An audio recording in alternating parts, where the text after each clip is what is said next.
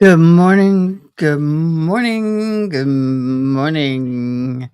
We are here and ready to go. Yes, my voice is rough. I feel a little rough. I overslept this morning. I don't care. But we're here. Get this hair out of the way. I love my long hair, but sometimes it's just a little bit of a nuisance. So we're going to put it on the side one today. I hope you're well. I hope you got some sleep. We were here until about 11 o'clock, I think, last night. Close to 11 o'clock. I'm trying to catch up on this trial. I'm waking up. Good morning. Miss Ronnie, did you get any rest? I don't feel like I've slept. I feel like I just literally just laid down for a nap and came back. It was a long day yesterday. I'm horrible at getting my earrings on. Do you have your cup of coffee yet? I'm getting mine. It's brewing right here next to me. It smells so good. I love the smell of coffee first thing in the morning. I got my Starbucks little tumbler going. Oh, and here is my. I better move this. I don't want to get it wet. Oh, got my beadwork here. Oh, my coffee. Coffee does the body good.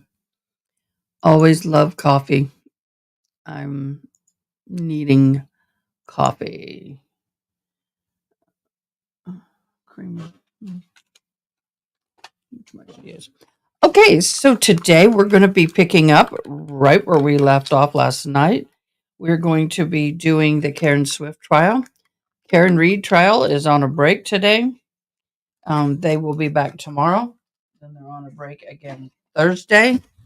So we'll be catching up with this trial today and getting all caught up. And my coffee is overfilled. Just a wee bit.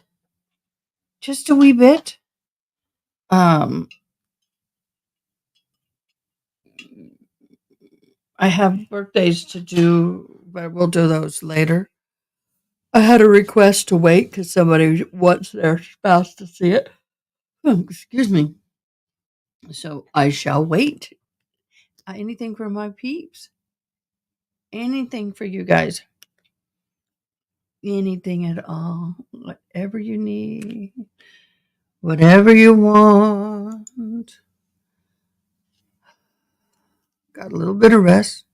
Already dropped off my granddaughters to summer camp. Gone to Walmart. Had my car washed. Now I'm washing the laundry. You want to come to my house?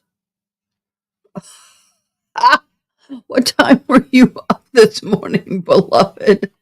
5 a.m.? Oi, oi, oi, oi. Okay, we're going to go ahead and get back into this trial. Um, I'm not going to do a whole lot of talking right now. Let's see if that's the one I want. It is. Okay, we got her coming out of the stand. She drove me nuts last night. Guys, I was not very nice. I wasn't. I was pretty snippy. But she was a little much. Oh, Your Honor, I call Brian Dar. Brian Dar, D-A-R. Stuff before, haven't you? Yes, I have. Does that make you a bad mother? No, sir. And I would not say that she was ever a bad mother. Thank you. okay. I don't know why that happened. Can I hand I you didn't those in touch it. abstention? We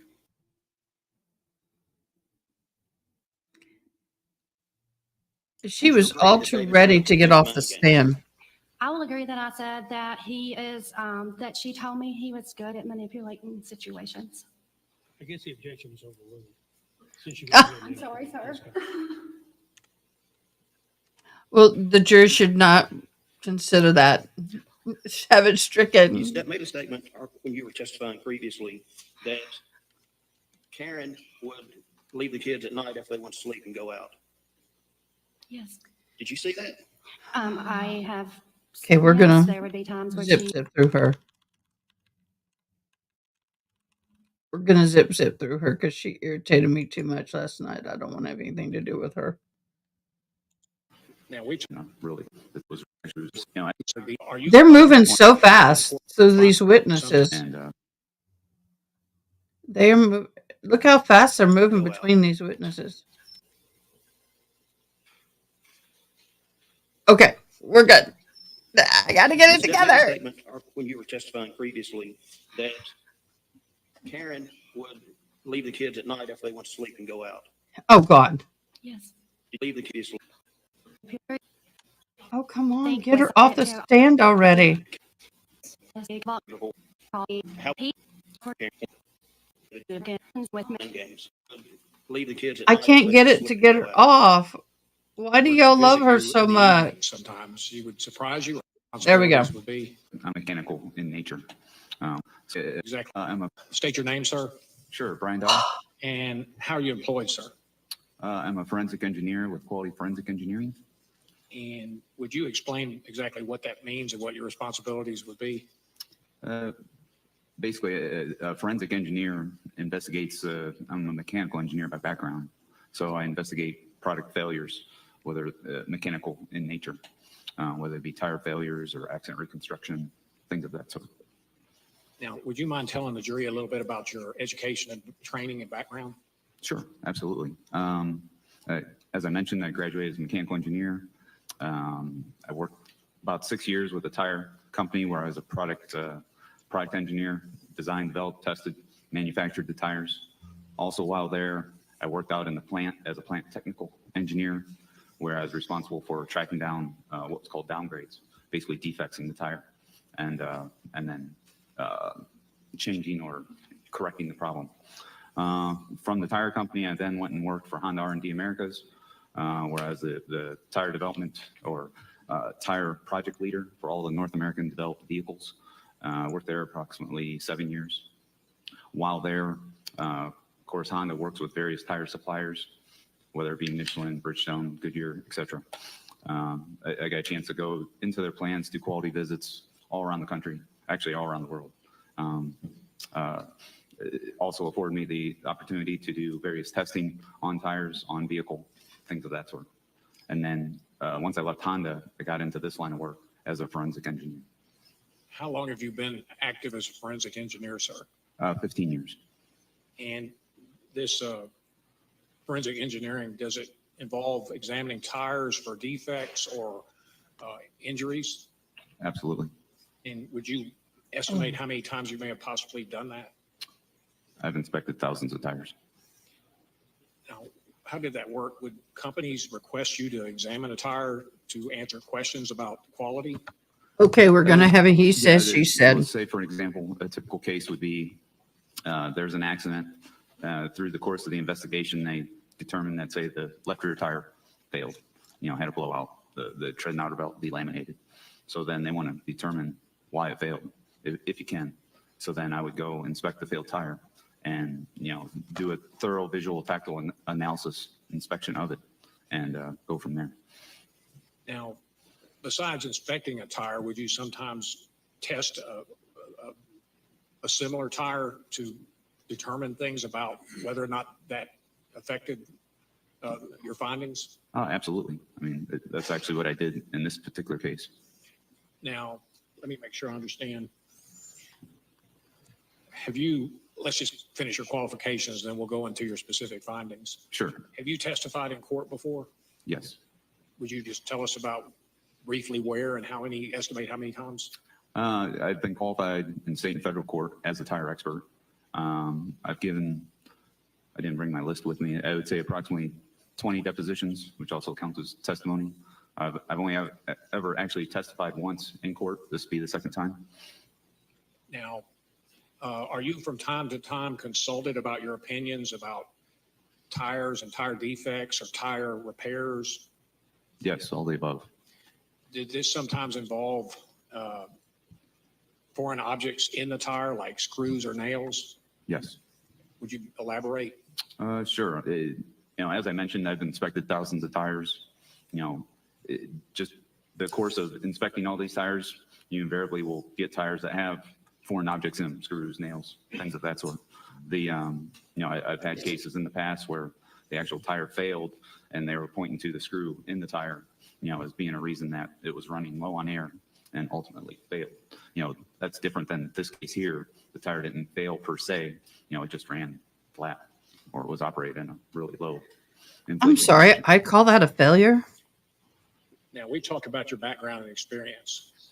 Have you been called upon to give opinions in writing and examine the opinions of others regarding tires and tire defects and things of that nature? Yes. Have you done that several times over the years? Yes. Have you been appointed by courts to do that at different times in the past? What do you mean by courts? Like clients such as yourself, or Right, or the court appointing you as an expert? I don't know that a court ever Battle has of the specifically appointed me. experts. A lot of times our primary clients are insurance companies and lawyers. So say there's a tire failure and XYZ tire shop had just put the tire on. So then their insurance company, their attorney hires us to, hey, take a look at this, see if you can determine why it failed. Okay. I would tender him as an expert qualified to give opinions as to tires. You'd like to examine the We need that sidebar before we do that. You'd like to voyeur.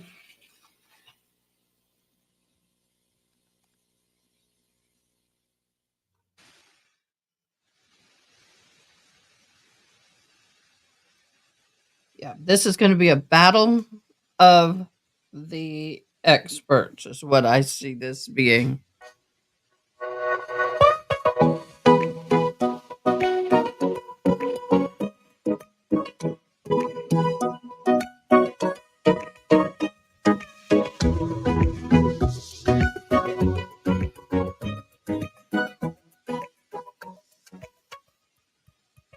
Gonna take it slow, when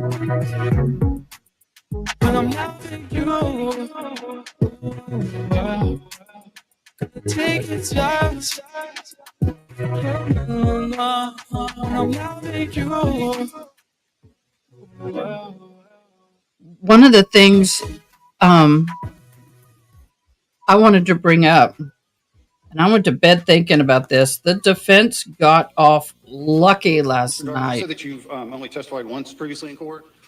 In court, yes. Yeah, what kind of case was that, if you don't mind?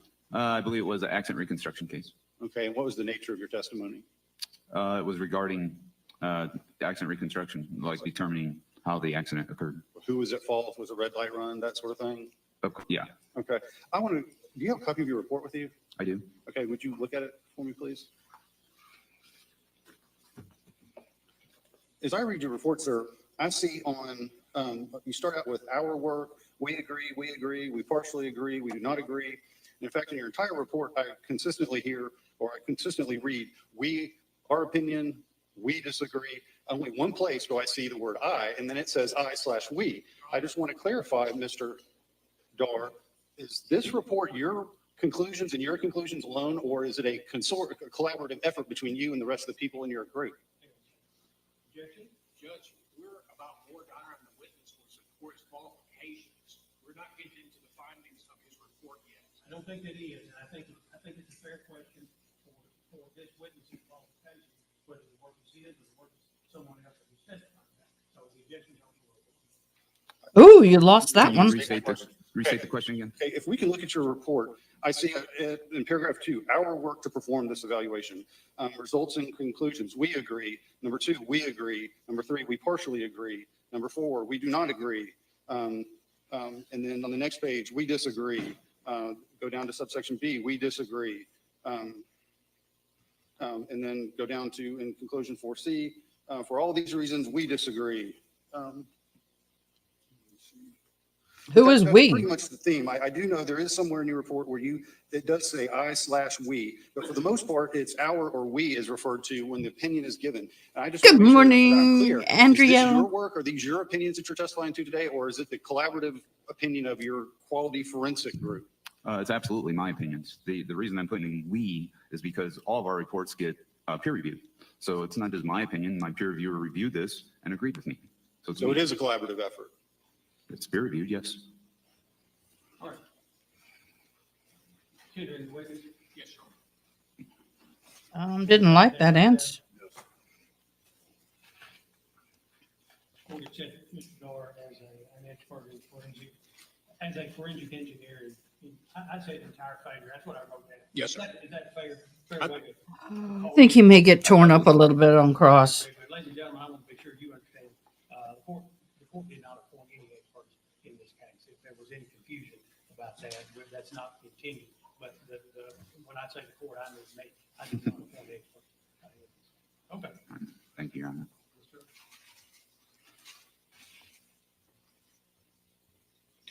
Mr. Dar, once you became involved in this case, can I ask what you received and how you proceeded initially to Go ahead. Yes. how you proceeded? How much to were form your you opinion? Hey, Yes, as I recall, I actually copied all the data I had onto a flash drive.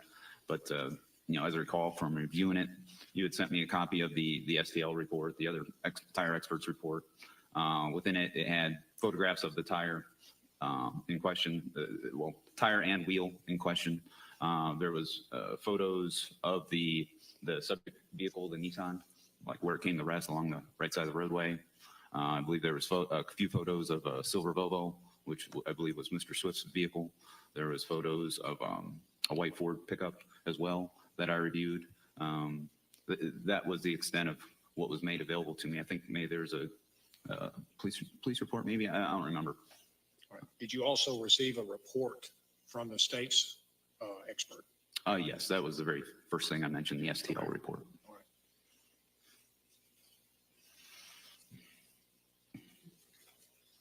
If I could pass these.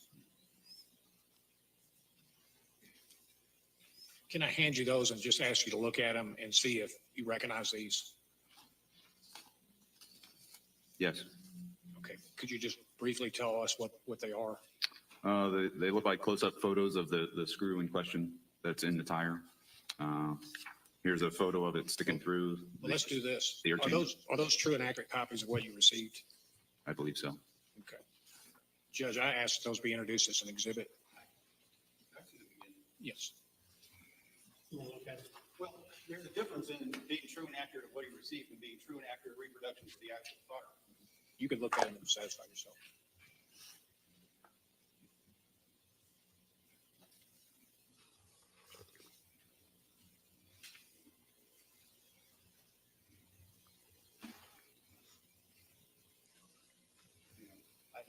Can we have a sidebar? I should do it this way. I'm off a little bit.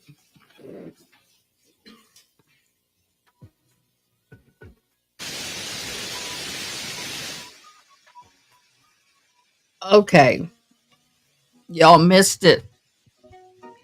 As I was saying, he got lucky yesterday because his inappropriate pictures of individuals not wearing much clothing stayed out of court. It was, and his searching for other females just the day of and the short few days following the disappearance of his wife. He was on adult sites seeking companionship. That in and of itself makes me call him a jerk. He should have been out looking for his spouse, not spending all that time on a meet and greet adult sites.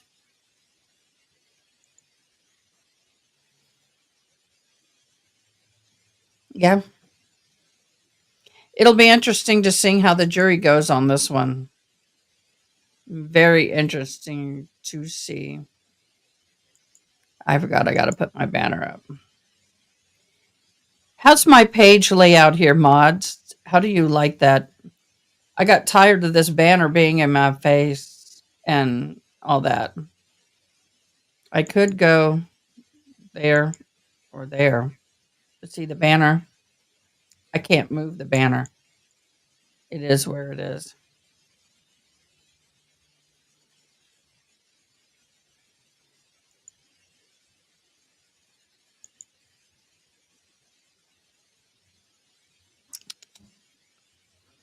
Good morning, little kitty. We have a kitten over here.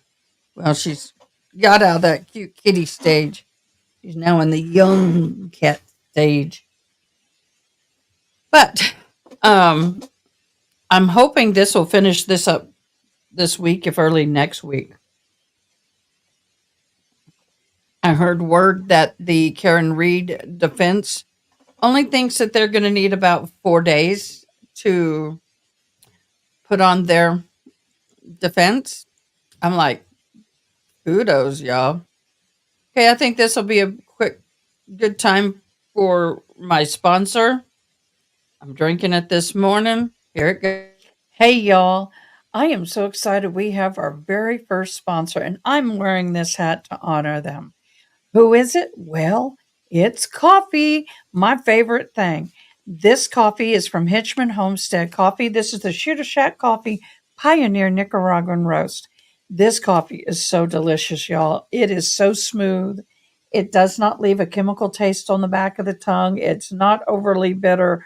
And I have to tell you, it is my favorite. And I am now getting rid of all my other coffee. I kid you not. They have a monthly subscription available. You get 12-ounce bag a month, either whole beaned or ground. And then you can also get a Keurig option as well. The other thing they have is wonderful gift boxes that you can send to your loved ones. So you want to support a fabulous home business and people here in the Hill Country, go to hitchmanhomestead.com and let them know I sent you, and grab yourself some of the best tasting coffee we have here in Texas Hill Country. That was my very first commercial, y'all. Yeah, I have an accent when I need to. I can go Tennessee or Texan.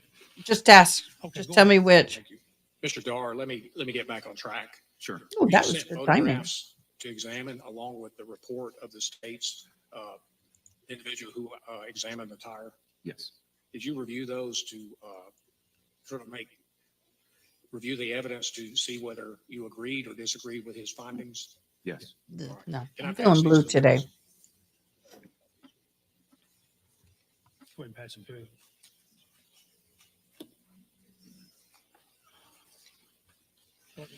I need to see exhibit 21.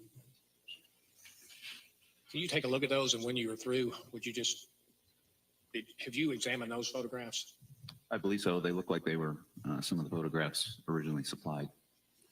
And do they look like they're copies of that were either attached to the discovery that you received from us or from the report of the state's expert? Yes. Okay. Now, once you receive the report that we sent you and the photographs and the This is an information that we sent evidence you, table. what They do you should think have this all is? these photos upside down. I reviewed all the information. I reviewed the other expert, the STL report. Went through. I think I originally asked if you had any higher resolution photographs so that I could zoom in better, and the result was no. I believe I asked if the tire was available to inspect. The answer was no.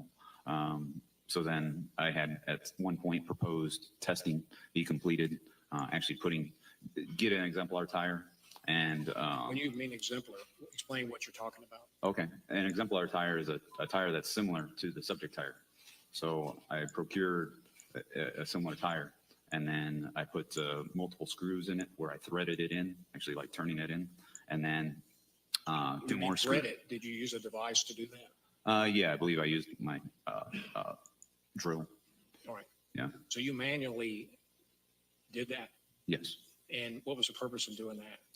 Well, to simulate what in the STL report, he was claiming that the screw was manually inserted into the tire. So I was trying to replicate that. And do you believe that you did? Yes. And go ahead and explain. Okay. So Oh, sorry, y'all. What Didn't was the know that purpose was of going to happen. Well, to simulate what in the STL report, he was claiming that the screw was manually inserted into the tire. So I was trying to replicate that. Usually I can move it. It won't let me. Yes. And go ahead and explain. Okay, so I put 2 screws in where I manually threaded them down through the tire into the air chamber side of the tire. And then 2 screws where I didn't have a wheel for the tire to mount on, so I couldn't inflate it, nor did I have a vehicle to truly replicate it. But the best I could do, so the other 2 screws, I put in 4 total. The other 2 screws, I actually used a hammer and pounded them through the tire. Why did you do that? To replicate a screw being inserted into the tire like you ran over it. All right. Do you think that would lend you, is that the only way that you can replicate a screw like being picked up on the road or knocked into the tire? Well, it's not the only way, but is the only way given what I had available, Okay. as far as I know. And have you done that on other tires in the past to find? Yeah, I've had previous cases that involved a screw in the tire, and it actually involved how long it would take for the head of the screw to wear out. So I had to do testing that basically validated that or invalidated. I disagree with this. You reviewed the state's experts' report, Correct. and how you did not actually inspect the tire in question. No, I did not have it physically available. I had to rely off his photographs and notes that he took, that the other expert took. All right. And you had the information that he utilized in the photograph. Here's going to be one of the problems. This is definitely going to be a battle of the experts. When you have a tire and you are trying to puncture it with something and it's not mounted and under the same condition of air pressure, it's going to react differently. It's not going to have that internal force going against it as it enters in. So it's not going to leave a similar, what we call mushrooming on the inside. I'm already disagreeing with this guy. He utilized. Yes. All right. After you did what you did to replicate the conditions between a screw being manually turned in by some device and also a screw being picked up through simulated road conditions. That is correct. And I guess, what did you find when you did that? Well, I have the findings in my report. Would you like me to read down through them? Yes. Can we go through those, whether you agreed or disagreed with the findings of the state expert and why? Okay. Now, before we do that, Sure. those are true and accurate copies of what you examined, those photographs up there, I believe so, yes. and they indicate the condition of the screw. These are the photographs that you received that the state had. Yes. And so would you hold up that first one? What does that depict? This is a flathead screw in the groove of the tire close-up. You can see the abrasions on the screw, a little spot of rust, some gouging in the head of the screw. What would, if you'll hold that up and just let me ask, if the tire's moving, could it have some effect if it's an old screw or a rusty screw on the end of the head? What do you mean? I mean, if it was a completely rusty screw or old screw, if you're driving on with that tire, with that screw in your tire, could that change the appearance of the head of the screw because it's driving or moving on the road? Oh, absolutely. I mean, you can see close up, there's abrasions all over the head of the screw. So it kind of looked like there was more rust on the screw at one point, and it got abraded off. Okay. If you'll hold up the next picture. These 2 pictures appear to be very similar. Okay. Are they from any different angle or do they appear very similar? They appear identical. Well, can I have one of them? Just put one of them off to the side. Okay. And what's the next picture you have? This is on the air chamber side of the tire, the actual screw poking through. And I guess, what do you notice about the appearance of the screw in that photo? It's very rusty, very weathered. Okay. Did that indicate it's anything about the age of the screw, or can you really tell? Well, it appears old just because of all the rust that's apparent. The tip, it doesn't appear that pointy. The tip is kind of dull. So, definitely looks like an older screw. All right. If you'll put that down and go to the next one. Nice try. I'm not believing it. Is that the same picture? Yeah, that's what I was saying earlier. These 2 appear to Okay. be. Yeah. It's my identical. fault. Yeah. let me have the two photographs that you examined. Keep the duplicate of that one. Okay. That screw The rusty does screw. not appear Okay, to Let be me have it. old. Oh, Yeah. Your Honor, I would ask that these be made an exhibit. The objection to those two photographs? Okay, that'll be 36, I believe.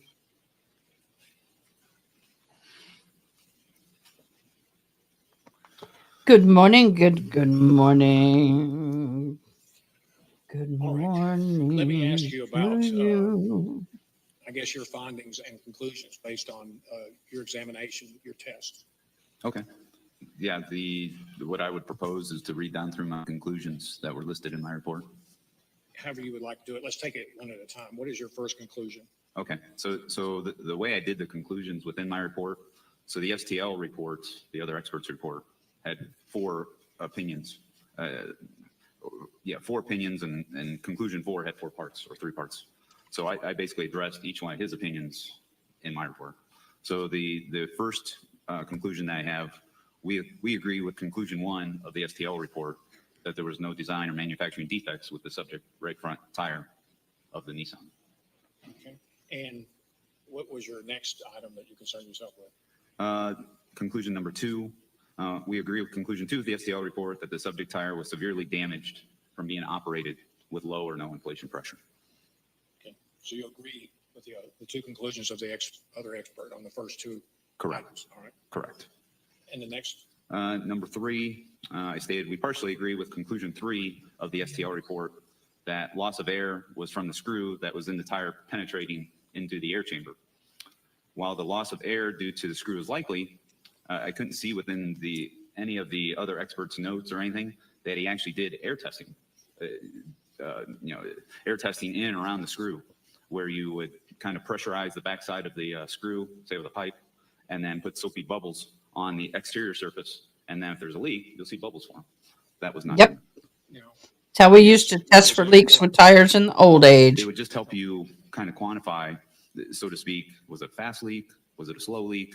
I mean, And where it was. Do a lot of bubbles form? Does it barely form? Just to give you a better idea of, what you're dealing with here. all right. And I guess the next conclusion or result that you reached. Okay. So this one would be for A. Like I said, their results had 3 parts to their conclusion 4. And this will get kind of wordy because their conclusions were rather long. Well, let's talk about item number 1 under that topic. Okay. So based on the photographic evidence and the physical testing that was completed, we do not agree with conclusion 4, along with its 3 sub-bullets in the STL report. Conclusion 4 in the STL report stated the following. The screw is oriented perpendicular to the crown of the tire. When a puncture occurs in service, the penetrating object pierces the tire at an oblique angle. This phenomenon results due to the curvature of the tire and the flat surface on which the tire rolls. My comment to that was, it's plausible that a screw could be inserted at perpendicular or straight angle through natural acts of driving down the roadway. And we disagree with conclusion 4A of the STL report. Now, I disagree. perpendicular, are you talking about if somebody made the statement that in order for a screw to, I guess, puncture into the tire, does it always have to be standing up, or are there exceptions in your experience? Based on my experience, there's many exceptions. I mean, you can have the screw be straight up at an angle this way, angle that way, angle forward, angle back. I mean, the possibilities are limitless. I mean, you have a road surface that's not necessarily smooth. Everyone's driven over potholes and things of that sort that's in the asphalt. What if a screw gets down in one of those potholes and is pointing up at an angle and you run over it? I don't know. I mean, would that be, now, when you say perpendicular, do you mean at an angle? Perpendicular typically refers to, perpendicular means that the nail was 90 degrees from the surface of the tire. Okay. Now, you talked about the road. Show us how it's done. Surface and how that can make exceptions. What about things like rocks or gravel or other vehicles? Absolutely. I mean, there's other vehicles could kick up screws or nails. Say you're following a construction vehicle and some are on the back of the trailer and they bounce off and you just happen to be behind it. You could pick those up. Who knows what angle it's going to strike your tire at as you're going down the roadway. And is it possible that if it does strike your tire as you're driving down the roadway, that it takes a while to work in? I have to say this. It's not so much the perpendicular that bothers me. It's how clean on the inside of the tire it appears to have been screwed in. When it's forced in, the ribbing on that screw is going to tear and you're going to see a mushrooming. That is my humble opinion. Into the tire? And I have fixed many of Yeah, flat tires absolutely. Again, as all one who dependent on used the to way work at it's an auto balanced, shop. you know, the speed you're going. There's a lot of variables, factors that And I would to unscrew them before patching. account for. Now, if the other expert made the statement that all the moon and the stars would have to be aligned before it's possible for a screw to be kicked up or to go perpendicular into the tread or tire, would you agree with that, or what is your opinion? I wouldn't necessarily agree or disagree. I mean, yeah, I think it would be, things would have to align to be just right, but again, I think it's possible. Again, as I mentioned, you know, you have irregular road surfaces, screws could be down in the irregularities, pointing up at a given angle. They could be bouncing down the road if they fell out of the vehicle in front of you. I mean, there's lots of different possibilities. The next conclusion of that you addressed. Okay. Conclusion 4B of the STL report states, the head of the screw is below the surface of the tread ribs. Because of the elastic nature of a tire, a penetrating object will be pushed out slightly as it exits the footprint of the tire. Consequently, the object will remain slightly above the surface of the tire until it's worn flush with the tread rubber. This did not occur. And my response to that was, it is plausible that a stone could be driven over that would fit up within the groove where the screw is located.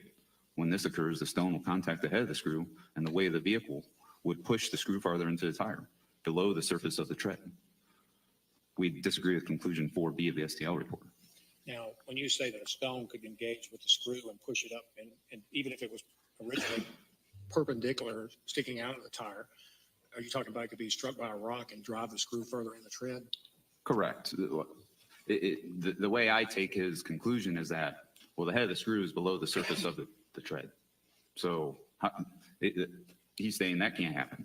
But very simply, I believe it can for the reason I just stated. I mean, as an example, I was thinking about this when we had the. Here's where I disagree with him. It would be a 1 in a billion shot, number one. But you don't see the damage from the rock or the pebble on the head of the screw. It would be a whole lot more. I'm not saying it can't happen, but there'd be a lot more damage to the screw. It would be warped. It would be pitted. It would have more damage. I have seen it where an object pushed it in further, but you see a whole lot more damage to that screw. And you can buy brand new screws and have hint or rust on them. That screw is not a used screw. It's too clean. And nobody's mentioning when you look inside the Phillips head, if the screw had not been screwed in, there would be no tool marks. I've took a screenshot and blew it up, and I can see tool marks. My humble opinion. Recess earlier, I went to a local restaurant, Reggie and Richie's Barbecue. Their driveway is a 100-foot long gravel driveway. I'm not a betting person, but I'm sure at least one of those pebbles went up in between the groove of my tire as I drove over it. If the screw was in there, it would have pushed it up further. Now, I guess in that exhibit that we've introduced showing the screw head with a mark on it, could that possibly what you're talking about there about being a reason why the screw head has some damage to it or some mark on it? Yes. The screw head has natural wear mark from it hitting the asphalt. Now, regarding the next It'd be more damaged. conclusion or result in the. I don't care what they say. Are there any more? Yeah, the last one, conclusion 4C.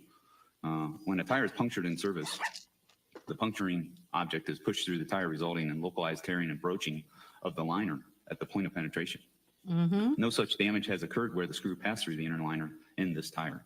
Instead, the material surrounding the screw inside the tire conforms perfectly to the screw shank. This can only be achieved by twisting the screw into the tire as one would normally do with a screwdriver. And then my response to that, based on the physical evidence obtained from testing, this is not true. From the testing completed, number one of the screws that was threaded turned into the tire. Are you saying threaded by you? Yeah, threaded by me, turned into the tire, screwed into the tire. Had a jagged and torn edge of the inner liner adjacent to it. Yet it looked completely fine from the opposite side. And the reason I was stating that, so in the STL report, he literally there's one photograph of the screw sticking through when he took it. But that photograph you gave me earlier, that was the one photograph. So you only see one side of the screw, just like you're only seeing one side of my finger. Well, there's a backside too. Excuse me. When I did the testing of screwing a tire in from the one side, it didn't look torn, it didn't look jagged at all.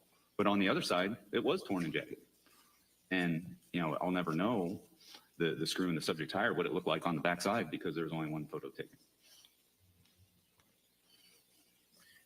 Now, when you did your testing on the Did you film it? tire, did you examine it to determine if it was consistent with their opinions or not? And were you able to take photographs or to take photographs that differ from their experts?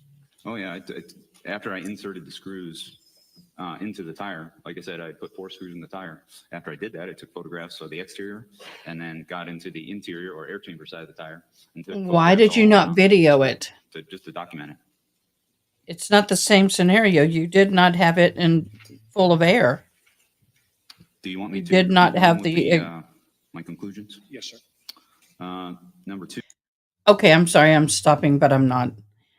The issue is, and I agreed with the other expert witness, it is not a safe procedure to have a fully inflated tire and you go poking things into it because they can explode. Kitty running around with a toy. However, this guy said he did and he didn't. Now, he's saying he screwed it in and he hammered it in. The problem is you don't have the opposing pressure. If you don't have the opposing pressure, you will get tearing. But when you have the opposing air pressure, it's going to go in clean. Sorry. Not. 2 of my conclusions of that conclusion 4C. One of the screws that was hammered through the inner liner did not have any disturbed, broached, torn, or jagged inner liner adjacent to the screw. And then number 3, additionally, the STL report only had a single photograph taken of the screw penetrating the inner liner. Therefore, only one side of the screw and inner liner interface was visible. The back side of the screw and inner liner interface was not visible. Based on the testing conducted, one side of the screw and inner liner interface can look undisturbed, while the other does not. For all these reasons, we disagree with their conclusion 4C. Okay. So I guess in conclusion, are you saying that if their experts said that that screw was screwed in there manually, and it would be impossible for that screw to be perpendicular in the tire other than manually, are you disagreeing with that? Yes, I disagree. You prepared a report with your findings and also the photos that were attached? Yes. Can I pass this to the witness?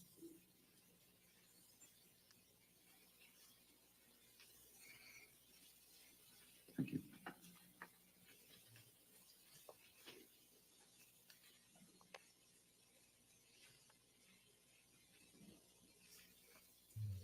I am not for or against anyone here. What is I that? don't have enough It's to a make copy of that the report I issued decision. on March 25th, 2024.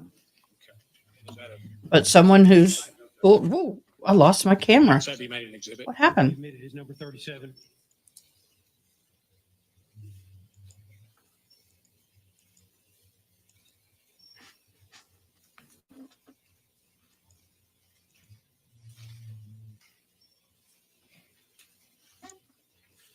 There we go. As someone who has repaired probably close to 1,000 tires. I know a little bit about what I'm talking about. Just 1 second.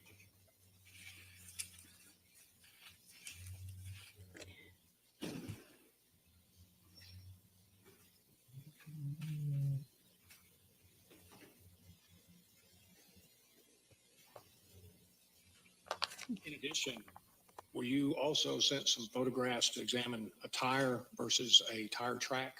Yes. And would you, let's see.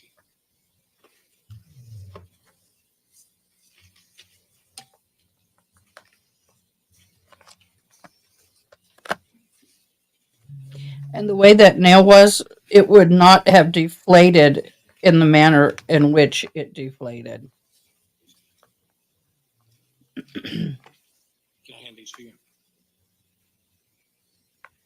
It had to have help, in my humble opinion. Those, do you recognize those? Yes. And I guess, would you just tell me what they are? Okay. This looks like it's the right front of a white Ford pickup. You can kind of see the right front tire of it. That was a Maxxis Mutter buckshot tire. Here was tire imprints in the mud, various tread patterns within the mud. And then the third one, here's a close-up of the, looks like the tire that was on the white Ford pickup. And I guess are those exact copies of what you received? I believe so. All right. And I would ask that those be made an exhibit. It'll be marked as number 38.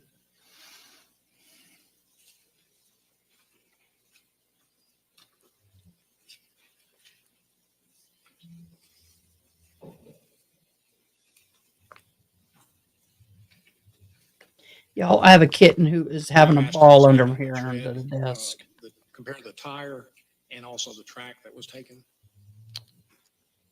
Yes, I was given photos of tread imprints in the mud and asked to see if I can identify these or match these up to existing vehicles that they know of. I guess, is that what you were asked to do? Yes. Can, those photographs, can you make a comparison? Yes, I was able to. And what did you determine? I stated in my conclusions of my second report, the conclusion number 1, tire track imprints were identified that were a positive match for the Maxxis Mutter buckshot tread design. And then I go on parentheses, the 4-rib design, high void, with 2 center ribs consisting of S-shaped tread blocks. And then the second conclusion, tires with this Maxxis Mutter buckshot tread design were present on all 4 positions of the white Ford F-250 that reportedly belonged to Mr. Hogshoe. Now,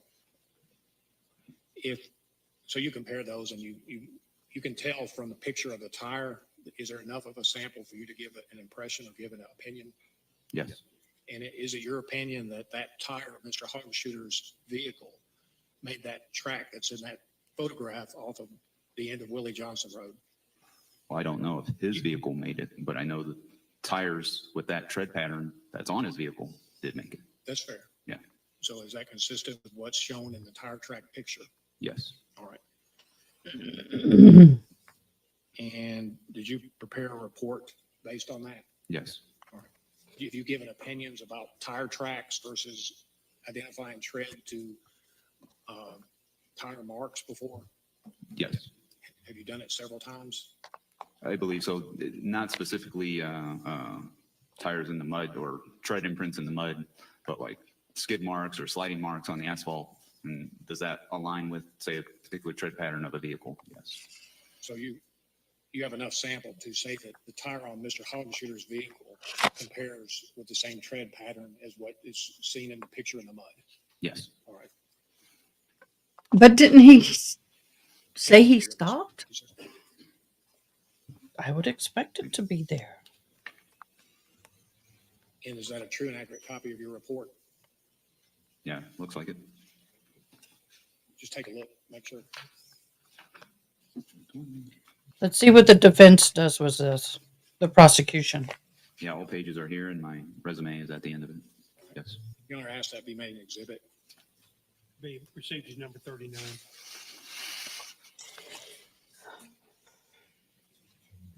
You finished? Yes, sir.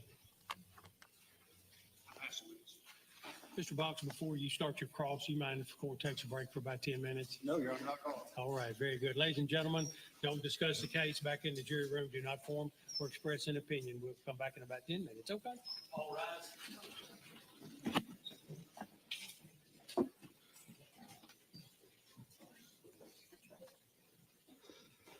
Okay, y'all. Lackluster. What I would expect from an opposing expert. But I have to say, I disagree highly with his opinion of the tire. But where are your pictures?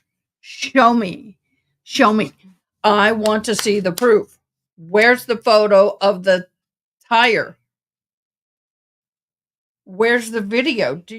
This day in this age, you're not videoing yourself doing the test? I want to see it.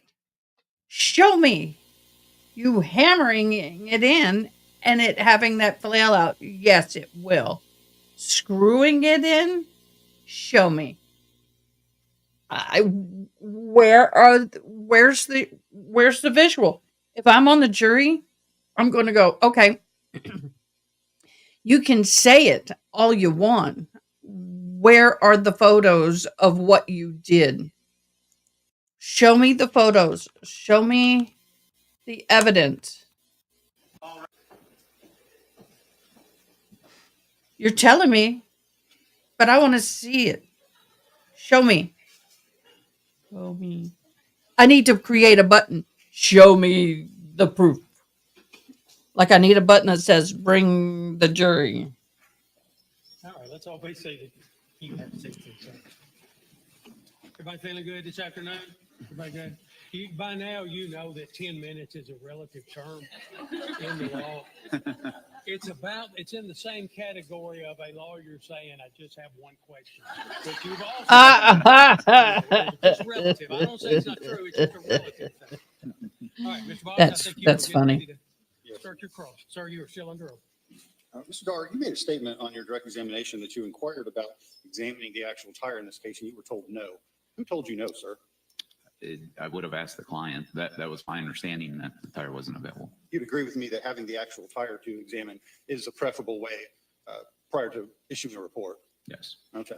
Let's just go back, if you don't mind. Basically, Why was you the and tire not Mr. Bolden available?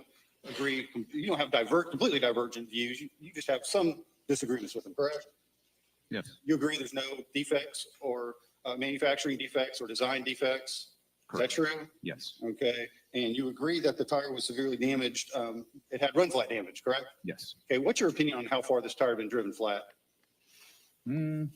Oh, he was getting ready to object. Opinion in here, I would say based on damage, upwards 3 to 5 miles.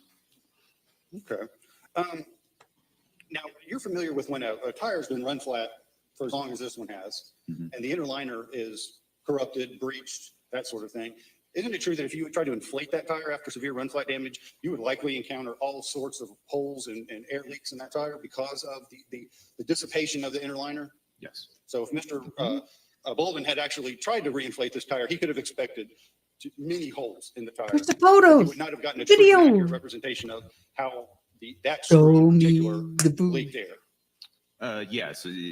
If you're truly trying to inflate the tire on the wheel, yes. What I was referring to earlier, there's a technique that you can use to basically put a pipe with an airline to it, put it right over the screw, and then you supply pressurized air just around the screw, and then look for soapy bubbles on the other side. Around the screw. Yes. To see. You're not talking about on the sidewalls where all the run flat damage is. Correct. I just wanted to see if air was actually leaking around the screw. Okay. Given the hypothetical, you saw the tire and you saw the screw and you saw how it conformed to the inner liner. Yes. Do you have an opinion, if that screw had been encountered in service, how long would it have taken that tire to go flat if that was the only defect in the tire? I don't know. 30 miles, 80 miles? Well, I don't think it's a question of mileage. It's a question of how long the tire's inflated. Okay. 15 minutes, 20 minutes? I don't know. You saw the run flat damage. Well, I saw the run flat damage, yes. So that's just an indicator that the tire was being operated with low or no air. Okay, so am I correct in stating that you don't have an opinion on how long it would take the tire to have gone flat if that screw were the only defect in the tire? Well, It would take a again, while. that's what the inflation pressure was at the time. Assume it was 33 PSI. Okay, and what's the temperature outside? There's a lot of variables I don't October, know. 50 degrees. There's a lot of variables I Okay. don't know. So you don't have an opinion? Let's No. go down. Okay. Now on your number Smart 3, man. you basically said for a screw could enter a tire in service perpendicularly. Yes, You say it could happen. yes, Okay. I'm sure you remember back when you were in engineering school, you took mechanics and you had to draw diagrams and with math and explain your conclusions. yes. Okay. Did you do anything like that in this case to show the jury how a screw could enter a tire in service perpendicularly? No, And lastly, on that point, you further testified that once we had a tire or screw in a tire that had entered perpendicularly in service, that it's feasible that it could run over a pebble or a small stone and then hit that screw head precisely, and that could account for the head of the screw being below the tire tread surface. yeah, that's just one example, yes. Okay, so we have 2 extremely rare events. Would you agree with me that you're saying could have happened in this case? I don't think they're that rare. I mean, they actually make tires designed with what's called stone ejectors because it happens so often. Okay, well, now that's not the same. Now, I understand in your report, you talk about the concept of stone drilling, but you're not alleging that happened here, are you? No. Okay, what you're alleging is that this tire was Thank rolling you. down the road in service with the tire, with the screw in the tire, and that the screw head could have been above the tire tread, and it just precisely hit a stone right on that tire screw head, and it drove it in. And you're telling me that's not an uncommon occurrence? No, I don't think it's uncommon. Okay, Again, the example I gave earlier, I drove down approximately 100-foot long driveway that was all gravel. I'm sure at least one of those pebbles in that gravel driveway went up through or into the groove area of the tires on the vehicle I was driving. And if I had a screw in it, probably would have pushed it up further. And that's just a 100-foot driveway. okay. Yeah, but where's the And stone? just to close, you did a number of experiments with where you hammered screws into a tire and then you screwed some screws into the tire with your drill. Now, isn't it true that that tire was not inflated? Correct. And you'd agree with me that when a tire is in service, that the surface of the tire has a uniform pressure exerted on it by the tire, by the air in the tire. Yes. Okay. And you attempted to recreate that with wooden blocks in a tire. Yeah, I just put the wooden blocks in there for reinforcement because obviously the tire is flexible with no air in it. And you consider doing a test on an uninflated tire with wooden blocks the equivalent of a fully inflated tire in service. For this specific instance, it's the best I could do. And specifically, we're looking at how the inner liner deformed around the object penetrating through it. So in this case, yes. But the inner pressure is going to change that. The inner pressure is going to keep it You clean say one question? because there's No, more than one. tension. Thank you, Judge. Now, let me ask this. The prosecutor asked you about engineering school. You are a professional engineer? I am in 15 states. And how is a professional engineer different than an engineer? Well, you have to be an engineer to become a professional engineer. In fact, there's 5 steps to become a professional engineer. You got to graduate from an accredited university with an engineering degree. You have to take the fundamentals of engineering exam, which is a 8-hour grueling exam. Hope I never have to do it again. You need 4 years experience. And then you take the principles and practice engineering exam, which is another 8-hour exam. Very bad. Hope I never have to take that again. And then you apply to the state board to get it. So once you complete all 5 of those steps, and assuming the board accepts you, you become a professional engineer. Is there a continuing requirement educational each year for that? Yeah, each state has their own requirements. And what state are you in? Like I said, 15. I have 15 states, whether it be Ohio, Tennessee, Louisiana, etc. You don't have to name them all, but you're accredited in 15 states, Yes. including the states around here? Yeah, all the states in the Southeast, Texas, Arkansas, Louisiana, Mississippi, Alabama. Wham. Tennessee? Yes. Doesn't mean I agree with Prosecutor you. asked You didn't prepare diagrams to show, I guess, why you reach your conclusions as to the screw. Did the other expert do that? Not that I'm aware of. And if you received all the materials that he submitted in his opinion, did those include any diagrams? They did not. Oh, snap.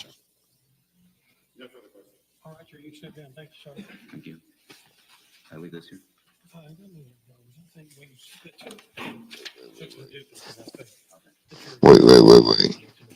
You didn't go there. Have enough pictures. I understand. I love that voice. Wait. J.E. Reed, R-E-I-D, I believe.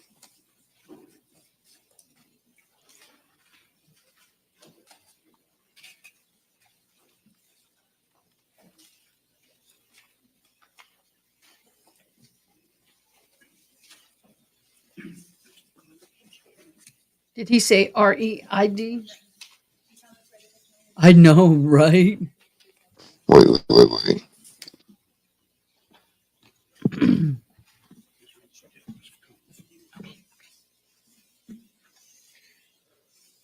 State your name for the record. Good afternoon. Good afternoon. Would you tell everybody your name My name is Elizabeth Reed. and how are you employed, ma'am? I'm employed by the Tennessee Bureau of Investigation as a special agent forensic scientist in the latent print unit. Would you tell us a little bit about your educational background and experience? I have a Bachelor of Science degree in chemistry and mathematics. I completed a 2-year formal training period with the TBI in the development and comparison of latent prints. I completed the TBI's basic forensic science school. I have attended numerous classes and conferences in the field of latent prints. I've taught latent prints in crime scene schools and in criminal investigation schools. I'm a member of the Tennessee Division International Association for Identification, where I serve as the committee chair for the Latent Print Certification Board, and I'm also a certified latent print examiner. Do you examine fingerprints to compare them to see if you can either identify fingerprints to a known individual or exclude them? Yes, I do. Would you briefly just tell us just a little bit of how that's done? In our laboratory, we analyze evidence for the presence of latent prints. If we find any latent prints, then we will compare them to any individuals in the case. And we can also put them in our APHIS NGI system to search against the database. Now, the system that you put them in to compare, is that sort of like a electronic photograph that compares them to other jurisdictions in the federal system? APHIS is the automated fingerprint identification system, and it's a database of all the fingerprint records in the state of Tennessee. NGI is the federal database, which houses all of the fingerprint records in the nation. And a latent print would be digitally entered into each of these systems and search against all of the fingerprint cards and palm print cards. I got a lot of in those fingerprints in their databases. system. I've been fingerprinted so many times. Not even funny. All right. Were you sent in 2012 some evidence to examine for fingerprints?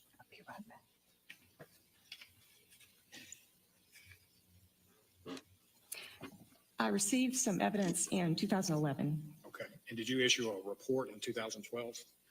Yes, that's correct. And could you tell us, was that from the Dyer County Sheriff's Department or the TBI that you received the evidence? I received the evidence from David Fisher from the Dyer County Sheriff's Department. And would you just briefly state what you were sent and what you were asked to do? I was sent a vehicle, a Nissan Murano 2004. I also examined 2 cell phones from that vehicle, and I was asked to look for latent prints on that evidence. Now, did you actually receive or go into the vehicle yourself to take fingerprint examples? Yes, I processed the vehicle myself. Were there others that were you just concerned with fingerprints, or were you concerned with any other items? My job was to look for fingerprints, but I worked with other scientists who looked for other evidence in the vehicle. Was this sort of a team that looked through the car? You were assigned fingerprints and other members were assigned other duties? Yes, that's correct. We worked together on the vehicle. And or some examples could be DNA. That's not what you examined. Other members of the team, DNA, fiber, blood, things of that nature. Yes, that's correct. And did you find some, I guess, some fingerprints to examine? When I processed the vehicle, I was able to find 2 identifiable fingerprints and 3 identifiable palm prints. And were you sent examples or subjects to compare them to? I was sent known finger and palm impressions of David Swift. And did you compare those known fingerprint? Is this like of both hands? And is this all types of examples of his fingerprints that were taken by law enforcement? Yes, I was sent fingerprint cards and palm print cards. Were these done by the Dyer County Sheriff's Department?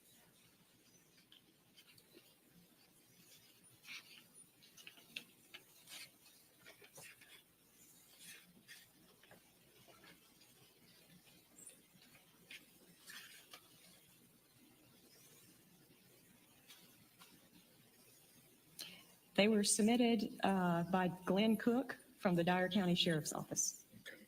And where in the vehicle did you find your fingerprints when you processed it?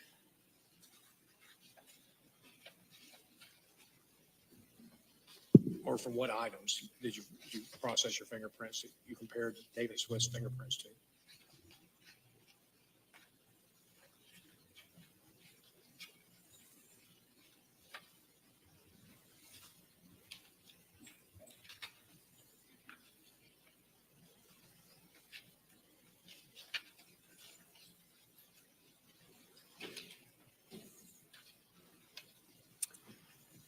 I found prints on the driver's side back door interior window,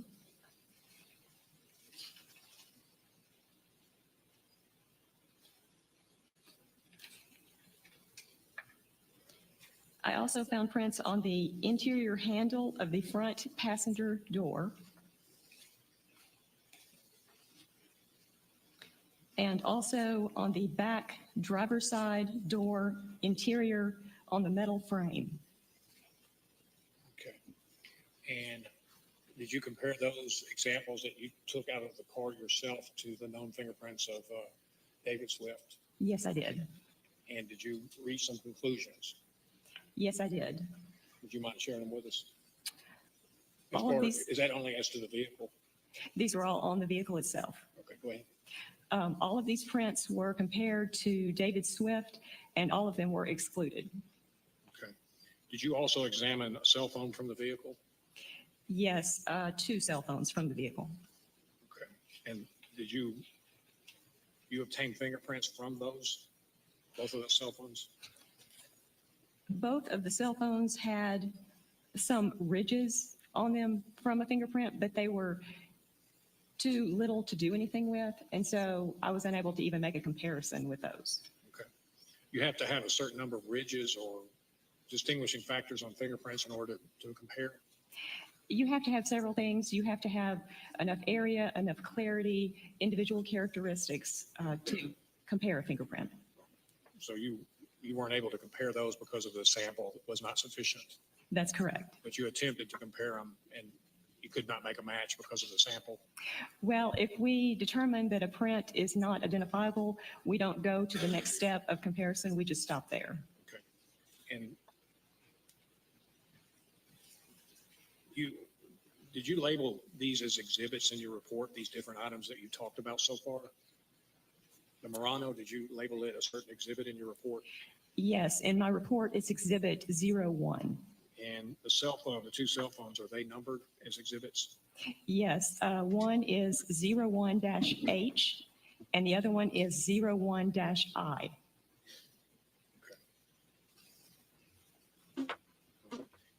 And when you completed your examination, you prepared a report that you submitted and signed? Yes, I did. All right. Can I pass this to Willis? Thanks, sir.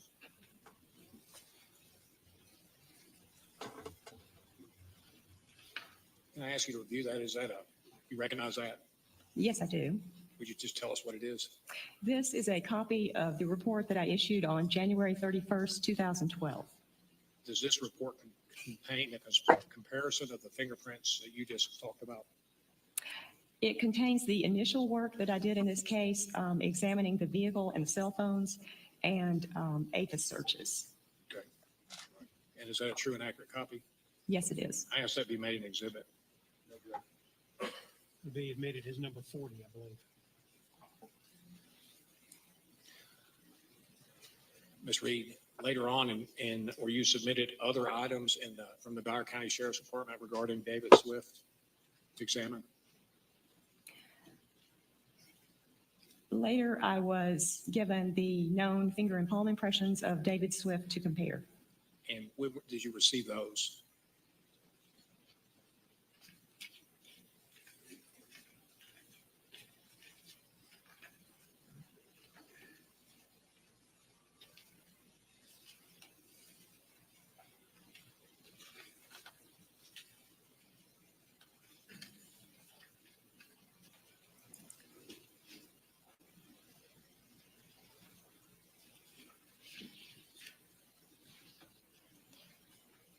These known impressions were received June 22nd of 2018. Okay. Can I make sure I understand it? Maybe I missed it. On the earlier report you did, that was several years earlier. Is that correct? Yes, that's correct. And at that time, did you receive known finger and palm impressions of David Swift? Not with the initial evidence that I received. You're talking about, I thought you just testified that you received fingerprints back then from the Dyer County Sheriff's Department. I received the initial evidence in 2012, and then in 2018, I received the known finger and palm impressions of David Swift. In the earlier report, though, didn't you compare what the Murano and the items in the vehicle with what you received from the Dyer County Sheriff's Department of David Swift, his fingerprints? In the first report, I did not have the known impressions of David Swift. Are you saying you had some fingerprints earlier, but you didn't have other examples? I developed latent prints on the evidence, but I did not have any known impressions to compare them to at that point. Okay. So is that why you requested some additional prints? Yes, that's correct. And were these more thorough prints that you requested that showed something different from the earlier examples you compared to David Swift? On my original report, the standard procedure is to ask for known impressions of any individuals that might be associated with the case. And so that is in my report, but they were not submitted until 2018.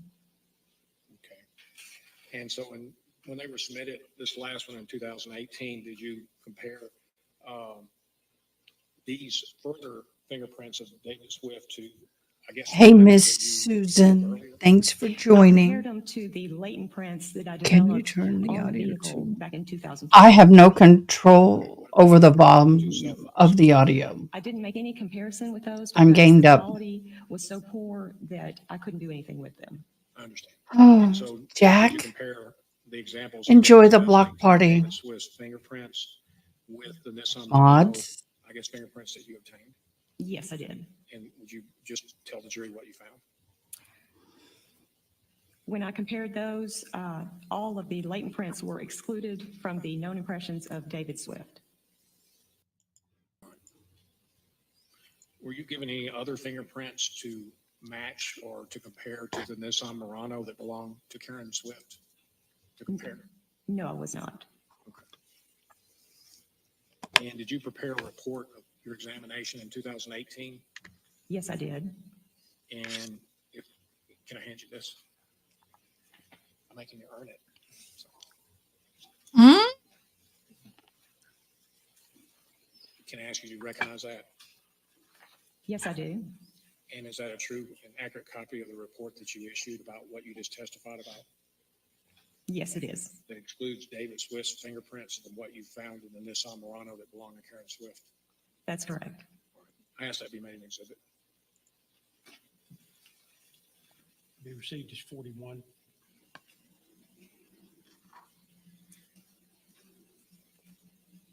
That's all I have for this witness. Thank you. Good afternoon, Reed. Good afternoon. So you never got a fingerprint standard from Karen Swift. That's correct. So it's entirely possible these prints that you lifted off the Murano were those of its principal driver, Karen Swift. Yes, that is possible. Just no question. I'll keep my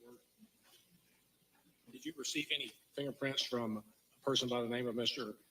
John Hogshooter to compare to the fingerprints in the Nissan Murano that belonged to Karen Swift? No, I did not. Why All right, ma'am, you may sit. are you going after Mr. Hogshooter? Mr. Hogshooter, hope you have a good attorney.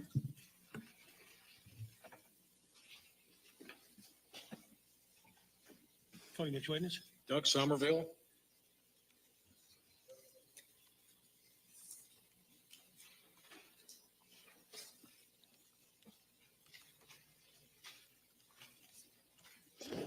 What is Miss Doug Somerville going to testify to?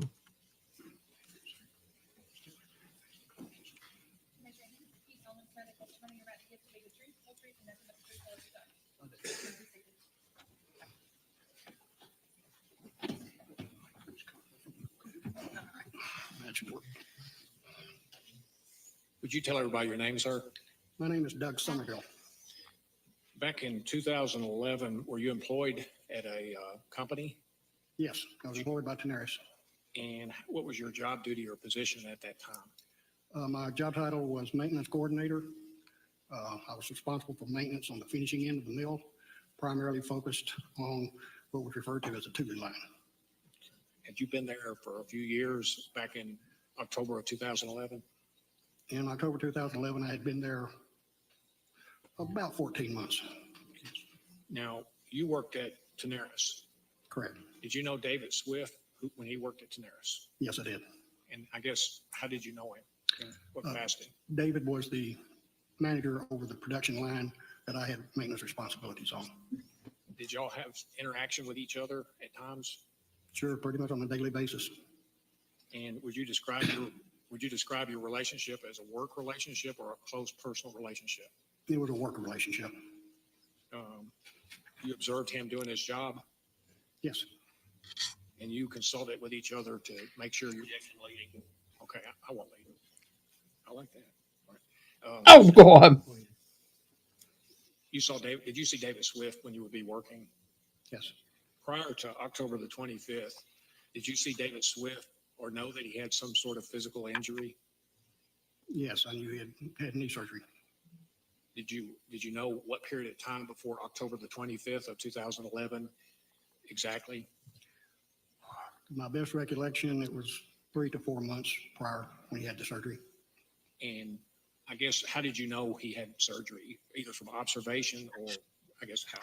Well, I knew it was announced he was going to be off work for a while because of his surgery. And then when he returned, he was on crutches and wearing a brace. And prior to October the 25th of 2011, did he appear to use his crutches? Yes, And did he appear prior to that date that the surgery had some effect on his ability to walk and to do his job duties to a certain extent? yes, I would say so.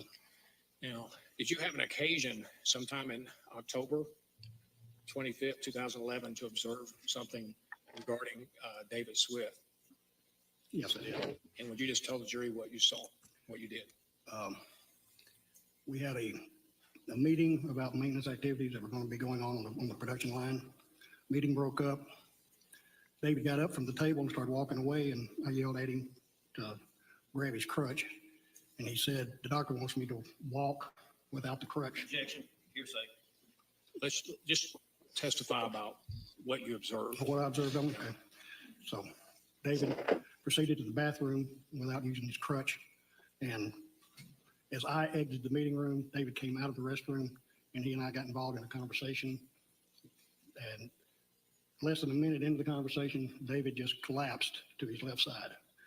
And I grabbed him as he was falling, helped him get back to his feet, and asked him if he was okay, and helped him get up against the wall for some stability. And I went and got his crutch for him out of the meeting room.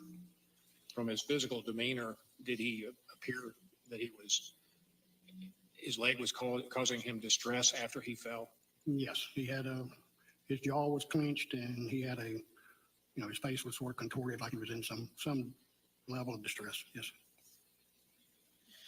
Did you bring his crutch to him? Yes. And then what did you observe after that?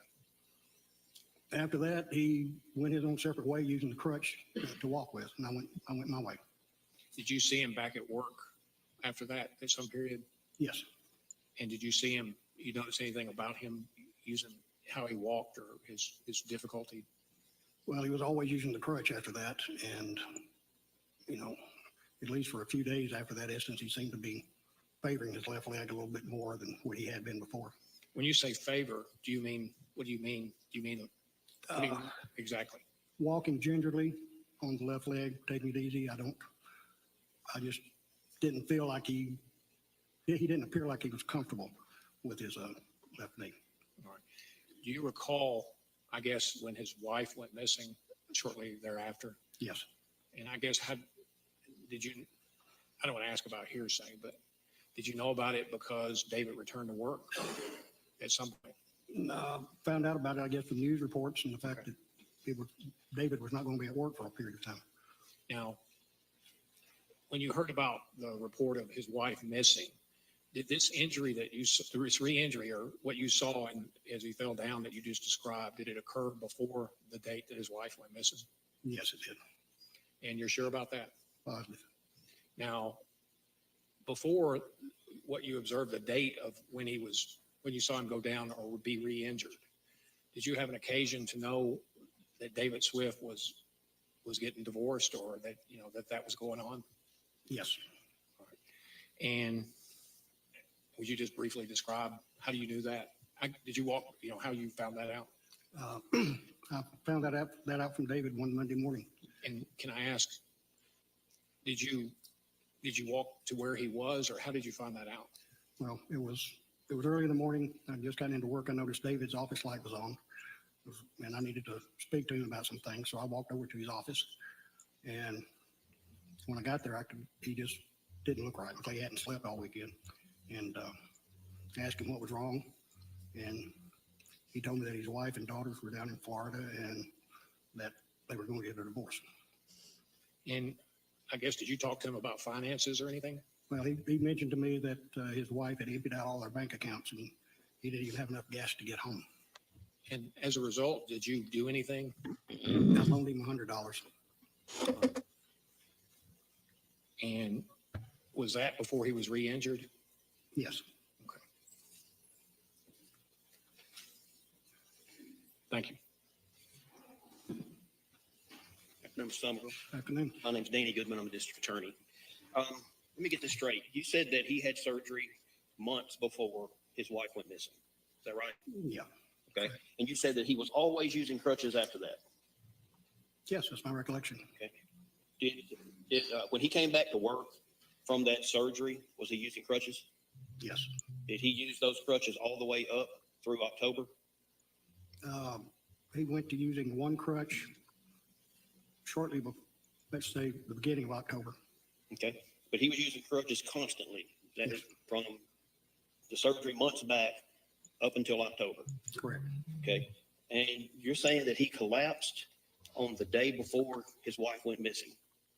No, I'm not saying on the day before. What day did you say that happened? It was approximately a week prior to her going missing. Okay.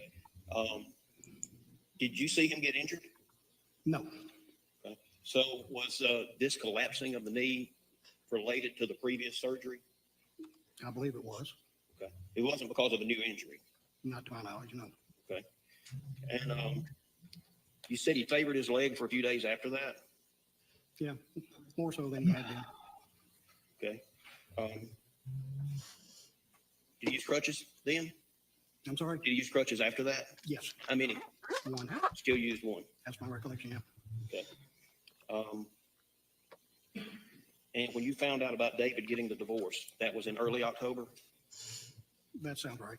Okay. And he was using crutches at that time? Yes. But you did not see him have an injury, a new injury to that leg? No, all I experienced was the instance I relayed. All right. Thank you.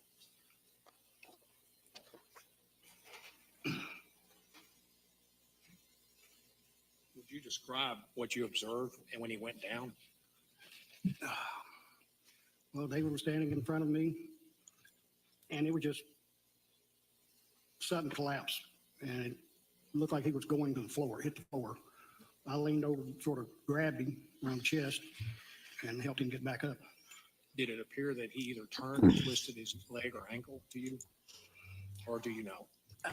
I don't recall any movement or anything else. To my recollection, we were both standing stationary on both feet, just talking. Did this happen very quickly? Yes, You aided him and helped him get back up? yes, that's correct. All right. Did you help him up? Yes, All right. That's all I have. Nothing else. Sir, you can sit down. Thank you. thank you. Go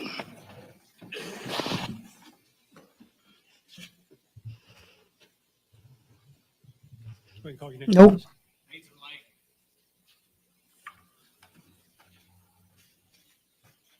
Thought he said Nathan Lang. I'm sorry, the last name is what? Bishop. Bishop. Yeah, I know Nathan Lane. I thought you were calling the actor. He was impressive.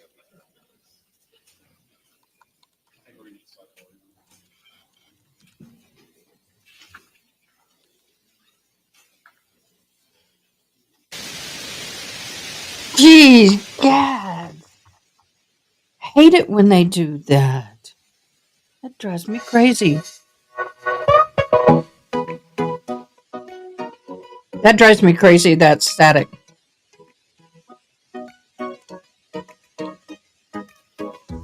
Well, guys, I'm perplexed.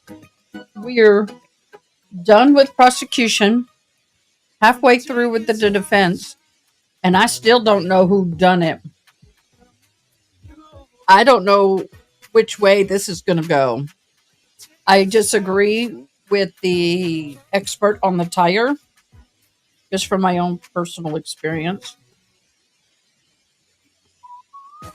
But that does not show guilt, does not show that he did it. Does he have motive? Would think so. I think he has a little bit of a motive. But did he do it?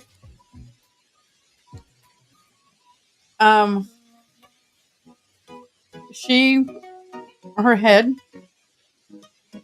basically was treated like a watermelon stomp. I'm trying to be careful because I don't want to get banned. In the basement is what they're saying.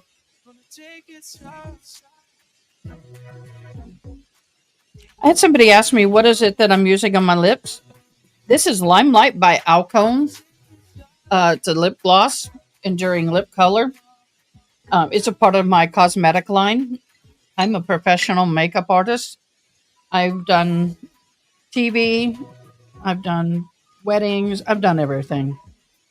And this is a product line that I use. It's a professional line. Let me see. Where is your question, my love? Anyone read my question? I don't see your question. Where did you question? I see a good point, Ada.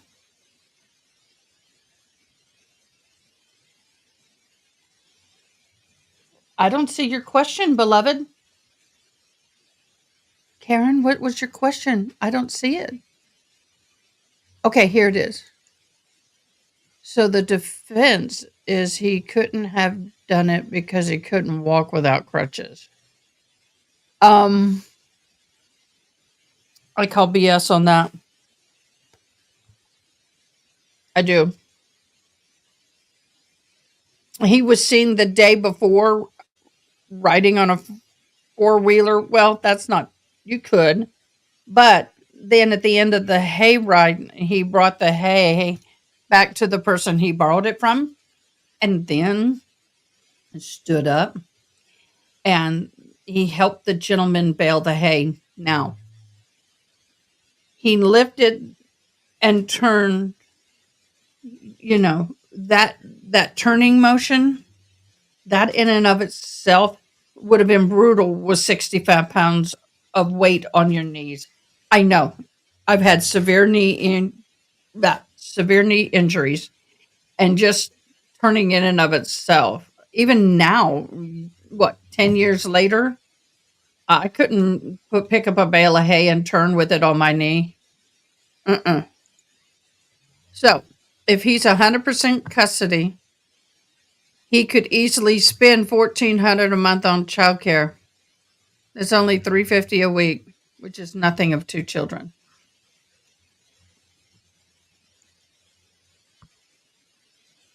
Yeah. That's motive. And I kind of feel that they're kind of honestly, I think the defense has kind of taken this in a bad way. They're not attacking the government's evidence as much as they are attacking the personality of the deceased. That bothers me. Other than my faces, I'm sure it's already read. Ladies and gentlemen, we're going to take a break. We're going to take something up with you all back in the jury room. Again, don't discuss the case while you're in the jury room. Oh, again? Or Were Dyer. you employed? I was with TBI. Could you mind scooting up a little? Boy, Dyer.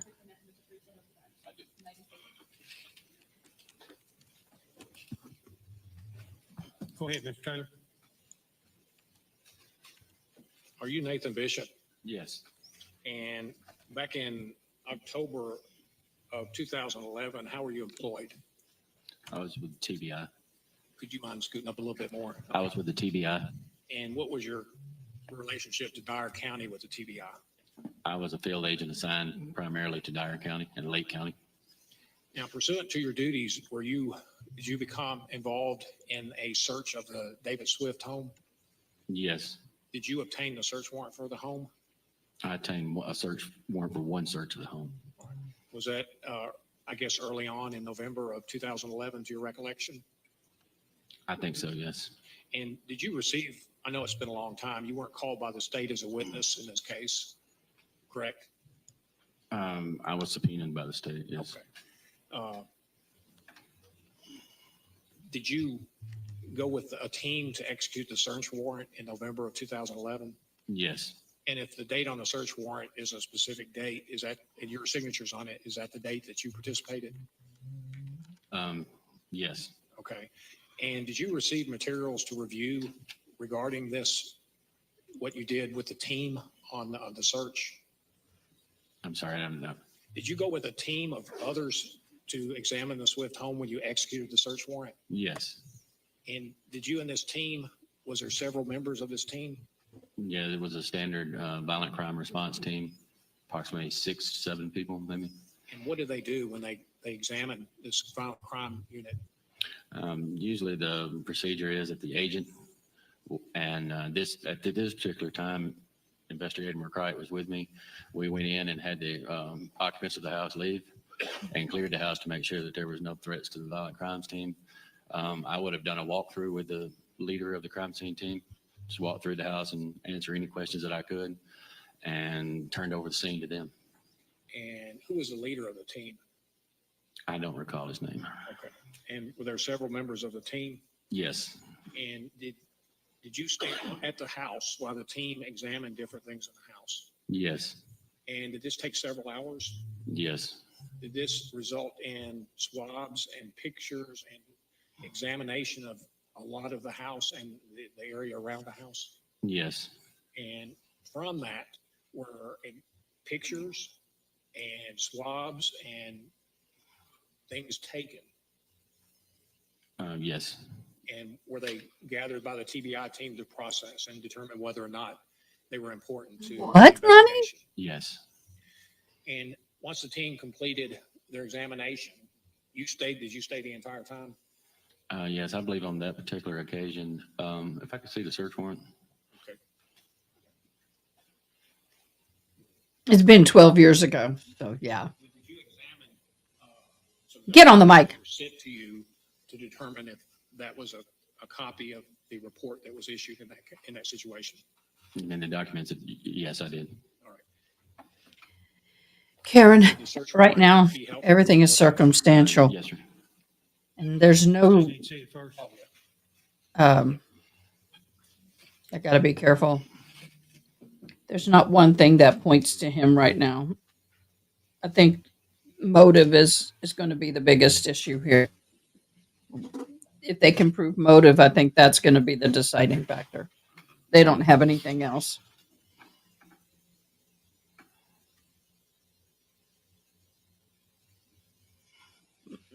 they were able to stop some evidence of some inappropriate adult video and photo content searches. And he was also on Match.com and This was Judge Childers. AdultBinder.com He came to the scene, reviewed the evidence. prior and the day of The and legal after the question, deceased. Mr. Taylor, was did he stay the entire time? And that's when he asked to examine the search warrant. It's in a narrative, open-ended narrative here. I'm trying to authenticate documents, not, I don't want to know about the I'm rest not, of it. I didn't intend on introducing that, Judge. He asked for it to refresh his memory. Right. And so If he has, then let's let him answer your question. does that refresh your memory? Yes, And did you obtain a search warrant in that situation? On Yes. that date? yes, And is that a true and accurate copy of it? yes. And if I could have that back. Thank you, sir. Was a report prepared after the team came and searched the home and tested and examined the things? Yes, Is that standard procedure? yes, it is. And was a report prepared in this situation from that date? Yes, Did you have a chance to, just one second. And did you, I guess, as case agent for Dyer County, did you keep a case file on this case? it wasn't a TBI investigation. It was an assist, but there was a case file, yes. And did you maintain that in your office or with the TBI? It's on the TBI database. And did you have access to it and can consult with it? Yes, Can I pass this Can we clarify which question he was answering yes? about the He report? said access and consult. Access, could you look at it online if you wanted to and review it? I could, yes. And if I could pass this to witness. Did you say online? Could you look at it online? I'm sorry, I was inartful. Well, he said yes to it. Yeah, but let me clarify. Okay. How did you look, if you wanted to look at the case file, was it a paper copy or just tell us how you could access it? If it's a TBI document, I could log on and review it as the case files would be in a secure server. Log on and look at it that way, or I could just go to Mr. McCray and look at the paper copies. And we've just passed you something. Would you look at that for just a moment, just review it, refresh your memory?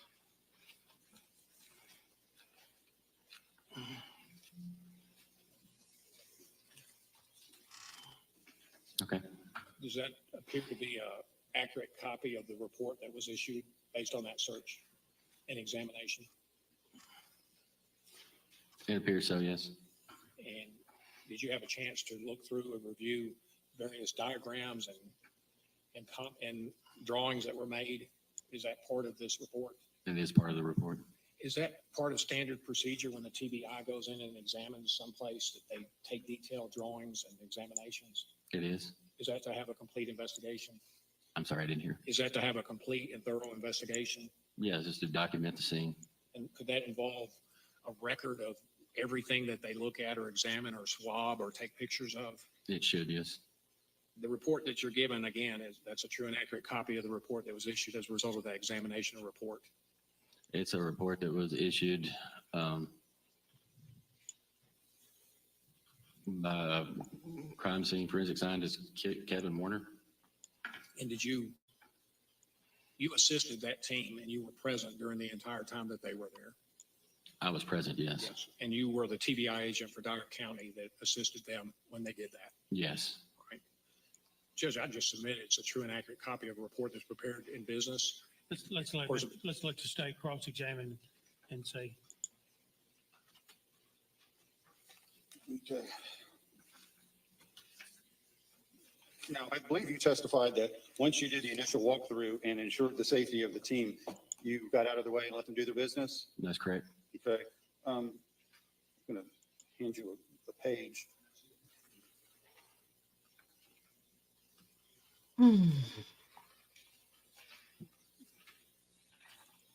So you recognize the form of that document. I'm not asking if you recognize that particular document. Yes, I Thank do. you, It's a Darren. TBI crime scene evidence log. Okay, and as you go down, it starts on item number, and then it goes over location, description, gives the date and the time and the collected by. That's correct. Okay, so on number one, would you read Oh, okay. what it says?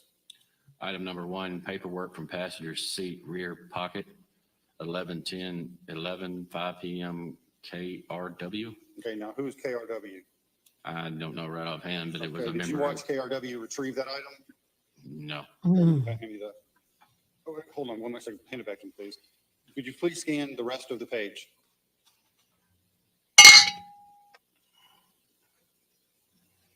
Do you recall seeing any of those items recovered by any of the agent's initials on the page? I recall the items, but not who actually recovered them. Can you testify that you recall that or that you assisted with that agent in recovering each particular item? No. Okay, I have that back.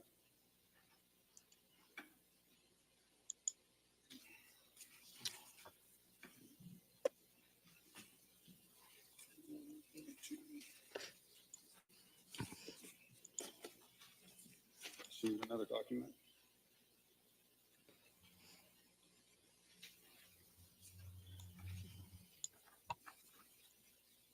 Can you tell us what that is, sir?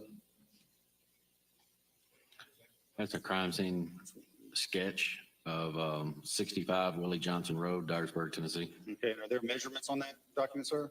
Yes, there is. Are there items listed as being found in certain locations?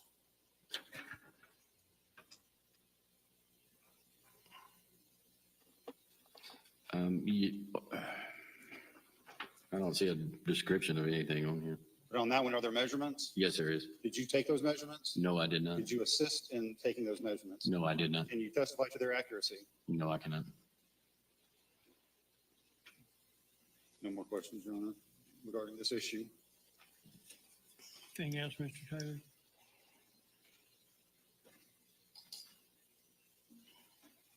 In this report, it has the work of several individuals that were on the team, That's correct. and you were with the team. I was present at the house, yes. And Let me ask, what do you mean you were with the team? you were present Okay. at the thank you. scene. At the scene is my inartful, I guess, question. Judge. No, I just want to be clear what you were asking. You were present the entire time the team was there, Yes, I was at the residence the entire time that they were working there. and you didn't personally do everything. No. And it's normal that they take measurements and they examine things and they take swabs, things that were done in this report. Yes. And afterwards, you had a copy, or I guess you can testify that that is a correct copy of the compiled report that was done in the investigation that you assisted in, because you're the TBI agent in Dyer County. Yes, that's a standard report. All right. That's, I guess, basically all the questions I have of him. I need to see the documents that you're wanting to get into evidence. He has those right there. You did not, when we had bench conference, you didn't have the full report. You just had I have part some of it. documents that you wanted to get in. The diagrams. Okay, just the diagram, those just the documents you cross-examined him about? Well, a sampling of the documents. What I cross-examined them about was a sampling of the documents that are. Okay, okay. Judge, they write down, they took all kinds of pictures, and some of those pictures have been introduced of these items that are mentioned. It's the report that just shows where they were located. Now, some of these have been mentioned or testified in the state's proof, but it shows that investigation was done and what they examined. And I just believe that it's important to show exactly what was done. And it's a true and accurate copy. We have a right, usually when we have a case, the state presents investigators, that explain what was done in detail about the examination of the items of the house. That was not done in the state's case in chief, and I'm just saying it as a fact. And the chief investigating officer said he was there when they did it, but didn't watch them and didn't know what they said. I believe that's what I recall. You decide what you remember, Judge. But it is important to show. And the due process rights of my client allow us. The government's not saying, I believe, that it's an inaccurate report. Their objection is to foundation. Now, it's the report that we received from the prosecution. And I just believe that due process should allow, he's testified as a true and accurate copy of the report. He's an agent assigned. It does demonstrate just what they tested. It doesn't there say what their testing results are, other than what these TBI agents have already testified. But it just talks about what they looked at when they went through the house.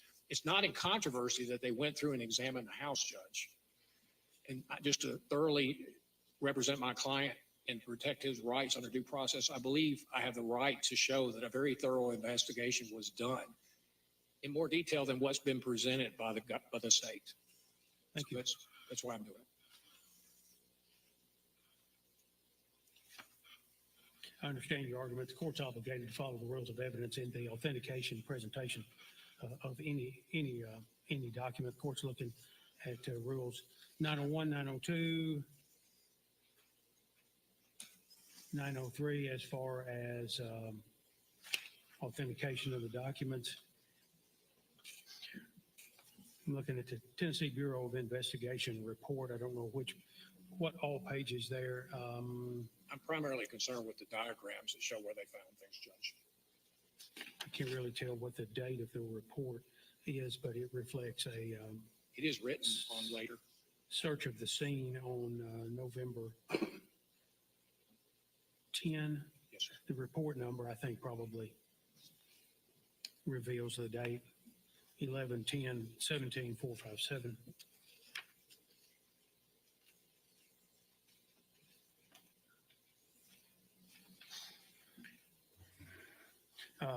Agent Bishop was present at the scene during the time of the examination of the property involved there. The case file, the report was located in the case file, which was accessible to Agent Bishop, as well as the court has to assume any other authorized Tennessee Bureau of Investigation personnel. He had the ability to review it along with others there. The document does not, the best I can see, does not purport to bear seal of the state of Tennessee, nor any sort of certification there.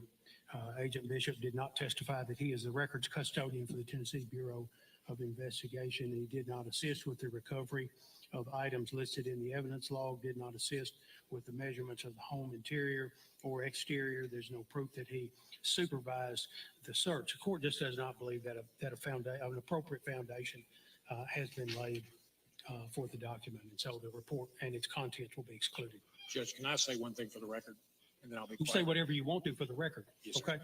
Go right thank you. ahead. I would liken it to, or compare it to the fingerprint examination that was done. This fingerprint officer that just testified indicated that she received an item from the Dyer County Sheriff's Department of fingerprints. They did not. What would be the purpose of, when you say you want to compare? What do you want the court to look at the documents? You want the jury to look? What are you trying to accomplish? Let's kind of get to this, because I'm not going to go off on a tangent. Yes, sir. With that, I mean, there was no objection to your witness who testified about the fingerprints. There is an objection to this witness being the qualifying, authenticating witness for this report. The court's ruled on that. They're two separate matters. Okay. It's sort of like relying on the work of somebody else to compare something else. And so I'll just state that for the record. And I understand your Honor's ruled against me. I will state I received this today before trial. I did not have the opportunity to subpoena the officer because he's retired. And I subpoenaed every possible TBI agent on the list months ago, including Bishop. And his name's in the report. I didn't receive the report. And so it was introduced in the evidence, and that's the reason why. Okay. Are we ready for the jury?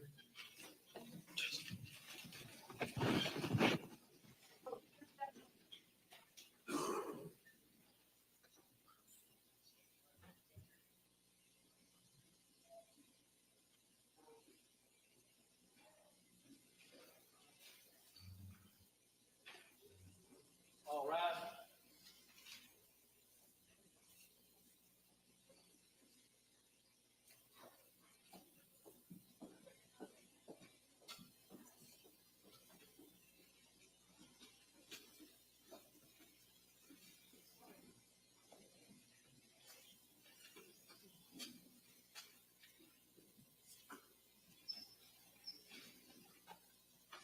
All right, let's be serious. Sir, you've already been placed under oath. Okay. Yes. Go ahead. Are you Nathan Bishop? Yes. And how are you employed now? I work in programs at the Dyer County Sheriff's Department. And were you previously employed by the TBI? Yes, I was. And how long were you employed by the TBI? How many years? I was with the state 22 years. Back in November of 2011, were you employed as a TBI agent? Yes, I was. And where were you assigned? Primarily to Dyer and Lake County. Pursuant to your duties as a TBI agent in November of 2011, did you become involved in investigation or search warrant at the Swift home? Yes, I did. Did you obtain a search warrant for the Swift home on November the 10th, 2011? Yes, I did. And would you just briefly describe, once you obtained the search warrant, were there other TBI agents that were involved with you in executing the search warrant? Yes, there was. I would have called my supervisor, who was at that time, I believe, Jack Van Hoosier, and requested the violent crimes response team. I would have. Who exactly, what does the violent crimes response team do? They're a team of special agent forensic scientists who come to violent crime scenes and process the scene by obtaining evidence, searching. And do they examine the area to be searched and do tests or take photographs? Yes, they document the scene thoroughly. And on November the 10th, 2011, when the search warrant was executed, did you and this team go to the Swift house? Yes. And did you enter the Swift house? Yes, I entered before the team.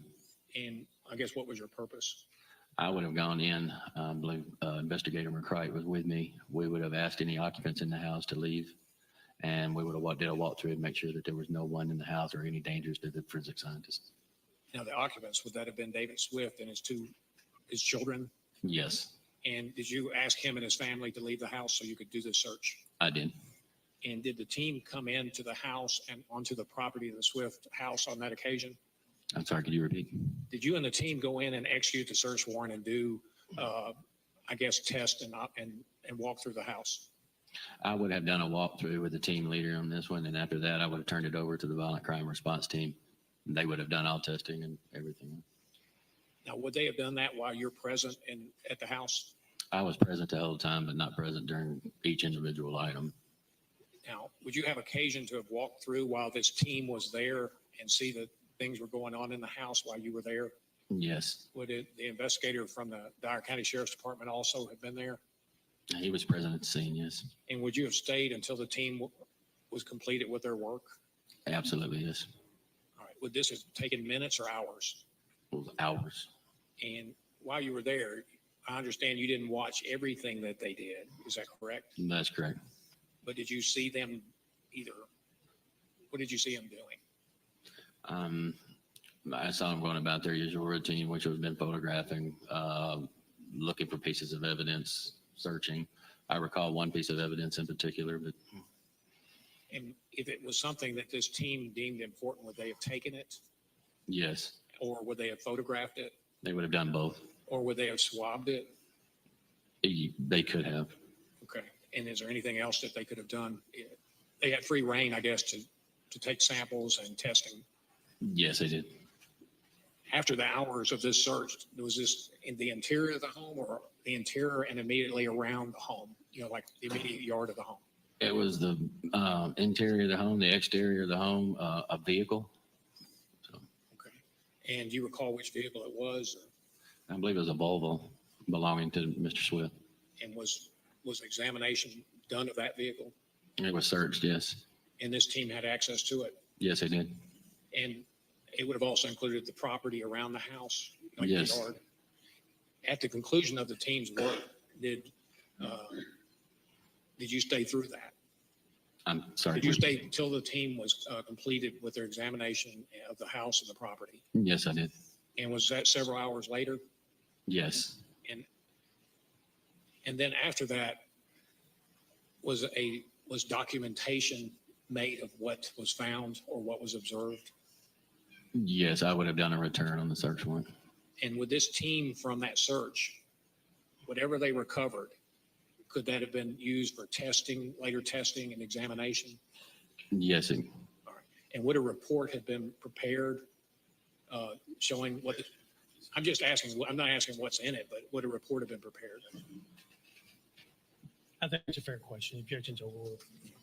yes, it would have been normal procedure for the forensic scientist to do a report.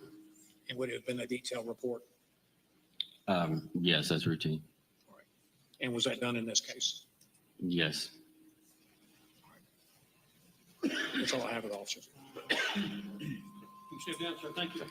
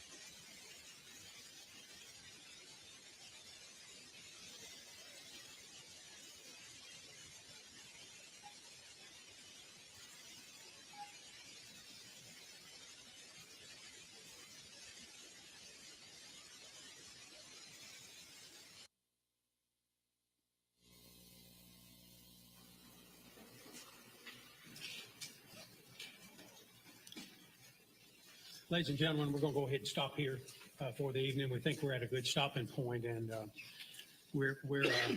my 8 o'clock experiment was probably not the best call. You won't hear somebody admit that very often. We'll go back to 8:30 tomorrow morning there, and we'll resume with the case. You know, I've got to tell you the things that we always need to talk about.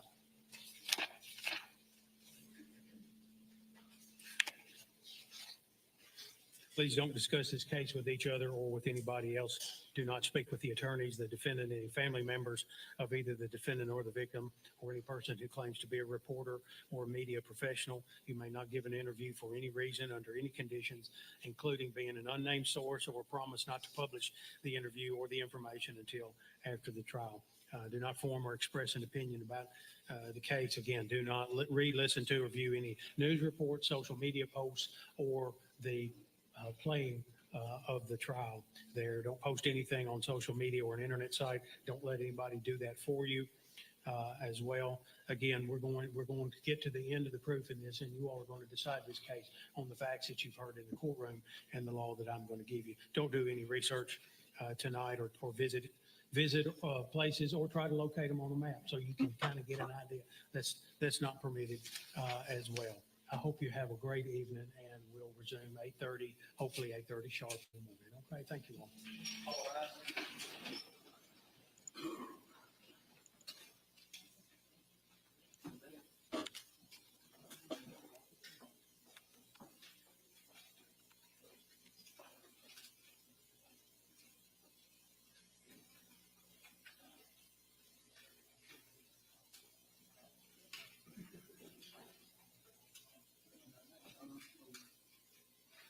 All right, is there anything we need to do before we adjourn for the evening? Stay? Okay, 8:30 in the morning. Thank you, guys.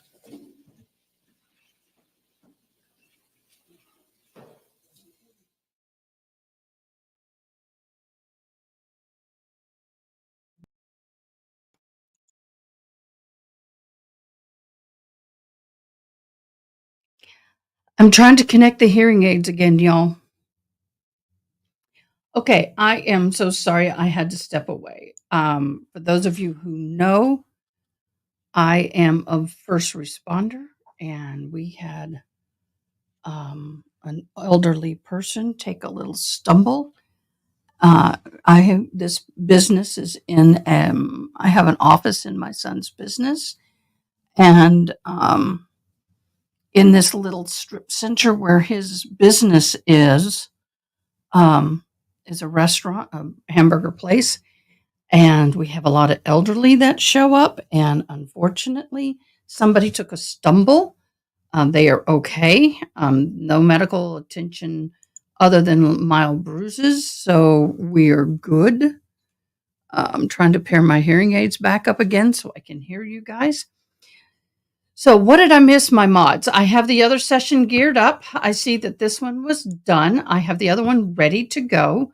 But did I miss anything that we need to talk about? I apologize. I said, I apologize for leaving y'all, but that was an urgent situation I had to attend to. My hearing aids aren't connecting. Why? Why? I may have to go old school. I'm waiting for them to connect. And when they do, hopefully in the next few seconds. So, Miss Karen, I loved your comment. So I'll go back and watch that in a little bit. I'm just going to go old school in one ear. Hate to do it, but I'm going to have to until that one connects. Oh, I don't have time to wait. Sometimes it takes a minute. Okay, testing. I'm here. All right, y'all. So, anything I need to know before we go on to the next day? Let me get a new sheet.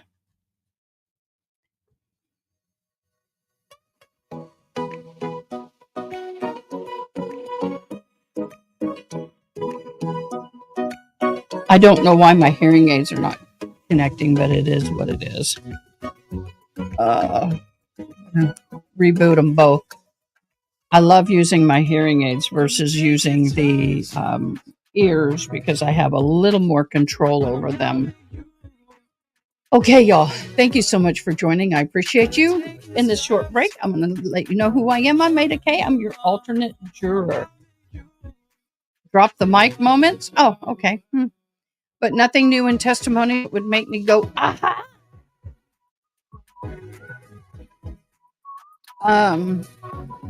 But the sweet lady is going to be just fine. Mods, when you see me just disappear, just take over for me, please. Just kind of, if there's any witnesses, just type it in. I'll pin them when I get back. Please keep on top of the witnesses. That would help me a lot. Oh, did it go? Nope. Okay, so let's jump in to today's. Let's jump into today's, okay?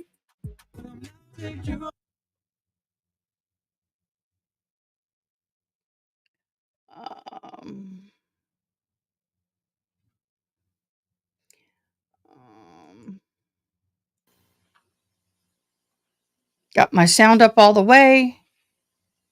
They're playing with microphones. Dude, put the microphone on your table. You're the one we cannot hear. Oh my gosh, y'all. Doity. Why is the volume so low?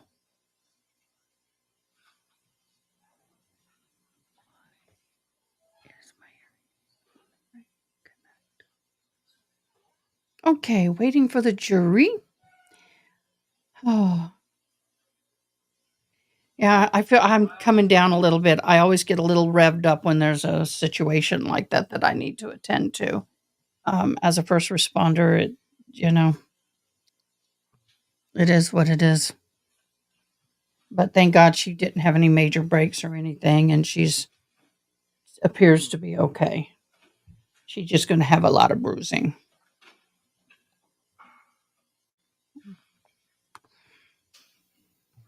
People fall where I live all the time. That's a part of being in the hill country with the elderly.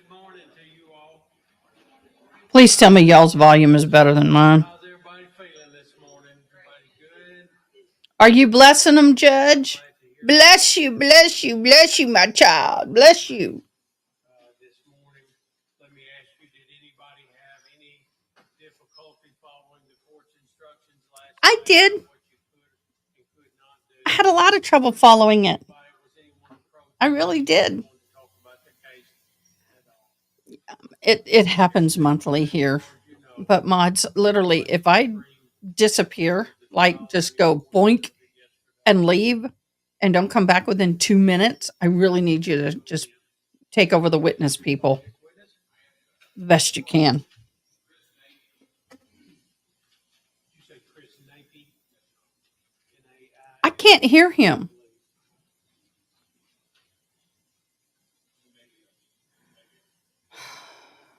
Why are my hearing aids not connecting? Maybe it's too far away.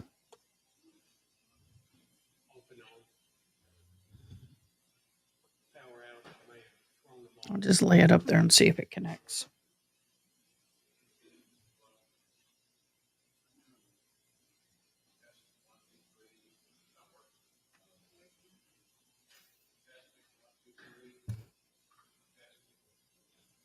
Can y'all hear like hearing aid squealing going on in the background here? I forget to turn it on most of the time. Oh, there we go.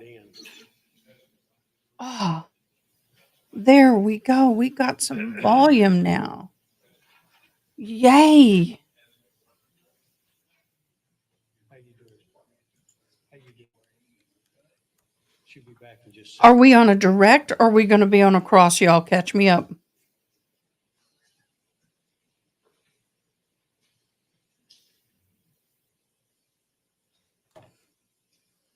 What day is this? Day 6. We are on day 6, y'all. So is this earlier today?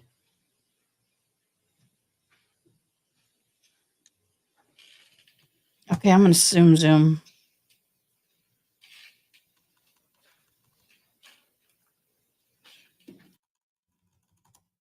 Oh, please.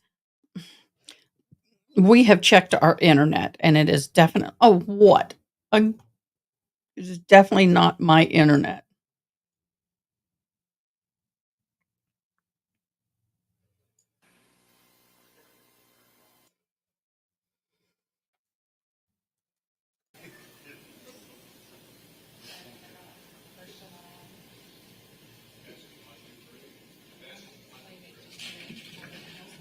Yeah, that's what I'm assuming is going to be a direct.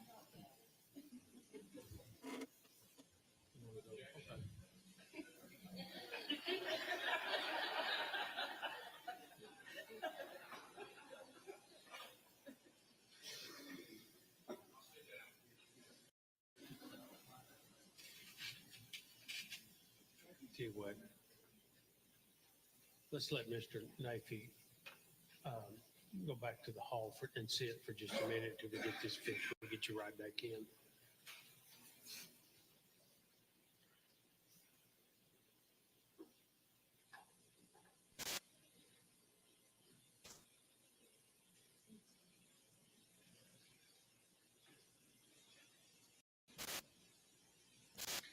Y'all just sit tight because I know you want to see how this comes out too.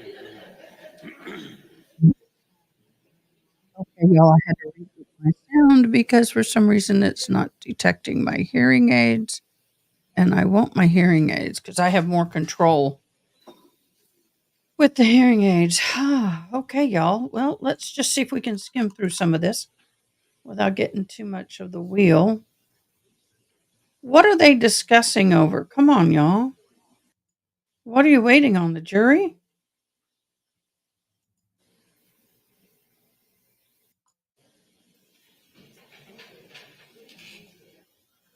I guess they're waiting. Something's going on with the jury.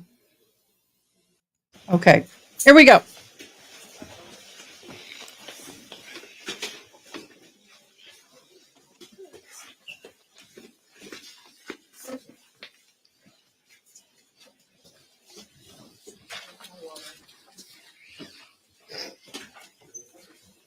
Let's proceed. All right. Ladies and gentlemen, we've improvised a little bit. We're ready to move on. All right. Y'all hear that witness? Mr. Chris Nate. If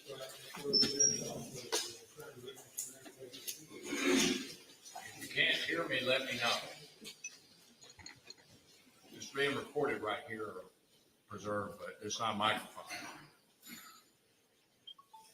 And we really want to get close and personal with the witnesses.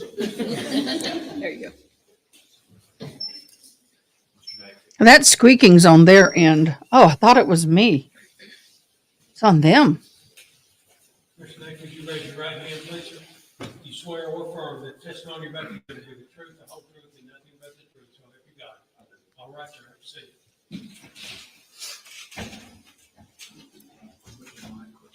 I had a lady once say, I don't swear anything, but I promise to Morning, tell the Mr. whole Knight. truth. Morning. Can you hear me pretty good? Yes, sir. Okay. We moved up a little closer because of our microphones. So let me ask you a few questions. Who is this? Back in October of 2011. Anybody catch the name of this guy? I lived on 207 Orange Road.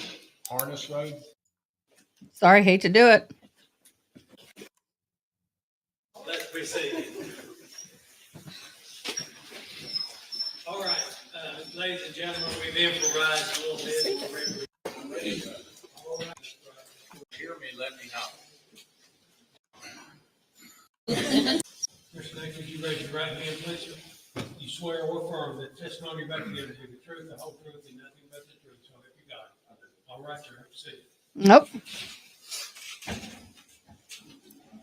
That's irritating. Good morning, Mr. Nate. Morning. Can you hear me pretty good? Yes, sir. Okay. We moved up a little closer because of our microphones. So Mr. let me ask Nate? you a few questions. Back in October of 2011, where did you live, sir? I lived on 207 Orange Road. Harness Road? Yes, sir. Is that close to where the Swifts lived? Yes, sir. How close were you to where the Swifts lived? Maybe a football field. Were they your, I guess, your next neighbor on the same side of the street? Yes, sir. If you go out and stand on your porch and look to the front of your house, were they on the left or right of If I was at my garage looking out towards the road, they was on the left. Was Millstill Highway on your right? Yes, sir. And I guess if you lived there for a number of years back in October of 2011, Yes, sir. had the Swifts lived there for a period of time? Yes, sir. You had occasion to see them and communicate with them? I communicated with David mostly. I never did know Miss Swift. I did see her jogging down the road, but I never talked to her. Was there a Mr. Hawk Shooter that lived around where you live? Yes, sir. He lived right across the street. Now, do you remember when Karen Swift went missing? Yes, sir. Was that October the 30th of 2011 to your recollection? Yes. Were you at home that weekend? Yes, sir. Do you remember it because of the activity, or what makes you remember it? The day, I think it was on a Sunday, because me and my wife went to church. And when we went out on Orange Road, I seen Miss Swift's vehicle over there. We turned toward her vehicle and went around it, because it's me and my wife and my kids. We was going to Glendale. And I did notice it had a flat, but I thought, somebody had done picked her up, she's at home. I mean, I didn't think nothing about it. So when we come back, the vehicle was still there. And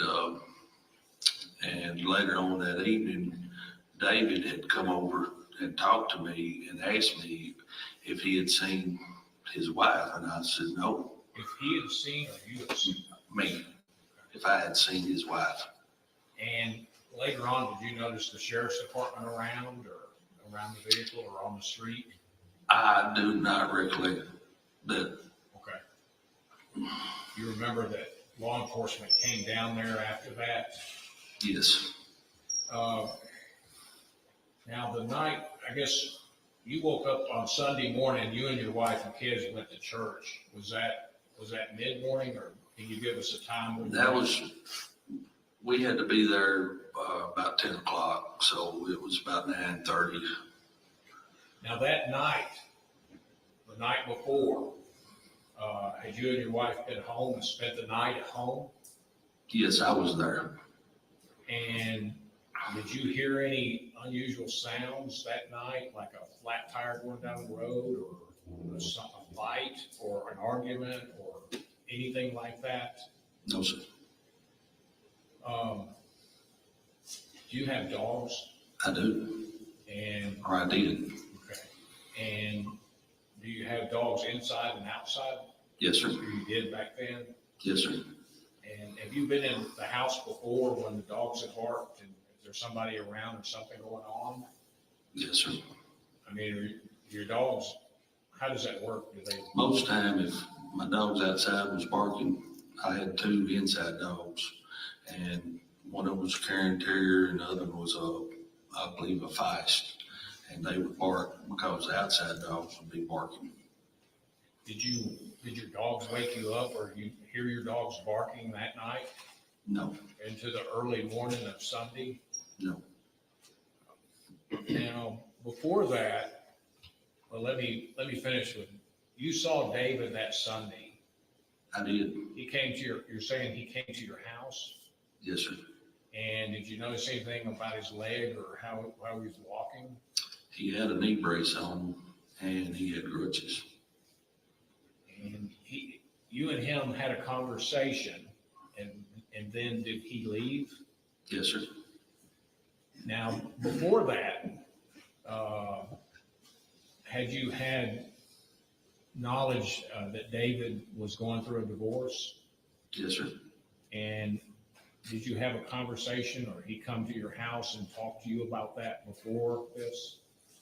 He had come over. I want to say his wife went on vacation or with the kids, and he had come over and talked to me about they had left, and that she filed for divorce. Did he ask you for some, did you help him do something or give him some information? My brother was a lawyer, and he asked me. What was your brother's name? Tim Nafy. Okay.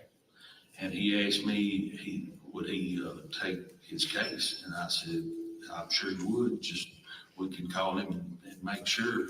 Or if I remember right, I think I did call him and ask him. Ask who? My brother, if he would talk to David, and he said yes, that they would set up a time and him come in and they'd talk about it. And I guess right after that, you gave them your brother's number or arranged for them to talk. Did you have an occasion to be down at your brother's office and notice anything? Yes, he come to my brother's office. Who came? Mr. Swift came to my brother's office, and when he come in, which he was on a crutch and had a knee brace on. And were you just happened to be at your brother's law office? Yes. Now, after that, well, let me ask you about things that occurred before Miss Swift ended up missing. Was there an issue about problems with your dogs and the Swift dogs? Yes. Would you just tell us a little bit about that? Can y'all hear me? Mr. Hogshooter lived across the road, and he had, I don't forgot what day it was, but he had mixed up some Ivomac, some flybait, and rat poison with some K-Row syrup and powdered sugar, and put it in a bowl and put it outside. And my dog went over there, and my dog and Mr. Swift's dog went over there and ate that stuff. And It killed my dog. Mr. Swift, they took their dog to the vet and it lived. But To your knowledge, did Karen Swift have some involvement? she's the one that found it in his house because she looked through the window. You talk about Karen Swift. Karen Swift looked through the window. The window. Look, your dog goes over to someone else's property and he puts poison out for other critters and they get into it. Yeah, you sued him, you won, but And I agree. We only want to doesn't make talk him a about murderer. What you saw. But Okay. Or what you, and I guess did you have occasion to see Karen Swift go over there? no, Okay. And obviously you and your family were upset. Were you upset about the dogs? yes, And did you ever personally go over to Mr. Hogshooter's property or observe anything? not that I can recall. And your wife was involved too? Well, let me rephrase that. I did go over there that night and I did look through the window and seen the stuff on the counter because I know what Alvamec is. It's for swine. I know, but let's make sure, we just want to talk about what you did and what you saw. Yeah, I went over there and I did see the stuff on the counter. All right. Did you have any conversations with Mr. Hogshooter? No, Okay. And was law enforcement involved after that? yes, I called him.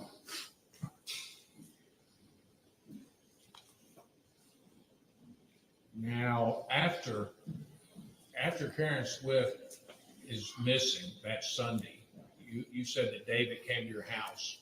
Were there other occasions when David Swift, after that, in the days following, came to your house with his family? Yes, And It's illegal to put it out for the reason and the purpose to harm a dog. tell me about it. it But like was if you got after. wild she animals went on your missing. property and they're destroying your And I think property the TBI or and you put out a poison for I don't those know wild animals, who it was because I you're was to control your dogs at all times. Let's okay. Your dog's It on was- this It was law property. enforcement that went in Did his house. sue, they did win. Did you see the cars down there? Yes, And he would come over to my house because he didn't have anywhere else to go. This was about 7 o'clock at night. when he came over, was anybody with him? One time both his daughters were, and I believe his son was. And when he came over, did he come over for a certain purpose? Yeah, they had told him not to be there. So he just came to your house? A mayhap, You stayed there you did for or a you period of time? didn't do. Yes, And did that happen more than once? yes, And I guess, did you just give him a place to wait until they were gone? Is that what you did? yes, I did. And I guess the times that Mr. Swift and his family came down there, it was just whenever that happened, the 2 times that you recall. Yes. Now, when you saw him in the days after Karen Swift went missing, did you notice anything about his leg or his walk? He did have a brace on and he was on crutches.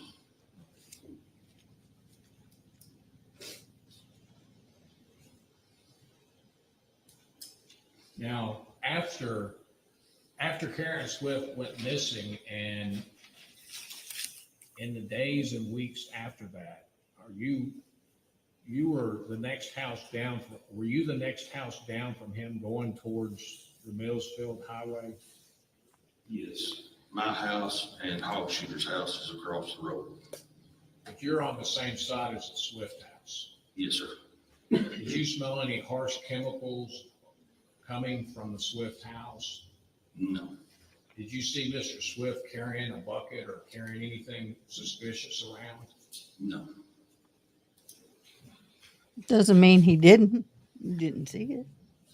Were you there when Mr. Hogshooter got arrested? I don't recall when he got arrested.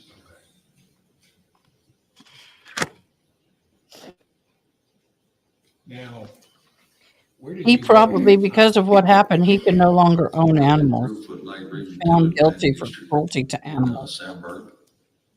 did you have an occasion to go down the Millsville Highway a certain way towards the Bledsoe Cemetery? Yes. That's why I went back and forth to work. Did you find the body? Normal work route? Yes, sir. And did you drive that every work day? About every day, twice a day. Now, after Karen Swift went missing and before her body was found, do you know where the Bledsoe Cemetery is in the cross?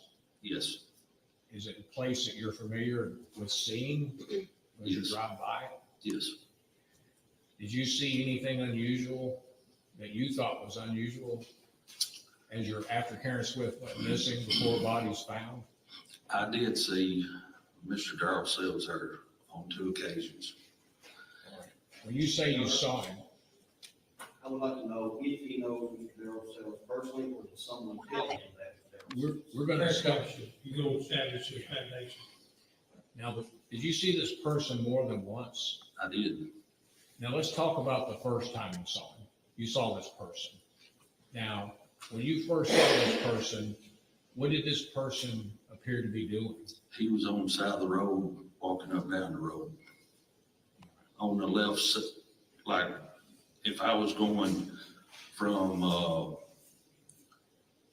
the cross to my house, he was on the left side of the road in the ditch, kind of.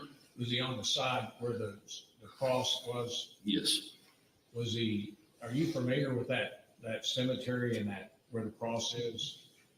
yes. Well, I am familiar. I mean, I never have been in the cemetery, but I went by there every day. No. Did you see this person near the area where the cross is? Yes, And when you first saw this person for the first time, did you know who this person was or recognize him? no, sir.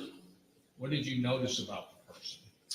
He was an elderly person, and he had glasses, and he was just on the side of the road. I wondered why he was there. Visiting a deceased loved one, maybe? Yes. It is a cemetery. Did something about it seem unusual to you? Not at the time. Now, did you get a look at the person on that first occasion? I did. Did you later see as you're driving back and forth to work in other times, other days before Karen Swift's body was found? Do you see anything out there unusual involved in this I person? did see him again with a metal detector in the same spot.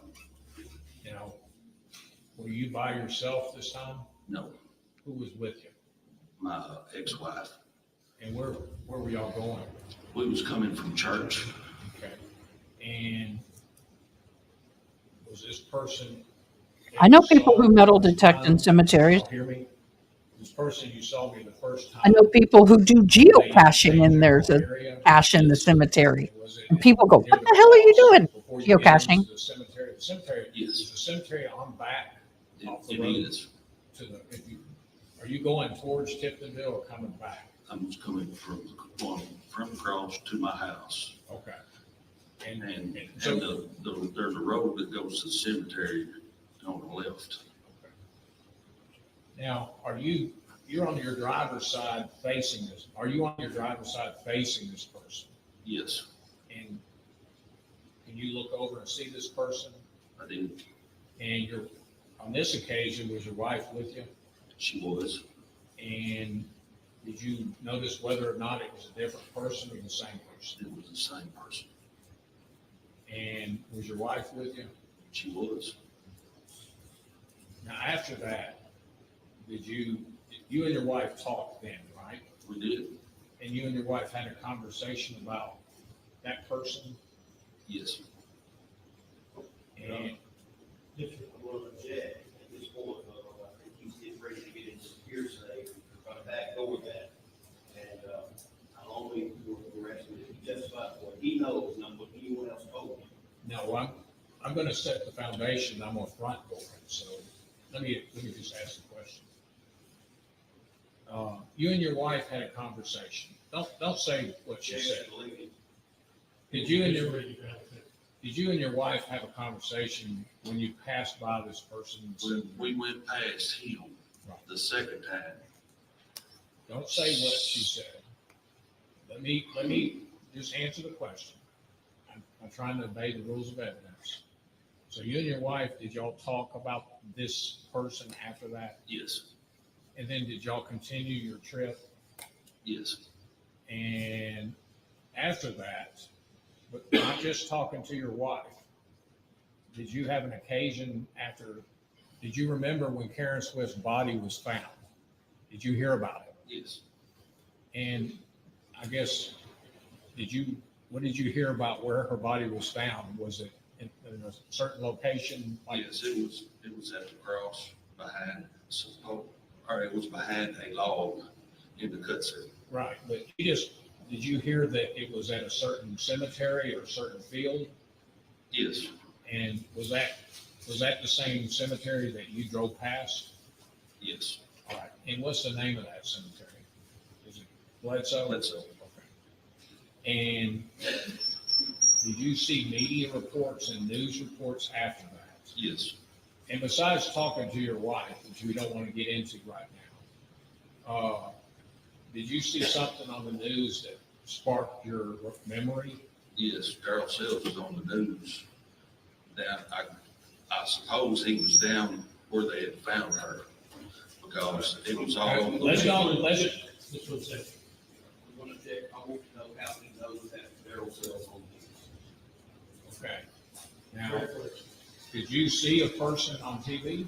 Yes, Did they have their name or did you listen to the interview? yes.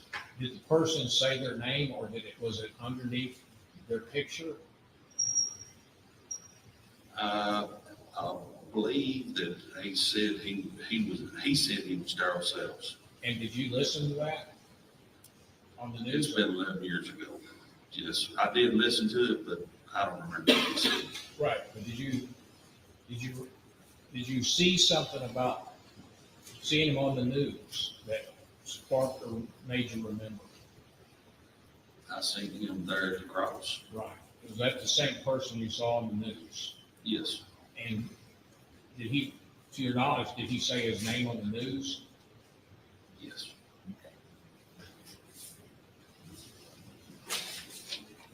Besides those two occasions. Somebody's chair is squeaking. Before Karen Swift's body was found, did you see anything else unusual at the cemetery? I did see a woman there in the same spot with red hair. Was that with the same times you saw this other person we talked about? Or Yes. was she with this person you just No. identified as Darrell Sells? No, she was by herself. Okay. And after you learned that they found Karen Swift's body near the Bledsoe Cemetery, is that what made you sort of think about this? I thought it was kind of odd. And you didn't see him grabbing a body or anything, did you? No. But No. you saw him in that general area? I did.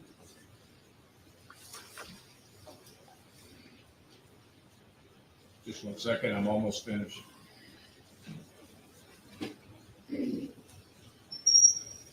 That squeaking is going to put me into a migraine.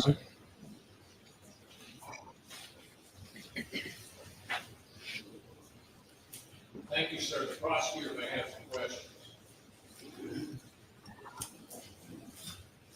So all you did was throw shade on Mr. Hub. Mr. Nathan, you testified that you didn't actually know Miss Swift, right? Did not. Okay. If you didn't know Miss Swift, why would David come ask you if you had seen her? Well, I did see her run up down the road. Okay. But I mean, as far as ever talking to her, I didn't talk to her. Okay. Did you ever see her out in public or anything like that very much? Okay. All right. So did you not think it was odd that he was asking you if you'd seen her, since you're not somebody that ever really has contact with her? I mean, I don't really think it was odd. I think he was trying to find his wife. Okay. Now you talked about your dogs barking. How many dogs did you have outside? I had two. Okay. And did they stay in the yard or did they just roam the neighborhood? They roam the neighborhood. Okay, so you don't actually know if your dogs are even outside at the time, if a car came down the road with a flat. You don't even know if your dogs are out there at that time to bark, do you? Most of them, they stayed at the house. But you don't know that they were, do you? No. Okay. So it's possible that a car could have come down the road with a flat tire, the dogs are not there and never barked. It's possible. Okay. Now, you said that Mr. Swift came down to your house to talk to you when the divorce was filed. Is that right? When she filed for divorce. Yes, when she filed for divorce. And she was on a vacation at that time. Supposedly. I mean, that's That's just what he told you. me. Right, okay. Was he on crutches when he came down there? Yes. Okay. And that would have been, somewhere around October 10th. I don't remember the time frame. All right, it's been established in the record already that he picked up service on October 10th. Would that be about the right time? He's asking for a conclusion. I don't really know. Your Honor, for the record, he's asking for a conclusion.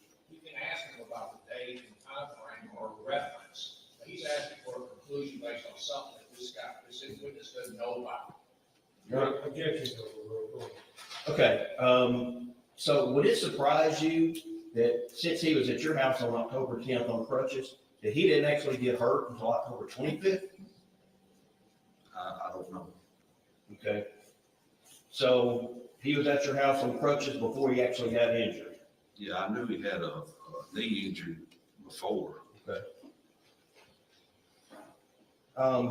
Now, you said that you didn't see Mr. Swift carrying a bucket, is that right? No. Did you stay outside 24 hours a day watching his house? No. So it's possible he would have been carrying a bucket at a time you were not out there watching, right? It's possible. Okay. And then same thing with the chemical smell. You said you didn't smell anything chemical, anything that was a chemical odor coming from the house. No. Could there have been something coming from the house that smelled like that when you were not at home? Yep. Anything's possible. Okay.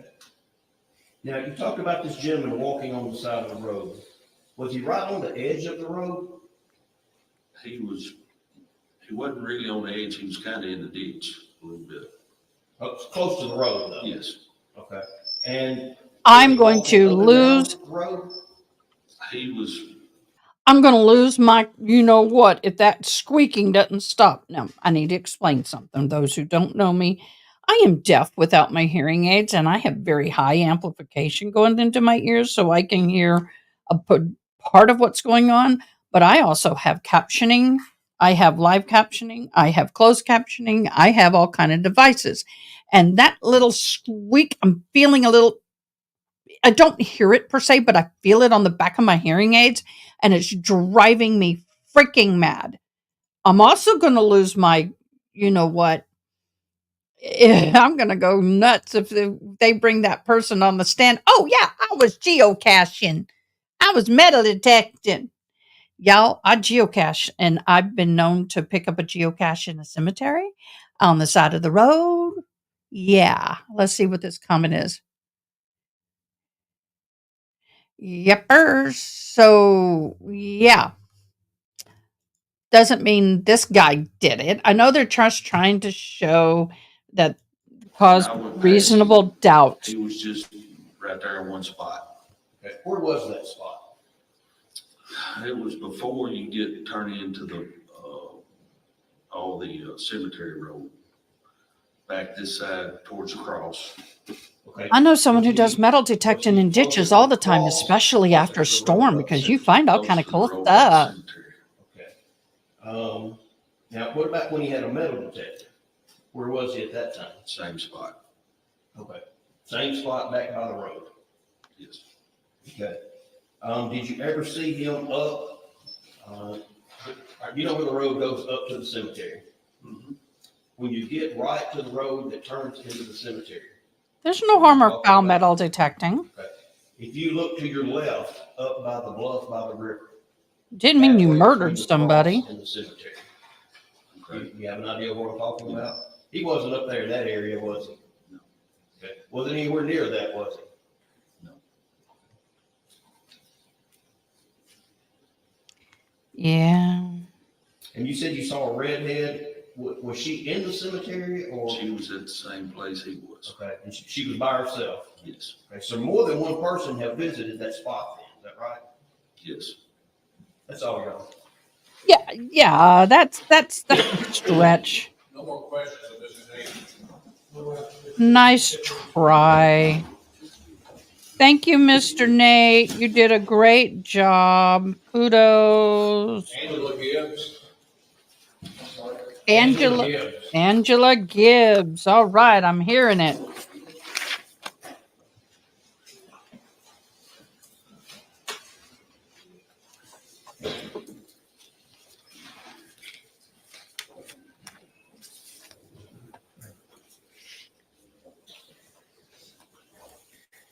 Wonder what kind of testimony Angela Gibbs is going to provide. Are you an expert?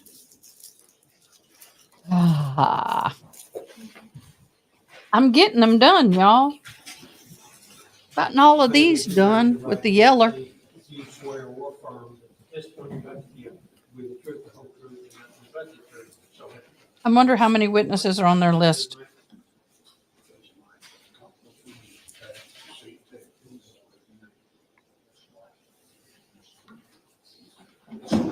Are you the redheaded lady? Shady lady. That's squeaking. What the hell is it? Can y'all still hear me? All right. Oh, yes, we can hear Tell you. everybody your name. My name is Angela Gibbs. Wish you did that with all your witnesses. 2011, what was your last name? Last name was Nafy. Were you related to Chris Nafy back then? Yes, I was his wife. Where did you live back then? 207 Harness Road, Dyersburg, Tennessee. Oh, they You know who the divorced. Swifts are? Yes, sir. Where did they live in relation to where you and your husband lived? They were my neighbors. Were they the neighbors on your, if you're standing on your front porch looking out toward the street, is that Harness Road? No, looking from my garage to the street in Harness Road, Okay. Are they to your left or to your right? to my left. And are you on past where they live going towards the Millsfield Highway? Sir, Where you live, are you closer to the Millsfield Highway than Yes, they sir. are? So they're on past you? Yes? yes, sir. All right. Now, was there an issue about you and your husband's dogs at some point in 2011 before Karen Swift went missing? Yes, sir. Just briefly, from what you personally saw or observed, what was the issue? So everybody's talking about the dogs. Rowan Shea. The issue with the dogs was that The issue with your dogs? what She's I scared. remember was that our dogs were they roamed free. We lived on 10 acres. So they came and went as they pleased. Everybody's did in the neighborhood. Y'all live out in the county? Yes, sir. And She is scared to death, y'all. did Mr. John Hogshitter live close in relation to where you did? He lived directly across our driveway. Did something happen to one of your dogs? Something happened to 4 of our dogs. And we found one of our dogs, 2 of our dogs dead. Now, did you have an occasion to go over to Mr. Hogshitter's property and observe anything? No, sir, I did not go on his property. I went to my mailbox and that's where I observed anything if I could. But no, sir, I did not go on his property. Can I ask, did your dog come back to your property and you find your dog that died? I was working in St. Louis at the time that my dog died. But if you didn't see it or observe it, then I don't want to ask you about it. Okay. Now, did you have a time to come home after that? Did you come home and see anything about the dog that died? My husband, at that time, Chris, already had buried her by the time I got home. Now, after that, did you have an occasion to go to court or be involved with the dog poisoning case? I spoke with a federal investigator. I did not go to court. Now, did you have conversations? I'm not asking what you said, but did you talk to Karen Swift during this time or observe Karen Swift come over to your property to talk about the dogs? I don't recall. Okay. You know what Karen Swift looked like? Yes, sir. Had you talked to her before? Yes, sir. Had you seen her on your street or been to her house or her to your house? Yes, sir. Now, were you home on the weekend that she went missing? Yes, sir. Do you recall when the day she went missing? Yes, sir. Is that why you recall it? Because you heard she was missing? No, I didn't know she was missing at the time. Okay. What made you recall it? We thought it was, we were on our way to church, and we were down Harness Road and turned on Millsfield Highway, and her car was at the end of the road. And I was like, that's Karen's car. Did you recognize it from her Yes. driving it? Had you seen her in it before? Yes. Okay, go ahead. And I asked my husband then to circle around and make sure everything's okay. And it wasn't, like she had a wreck or anything. So from there, we just, went on and went to church. When you saw it that morning, was it that Sunday morning, was it on the church time? You're going to church time? Mm-hmm. Yes, sir. And did you see it when you came back? Yes, sir. And so you were at home the night before that? Yes, sir. Was your husband at home the night before that? Yes, sir. Did y'all have dogs at the house, inside or outside that night? Both. You had dogs that lived in the garage outside or outside the house? Yes. What about dogs inside? How many? 2. Did you hear any noise or disturbance the night before you saw Karen Swift's car on the side of the road? No, sir. Is there anything about your dogs that they let you know things sometimes if people are around? If the dogs outside were stirred up, the little dogs inside would start barking as well. Did you hear anything like that night? No, sir. Did you hear any loud noises like a flat tire driving by? No, sir. That night? No, sir. You were at home that night with your husband. Yes, sir. Did you hear anything out of the ordinary that night? No, sir. Do you have those lights that come on automatically if someone walks up to your house? Yes, sir. To your knowledge, did you see any of those if somebody was walking down the street or walking down the road? No, sir. Did you have any idea that anything out of the ordinary was going on that night on the street in front of where you lived? No, sir. All right.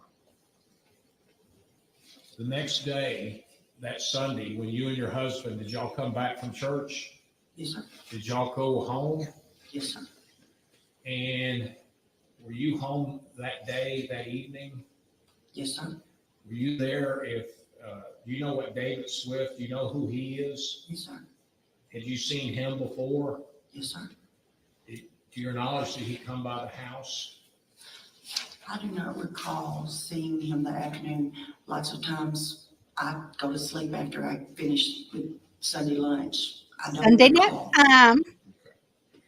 Your husband was at home though? Yes, sir. And after that, God, I miss in those the Sunday days naps at or Grandma's weeks house. after that, Still smell her did you have perfume on the occasion to see bed. David Swift come down to your home while you and your husband were there? Yes, sir. Can y'all still hear me? And did he come by himself or did he have others with him? He have his children. And before he came over or when he came over, did you notice anything going on at his house that may have Yes, sir. caught? What did you notice? His house was being examined by the sheriff's department.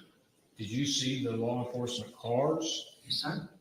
And would David Swift and his family be there for a period of time at your house? Yes, sir. Did y'all just give him an opportunity to stay with y'all while he was waiting? Yes, if they needed to be somewhere, they were our neighbors. Yes, sir. Was it early in the morning or late at night, or would it be different times? Or Different times. was it ever in the evening sometime? Yes, sir. And in the days before law enforcement came over and David Swift came to your house with his family, were you home during some of those periods of times? Yes, sir. You just go work and then come home? Yes, sir. And the same for your husband? Yes, sir. Did you ever smell any strong chemical smells in relation to your house coming from the Swift residence No, sir.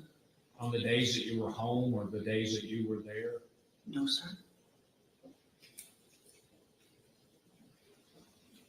Doesn't mean she When would. David Swift came over to your home, did you notice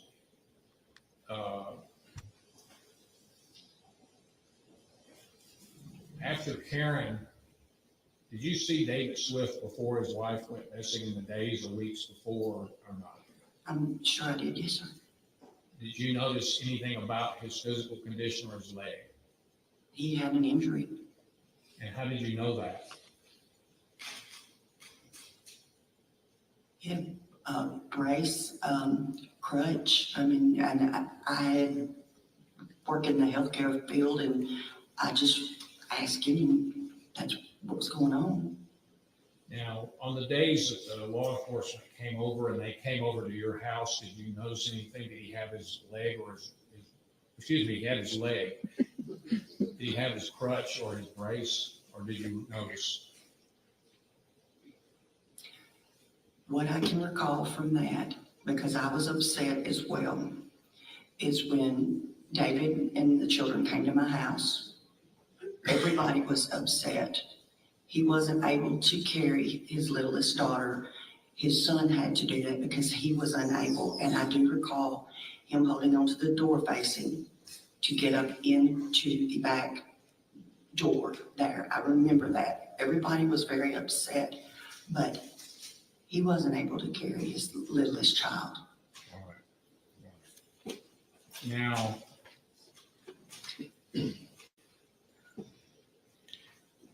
after Karen Swift went missing, do you recall when her body was found? Did you learn about it through the news or somehow? Yes. That was a period of time, wasn't it? Yes, sir. From what you recall. Did you have occasion to go with your husband sometimes past the Bledsoe Cemetery? We traveled that road on our way to church and home from church. Because of her being there, we didn't go down that area. But yes, we went by that area going back and forth to church.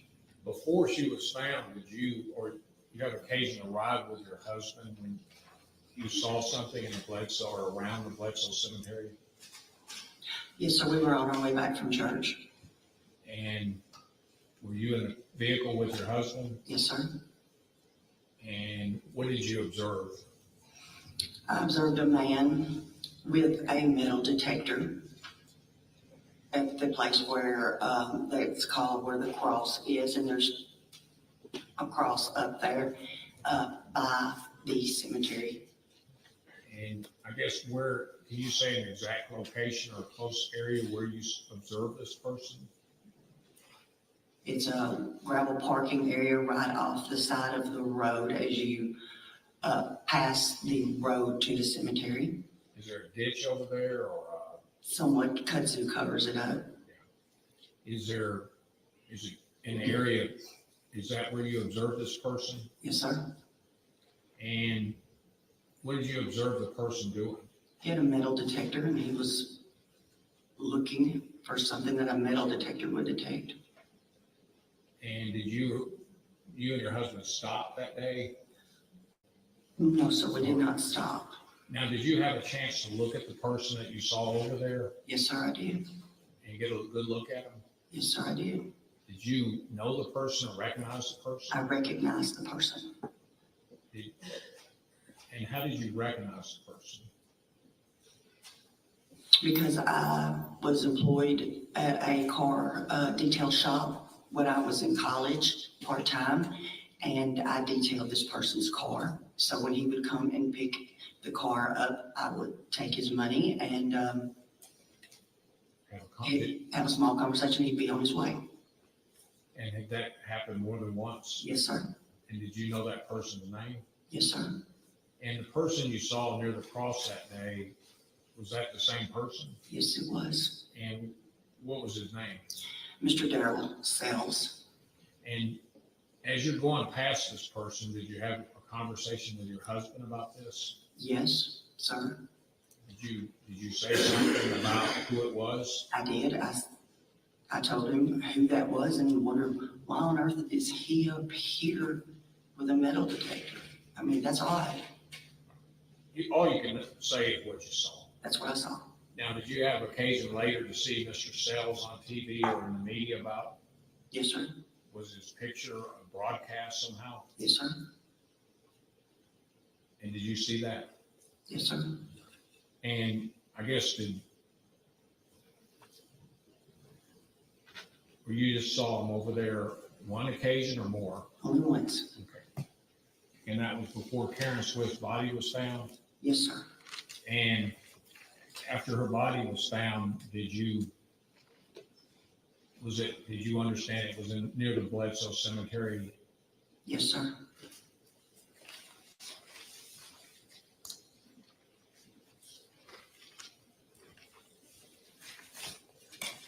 Just 1 second.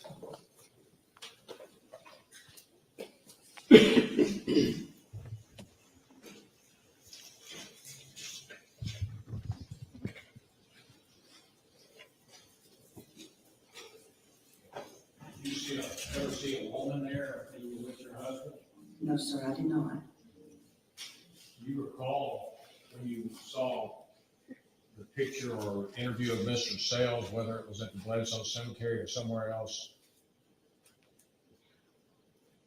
I don't exactly know that because there were so many different aspects of what was shown on television. I do not know. And if you don't know, we don't want to ask you, so. Thank you, ma'am. Prosecutor may have some questions.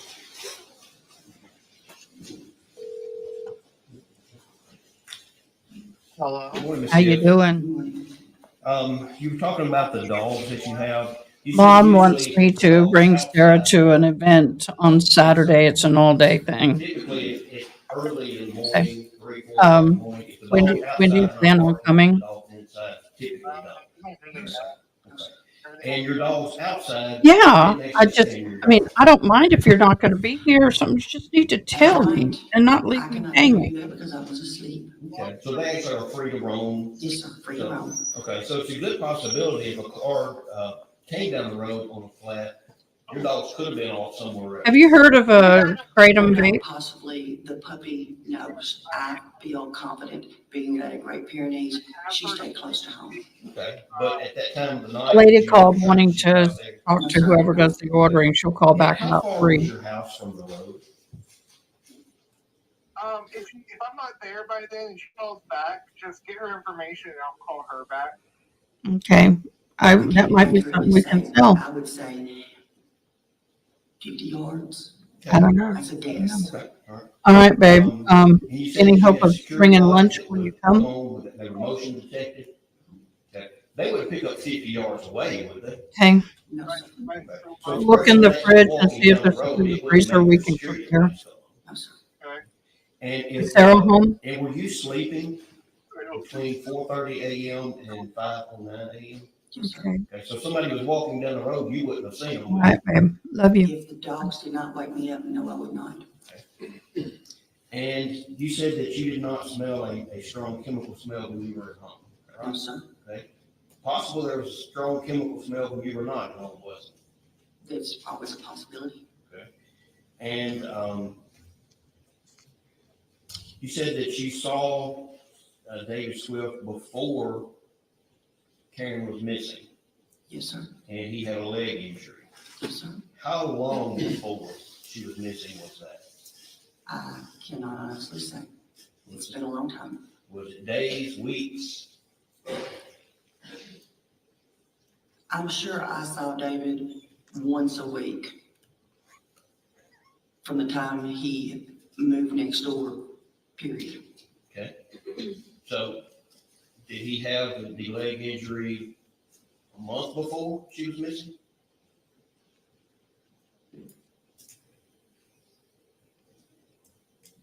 I couldn't tell you the day he injured his leg. I do not have that knowledge. Okay. And you saw a man with a metal detector by the cross. Yes, sir. Okay. And you said that was Mr. Darrell Settles. Yes, sir. Isn't he an older gentleman? He's older than me. Okay. Ooh, be careful. You need to be careful about who you calling an old gentleman. Okay. You need to be careful, y'all. At that time, he would have been in his 70s. That them dangerous words. Why am I not hearing myself? Oh, there we go. She has personal knowledge. I'm asking if she has personal knowledge. Yeah, let's say if she does, she can answer it. Would it be fair to say that he was probably been in his 70s at that time? Sure. Okay. And you said that he was down by the road near the ditch. I did not say that. Oh, where was he? I said where I saw him was in the gravel area where people park and looking in the gravel area with the metal detectors. By the cross? Is that what you're talking about? Where the cross is, yes. Okay, not the road that goes into the cemetery. No, where the cross is. Okay. And that's a pretty good distance from where the cemetery is, isn't it? It is. We have a huge So if your cross, husband testified and I've that he seen was a actually at the road that goes 77.7 into foot the cross cemetery, here. he would be incorrect about that? No. And I've seen people out there with Which metal road you were right? detectors. My husband saw him there more than one time. People My husband lose and I only jewelry. saw him when we were together one time. Okay, I'm asking if he testified when the two of you were together. I don't know. He saw him at the road that goes into the cemetery. Is he incorrect about that?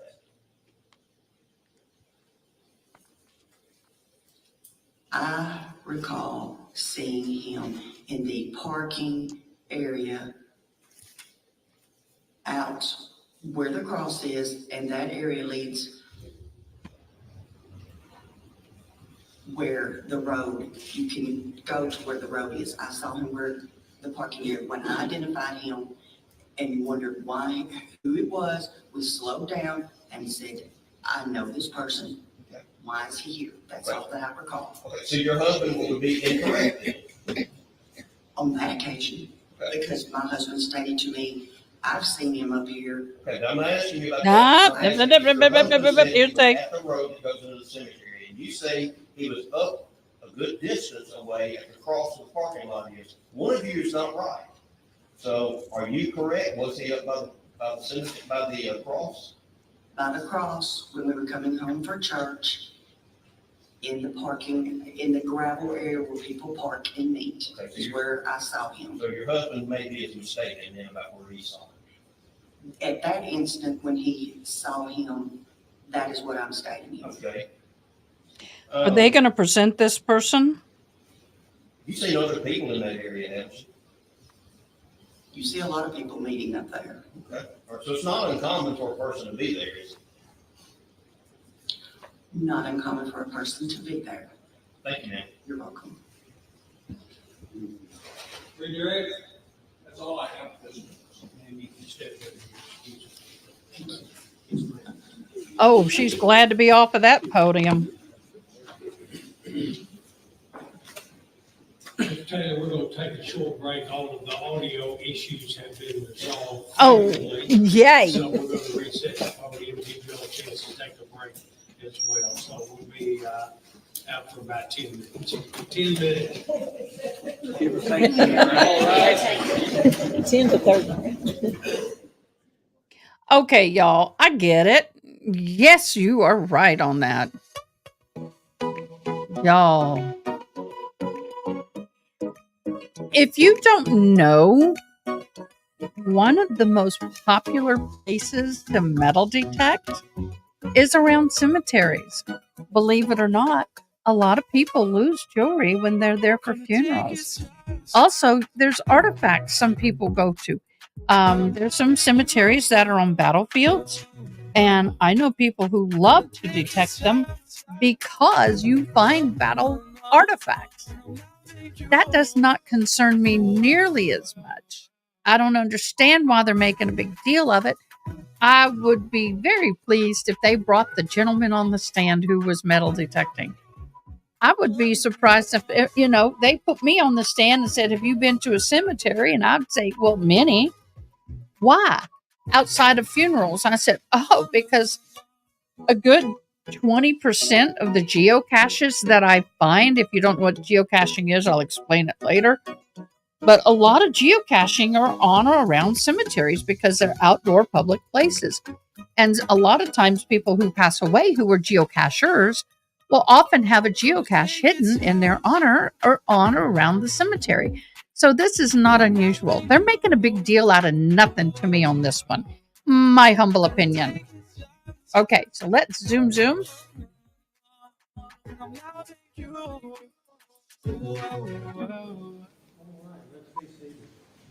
All right, we are back.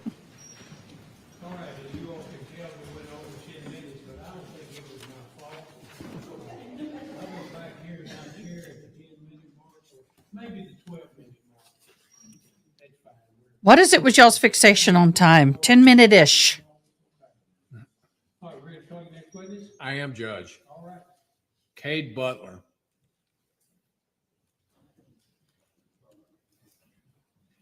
I think I found my outside voice, and I'm not going to lose it anymore. All right. Really? After all this time?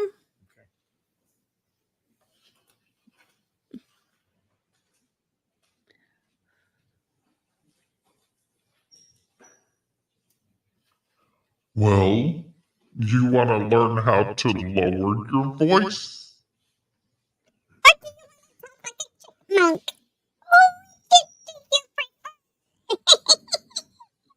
I'm sorry, I have to do something funny here.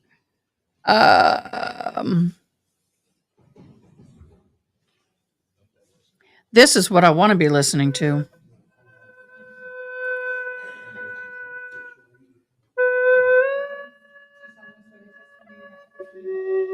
Oh, that's so relaxing, y'all. Yes, I play the native flute. I love playing my native flute. Good morning. It's so chilling. Can you hear me, Mr. Butler? Can you hear me now? Do you mind if I ask you a few questions this morning? Yes, I do. And would you just tell everybody your full name? Christopher K. Butler, How old are you now, sir? 23. Now, Oh, you just a youngin'. who is your father? Kevin Butler. Is he deceased now? Yes, sir. So you're here to testify on Remember when hearsay. Karen Swift, hearing about when Karen Swift went missing back in 2011? Yes, sir.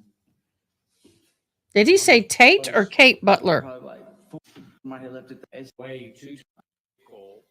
Deer hunter. Y'all were going hunting. What sort of hunting were y'all doing in October? I got to hear that because I thought he said Kate, and then there's a man up on the stand.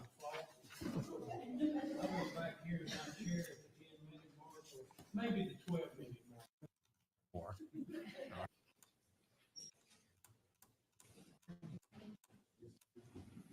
I thought he said Kate, but that's unusual for a man. Good morning. Can you hear me, Mr. Butler? Yes, sir. Do you mind if I ask you a few questions this morning?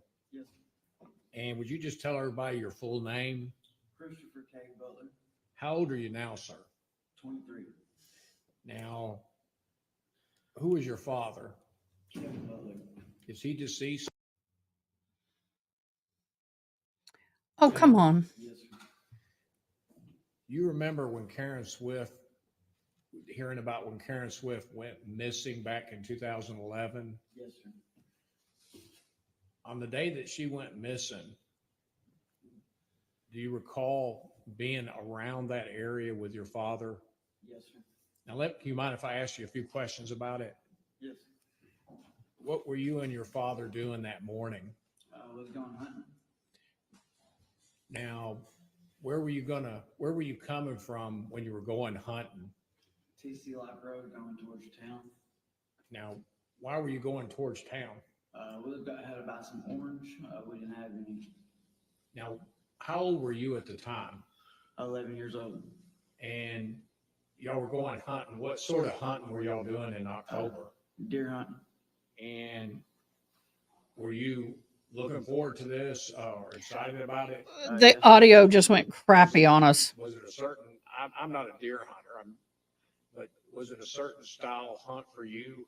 I was youth hunt. And your father was. Was it going bow or with you? gun? Yes, sir. And did y'all have occasion to see a vehicle on the Millsfield Highway? Yes, sir.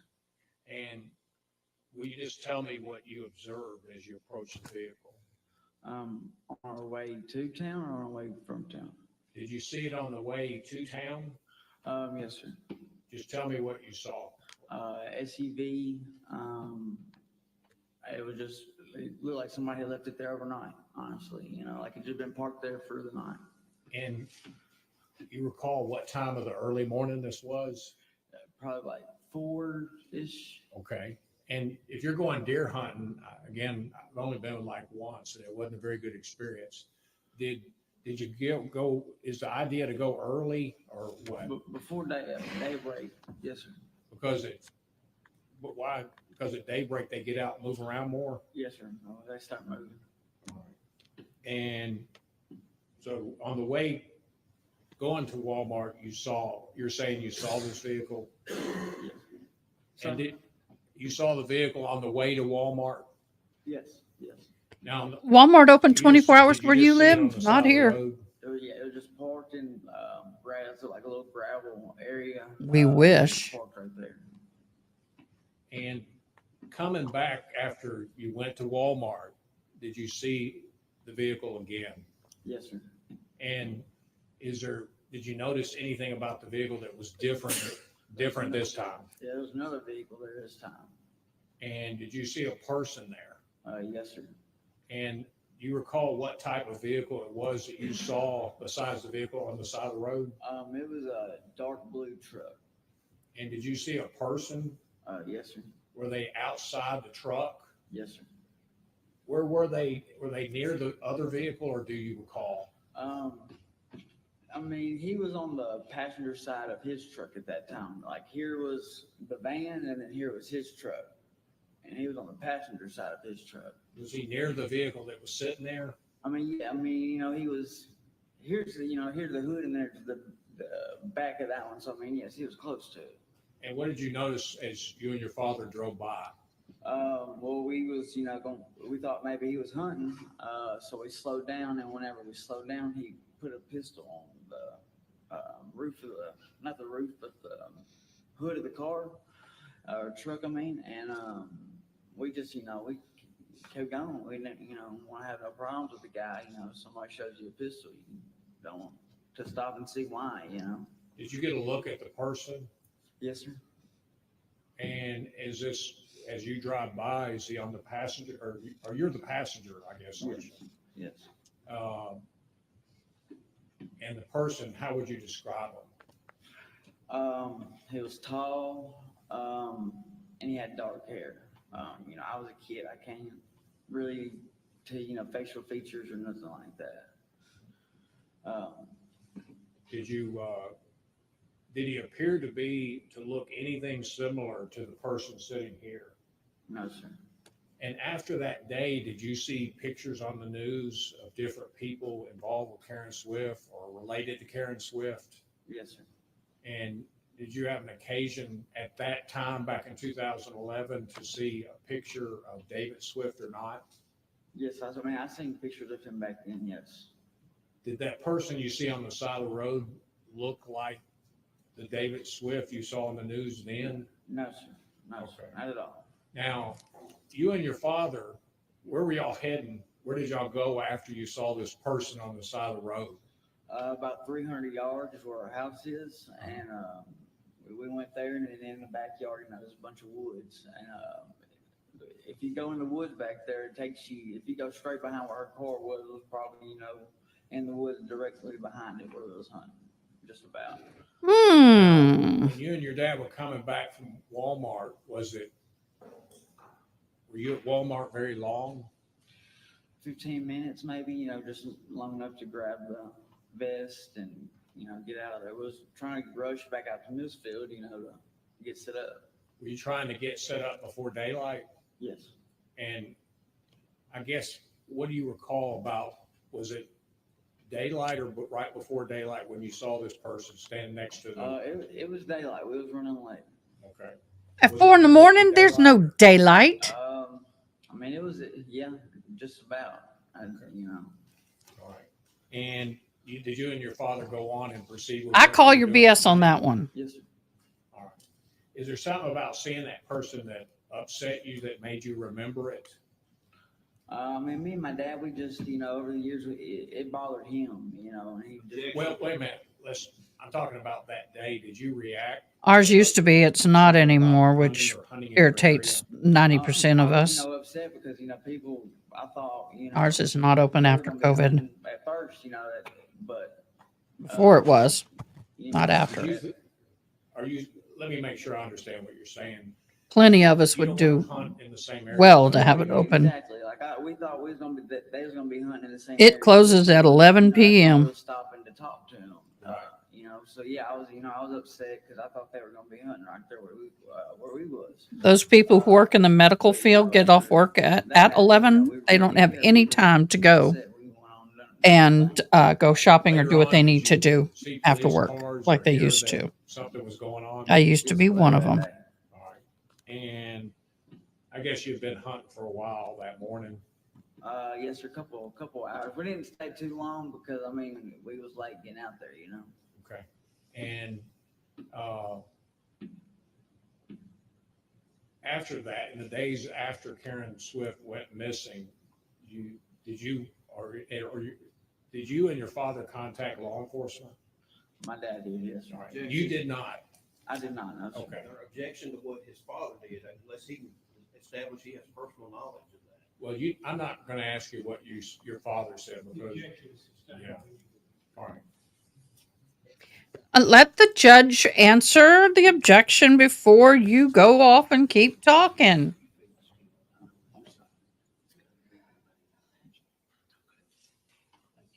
The Yeah. prosecutor may have some questions. I don't mind shopping at middle of the night. I'm a late owl. What bothers me is sometimes I need it. I'm in the middle of doing something and I might need something that Walmart has in the middle of the night and I could run over there and grab it and finish the project. No mas. After midnight, at 11 o'clock, they're closed. I really wish, along with other people, Walmart would open back up after When all midnight. this happened, right? Yes, sir. Okay. And you said it was 4 o'clock in the morning when you first saw the car. Around that time, yes, sir. So that was nowhere near daylight. Not on the dot. Now I can't tell you the But exact how- time. I said it was around. Yes, around. How 4. close to 4 o'clock? I mean, it could, it was definitely a little bit after 4, probably. But 4 to 4:30, maybe. I mean, it wasn't, just a big time difference, Okay. But it was, around 4, yes, sir. But how could long you did it take say? to get to Walmart? 10 minutes at most. Okay. And how long were you inside Walmart? Like I said, 15 minutes at most. Okay. So And then 40. Another 10 minutes back. Mhm. Okay. So that would have been around 5 a.m. Yeah. It's still dark. How in the heck could you see? The only thing you could see And, would be your headlights. You said when you're on the way back, you saw a dark blue truck. Yes. What kind of truck was it? I'm not sure. Me and my dad talked about it, trying to, could just, over the years, after it got all brought back up, we talked about it a lot. But I thought it was one thing and he thought it was another. So I'm not sure what kind of truck it was. Okay. All right. So this is not just information that you know. This is stuff your dad's told you over the years. I know the same information, but I don't know what kind of truck it was. No. Okay. Was it a large truck, small truck? It was a big truck. Yes, sir. Okay. And it was dark blue? Yes. Okay. And you saw the person on the passenger side of the truck? Yes, I was standing out. That's why I'm calling him, Did you because see him by the car? By the car, like I said, the car was right here, the truck was right here, Okay. on this side. And where was he standing? On the passenger side of the truck. Okay, not the car. The car, I mean, the truck was, the car was in the same Sensei. area as the truck. Which way was the car facing? He's tearing him up. Like this right here, and then the truck, it was like this right here, like I just said. I don't understand. So you said the car was on the side of the road? Yes, sir. Was it setting even with the road, or was it at an angle? It was at an angle, and then the truck pulled in, and it was at an angle. Okay, so the car was setting at an angle in the gravel road. Yes. Okay, it wasn't setting straight in the gravel road. He's rattling him. Good job. Yeah, it was not setting straight. It was at an angle. Okay, at an angle. Okay. Yes, and Okay. the truck was at an angle. Okay. Would you be surprised that photos were taken that day and the car was sitting straight even with the road? I mean, if I got it mixed up on that, I mean, do I remember 100% what way it was facing? No, sir. But I know how the truck was pulled up beside it. Okay. So if you don't remember 100% about that, you don't remember 100% about everything else either, do you? I mean, no, I do. I mean, I remember seeing the vehicles there. Yes, sir. I remember seeing the man there 100%. Now, telling you what the car looks like 100%, no. What angle they were facing, no. Okay. What color was the car?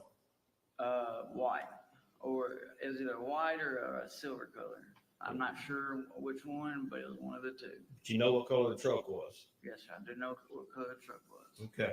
Could have You been know if black. That guy was just there checking on the car to see what was wrong with it. I object because he's asking speculation of the person out there. But you can't sit there and I'll put out. rephrase it.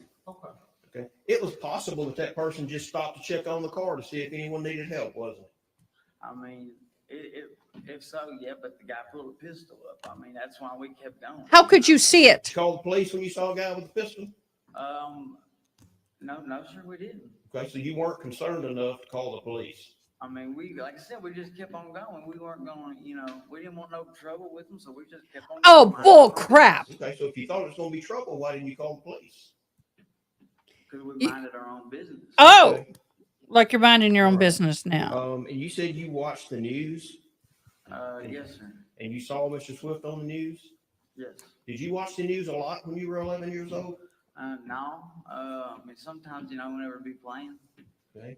You But sure? I wouldn't just, run down there, let's see what's on the news. Okay. So what makes you remember seeing that then? Because I mean, the Karen Swift stuff was real big. I mean, I live right there where it all happened. I mean, everybody and their mama was, watching everything about it. Okay, but you didn't see anybody actually do anything, did you? What do you mean? You didn't see anybody do anything to the car? No. Okay. You didn't see anybody, Karen Swift out there? I don't know. Okay. I did not see her. So when this gentleman was out there, Miss Swift wasn't out there, was she? No. Okay. So he couldn't have abducted her if she wasn't there, could he? I mean, no. Okay. I mean, I don't know if anybody was in the truck. I mean, I just know, I don't know if she was getting abducted then, Okay. I don't know what was going on. All you know is you saw a truck. Yes. Okay. I saw a man in a truck, and then I saw him pull a pistol on the hood, and we kept going. Okay. Mr. Butler, you've actually had criminal convictions, haven't you? Oh. Oh, snap. Oh my gosh, y'all. Yepers.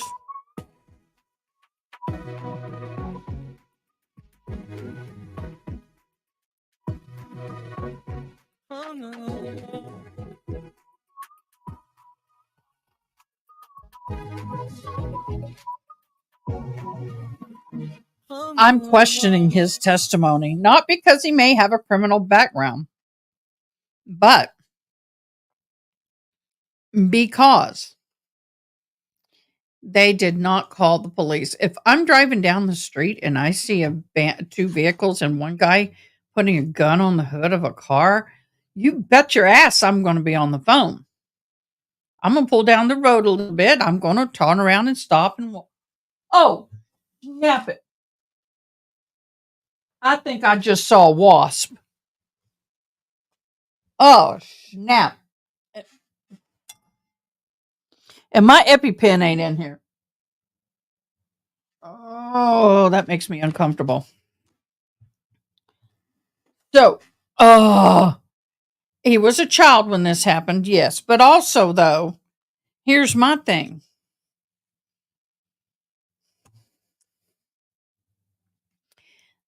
You guys are sitting here telling me at 5 a.m. when it is no light outside. We don't even know if it's a full moon. Don't even know if it's a full moon. That just driving past them, turning behind, driving by, and you see a gun and y'all don't do anything? You're minding your own business? Y'all. I'd pull down the street a little ways. I have a concealed carry license, and here you can open carry in certain places. I mean, I have several guns. I have one in the car, one on me, and whatever. Now, I'm not going to act like a vigilante and jump out there, but I sure am going to be ready. You're going hunting, and there's two of you with guns against one. I have problems with this, y'all. Get back to court. Okay, Mr. Butler, you've had criminal convictions, haven't you? Yes, sir. Okay, and you've been convicted of theft, haven't you? No, sir. Okay. You haven't been convicted of theft under $1,000? No, sir. Yes. Never been convicted of a theft. No, sir, I've not. Okay. You took a deferred adjudication. That's how you can say you were not convicted of a theft. Yes, sir. We're going to let the jury go out for just a moment. Okay. All right. There we go.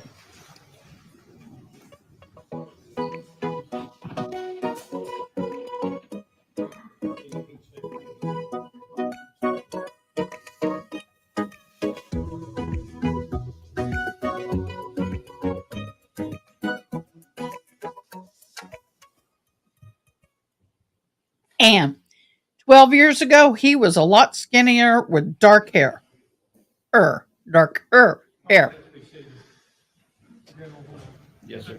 When I pull the evidence book out, it does appear that 608 is going to require a jury out hearing before the convictions are brought to the attention of the jury. So let's, you go ahead and ask him about those right now. Okay. Let me just get to it then. Mr. Butler, what have you been convicted of? I've been convicted of assault on a police officer, a DUI, and I believe possession of paraphernalia. Okay. You were actually charged with theft under $1,000, weren't you? Yes, I was charged with it. Yes, sir. But what happened with that offense? Sir? What happened with that offense? I proved myself innocent. Okay. You had a trial? I did not have a trial. No, the people, the lady let them know that I didn't do it. Okay. You also were charged with theft over, let me get this right. The one that you just asked me about, which was what? The theft over? Hang on. Just a moment. Let me get back to it. Okay. The theft under $1,000 was this year. Yes, I beat that. I beat that. That means I was guilty, but I won anyway. Okay, multiple failure to appears. I think I've had one. I got indicted and I did not know that. What happened to the aggravated assault? It got threw out. I beat that one too. Over $1,000. It got threw out. And that was in January of 2022. You had a good lawyer. What do you mean it got threw out? That's the one I was talking about where the lady called and let them know that it wasn't me that done anything. Okay, well, what about the one that happened this year? That right there, I didn't do anything there either, and I got thrown out of court in general sessions. Can I say something? Well, I mean, he's examining him right now, and he's explaining, so why don't you wait just a moment? That's all, Your Honor. Okay, go ahead, Mr. Taylor. You answered what the prosecutor just asked you. Yes. That's all I have of him. Well, I need another cup of coffee. It smells so good in here. Yes, I am. Yeah, it already started. Oh, are you just talking about for this? My sponsor's coffee, You're still y'all. on cross. And so he's still on the stand. I may or may not ask questions, but I guess I'm just talking about the purposes of what the prosecutor brought up about alleged convictions without knowing that there was a conviction. You're not supposed to ask. If you want to hear an argument, I'll argue it. Failures to appear. You are correct. There, the court's not going to permit any of the convictions or arrests are not appropriate for cross-examination in this matter. Now the question becomes, because it was asked in front of the jury, the question in my mind is How do you put the crap back in the horse? do with the jury. As Emily D. Baker say, how do you put the shit back in the horse? About any prior I think you convictions. need jury instruction. I submit you should tell them to disregard it. And I would just ask for the record that if questions are going to be asked 608 or 609, that we have a jury out hearing. But it's convictions that are supposed to be asked about. And if you know it's not a conviction, or you don't know, you don't bring that up in front of the jury, because we want to do this right.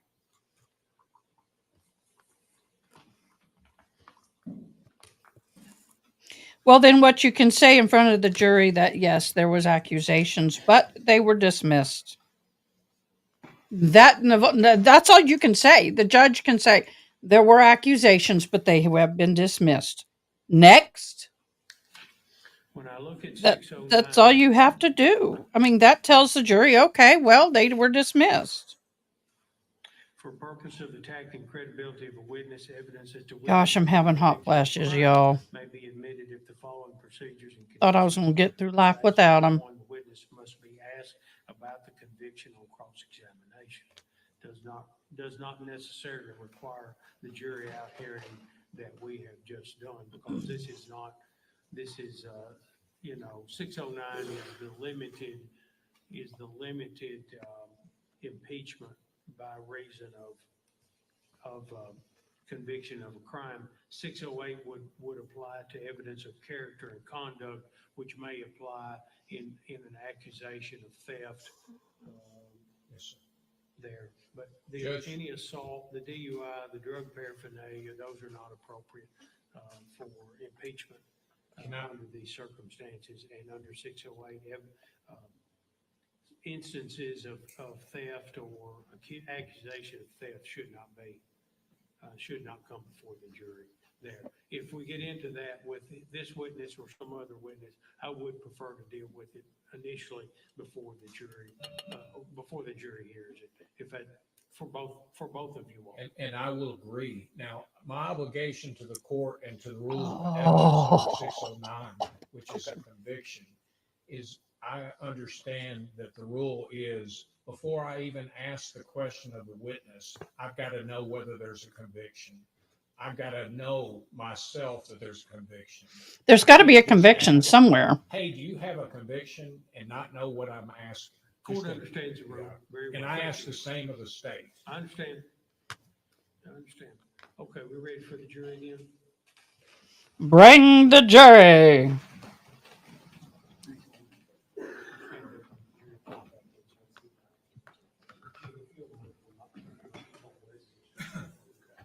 No, he's telling him to wait. Y'all, I am so blessed you joined me today. I want you to know how much I appreciate you, and I am not blowing smoke up your ears. I really do. This is something I love to do, and it's also wonderful to have somebody to come along for the ride. I have fabulous mods. They are fabulous. They will answer questions if I cannot. So reach out to them in some way. Some of them are more experienced at some of this than I am. I've only been doing this for approximately 11 full weeks. I had a couple of weeks of testing, but this is the 11th week of full trial that I've ever done. And I have to say, I am so blessed to have the mods that I have. And the community is building and growing. And I'd love for you to be a part of that. So would you please like and subscribe and share? It really would mean the world to me. It doesn't cost you anything. Criminal convictions, you should disregard that statement. It's not part of our trial. So please put that out of your mind and don't think about it. Don't refer to it again. All right, General, you ready to continue? Yes. It's already out of the horse, though. Mr. Butler, when you came by that night and saw the vehicle, it was dark outside, wasn't it? That morning, Yes, sir. when we went to town, it was, still, it wasn't, daylight hadn't broke yet. Okay. When we come back, it was not dark. It was Daylight not didn't dark break when it. You saw the blue truck out there? Yes, sir, it was not dark then. Okay. What time did And that daylight was break? Around 5 a.m.? Yes, sir, around that time. Okay. Would you be surprised to know that the sun actually didn't rise that day until 7:18 a.m.? Woohoo! Nailed it. That's right, I didn't know that. Okay. So if that's correct, and the sun came up at 7:18 that day, it had to be dark when you came by, didn't it? Yep, sir. I mean, unless it was later than that, then, when we come by. Okay, so it may have been later in the day then, when you came by, not actually 4 in the morning. How old were Like I you, said, sir, I'm when letting this you know, happened? If I got the time of the day wrong, I apologize. But I mean, it was. I know whenever we went to town, it was dark, and when we come back, it was daylight. Okay, so it had to be after 7 in the morning then, if it was daylight then. It had to be after that, yes, sir. Okay, thank you. I don't believe him. I want to know, how old was he? Do you recall that day whether it was 7 a.m. at daylight or not? No, sir, I don't. And did you see the vehicle when it was still dark, when you passed it the first time? The SUV, yes. And was your testimony that when you saw it the next time, it was breaking daylight, whatever time that was? Yes.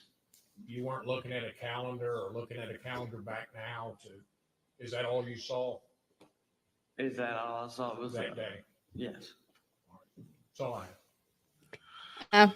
All right, you can step down. Thank you. 11 years old? Oh my gosh, y'all. What? Yeah. That doesn't hold much weight for me. Alicia Pig. What was the last name, Mr. Taylor? Pig. P-I-G-G. Trying to use my outside voice. What was the first name? Y'all still hear me? Okay. What? Sorry, I missed the name again.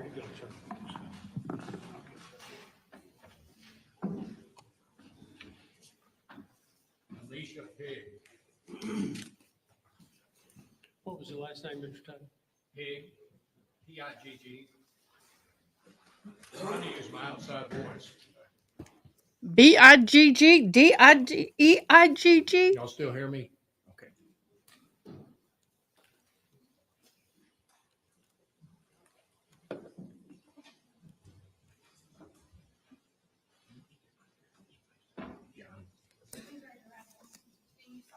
No. Really? Let's make sure she... Okay, y'all can try to dress a little nicer to court. I understand not having a ton of money, but that doesn't cut it. Please state your name and Second, ma'am. spell your name for the court reporter, please. Are you Alicia Pig? Alicia Myers. It was Pig. Okay. And Oh! Back in 2011, was it Pig? Yes. And What a last name. I did wouldn't you have know who taken it. Karen Swift was. Not at the time, but yes, I met her once. Did you have an occasion to see her back while she was still alive? Yes.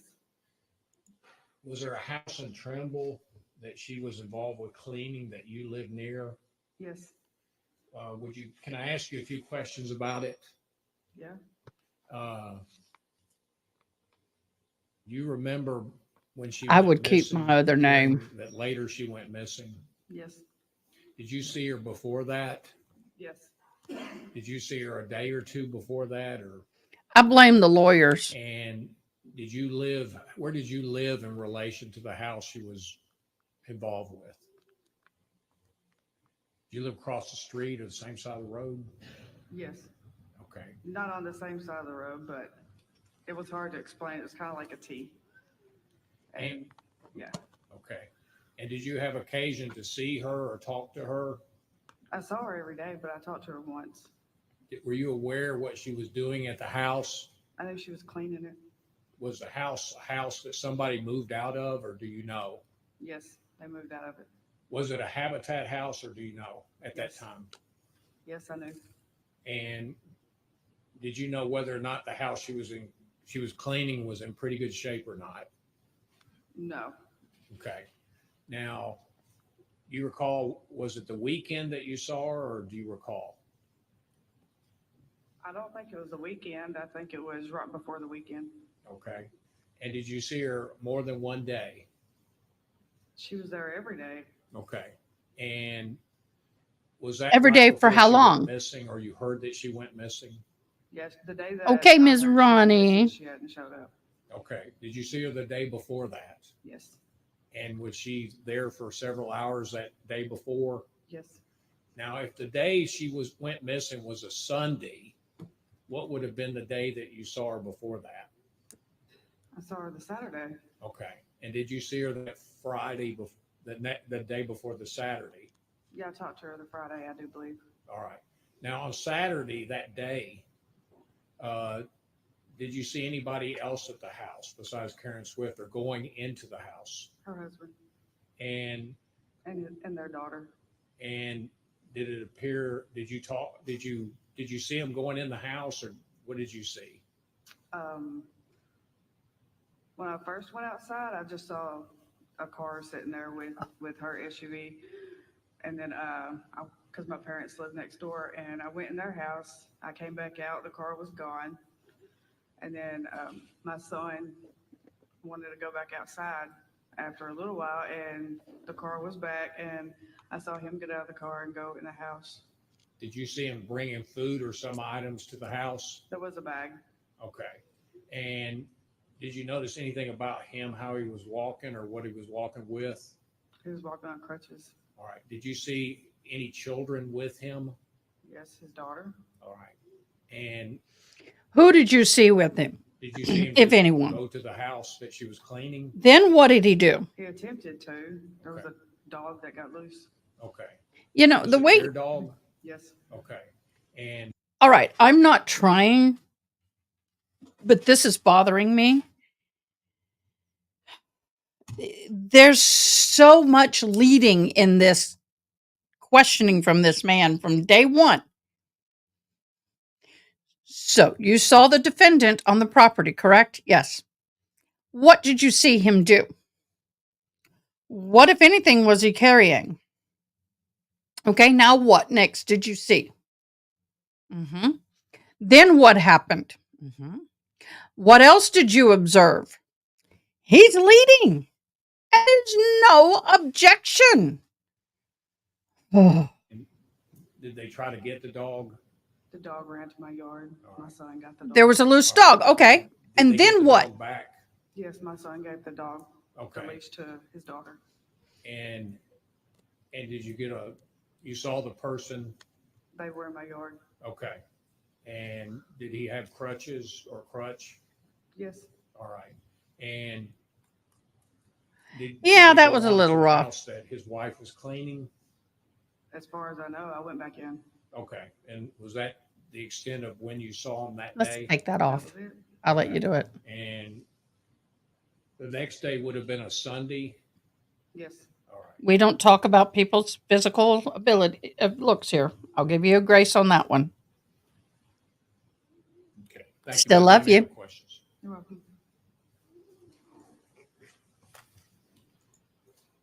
Morning, Ms. Pegg. Good morning. Was anyone supposed to be at the house other than Karen? No, How would you know? Swift showed up anyway? I assume yes. You saw, He was there. I object to I assume. did you Unless see? unless she has personal knowledge of who was supposed to be there or not, I object. That's not what she said she assumed to, Your Honor. She assumed Mr. Swift was not supposed to. But be what? there. How did she know that she? How did she know? How do you know? Or what information would lead you to believe that she was the only one who was supposed to be there? Were you a part of the? Yeah, I would object to that too. Do you know Mary Claire Hopper? Yes. Who is she? She's the woman There you that go. was over the Habitat. Okay. Did you ever talk to her about the house? Not directly. Okay, do you know if did she ever tell you whether she wanted people there or not? Your Honor, I object. She said. Hearsay. No arguing objections. Hearsay. Whether she did or not. I think it goes to the weight. I think the jury can hear and understand what's being said. Did she ever tell you that no one was supposed to be at the house? No. Okay. Did anyone tell you that? Yes. Who was that? Karen Swift. Okay. Karen told you no one was supposed to be at the house but her? Yes. Okay. Mr. Swift showed up anyway? Yes. Okay. And Oh, he that showed is up her on 2 husband. different occasions? The same day. Right, yes. but 2 different occasions? Yes. Okay. And did you notice anything odd about the crutches that he was using? Did you have an impression about it? My impression was he had them, but he really wasn't using them. Okay. Didn't appear that he needed them? I didn't think he did. Okay. Thank you. Sometimes people have crutches more for balance and a security than the actual Yes. use of the crutches. Instead of asking you about your impression, did you see him use his crutches to get out of the vehicle and to walk What do you mean around? it's 103? Did you see him use them to move around? When he walked from where the house was to mine. Right. But you saw him use them when he left your area, didn't you? Yes. All right. So you're just sort of guessing. Is that Yes. right? For my opinion, yes. Okay. And we don't want guesses. We just want what you saw or observed. That's my Let's just opinion. ask the question. All right. Oh, And as snappy. far as the vehicle, the prosecutor asked you about Mr. Swift being over there. You're saying you saw the vehicle that you believe that you saw Mr. Swift and his children get out of. What's child get out 103? of, go up to the house. Temperature? And then are you saying Time? that it left and then came back? Yes. And you saw Mr. Swift get out with his child with a sack? Yes. Did you see him get out with his sack? Yes. It could have been food items to bring to his wife. Could have. Okay. I don't know. But you just saw a sack. Yes. Okay. That's all I have. Maybe you can step down, you're free to go. Thank you. Thank you. If it goes to jury, I don't think there's going to be a conviction. In my humble opinion.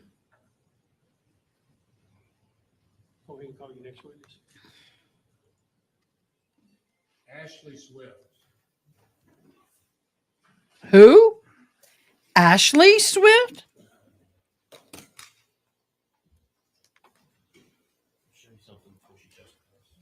The daughter?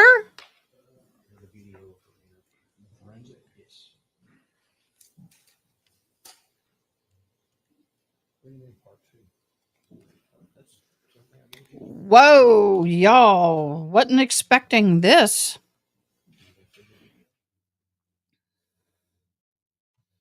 Ooh, y'all. All right. We need the witness in or the witness out? Probably witness out right now. Okay, well, let's let her stay outside the courtroom now. Ladies and gentlemen, we're gonna take a break. Remember, and I say this when I can remember to do so, don't form or express it.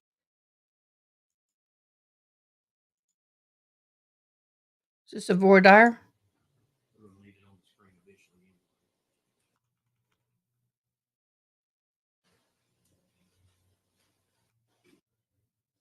How old is she?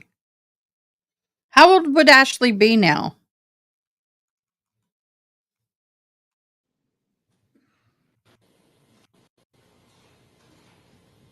Ooh, watching videos.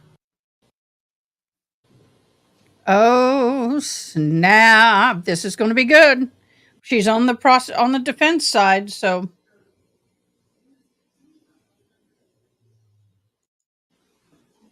okay, here she is. Already crying. Poor baby. You know, that's hard. No matter what happens, she's already lost a mama. Daddy's up on trial. Whether she believes he's innocent or not is not for us to ascertain. But I can tell you that is a horrible place to be. If we could just take it off the screen from the jury and let. Really? Okay. Outside? Let me see. What is it in my neck of the woods? If you're not gonna do anything more than that, you're okay. Just keep Danny's seal off of there too, if you can. All right. Would you tell everybody your name? Ashley Swift. And are you related to David and Karen Swift? Yes, I have no daughter. Oh, And poor How baby. old are you now? I'm 92 here. I'm sorry. It's all right. We're going to How old is she now? I missed it. take our time, okay? It'll be okay. Let me just ask you a few questions. Okay. Would you like some water or something? I'm good, thank you. Okay. How old? You're not used to testifying, so let me just. Sorry. It's okay. Would you tell everybody your name? Ashley Swift. And are you related to David and Karen Swift? Yes, I have no daughter. And how old are you now? I'm 22. I'm sorry. It's 22. all right. Let me- Okay. Now, you remember when your mother went missing? I do. How old were you back then? I was 9. And were you close to your mother? I was very close to her. All right. And were you in school at that time? I was. About what grade was that for you? I think 3rd or 4th grade. Oh, God, look at him. And you lived at the house with your mother and father? Yes, sir. Don't look at your daddy. Was your sister living there at the time? She was. Is she older or younger than you? She's younger. How much younger, can I ask? About 4 to 5 years. She's 18 right now. Okay. And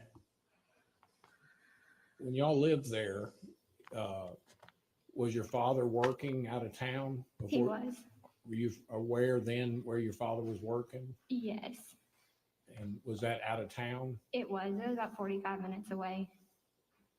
Would your dad be gone during the week, or was he gone during the weekend working? No, it was just the week. And your mother, do you remember, was she working sometimes during the period right before she's missing? She would do like odd jobs of like landscaping or cleaning and things like that. Now, Oh, poor baby. where y'all lived at the house, y'all had lived there, I guess, a few years before your mother went missing. Yes, And you knew some of the neighbors or aware of some of the neighbors. yes, Did you know who the Nafis were? yes. They lived the house before us. And did you know where Mr. Hogshooter lived, or did you aware of him? I'll be right back. I was. And in fairness, you were pretty young at this time. I was, yeah. And are there things that you On my don't have way. a real good memory of, Let's go, baby. details? There are some things, but there are some things that I definitely remember. Well, let me ask you about those. Do you remember a day or two before your mother went missing, going to stay with a friend at their house? I do. Was that the day before or the couple days before? It was the Saturday. And you remember what friend you went to stay with? Yes, I do. Was it Dyersburg? It was like Newbern right there where Dyersburg and Newbern. And were you intended on spending the night? Yes, sir. And is there some reason why you didn't spend the night?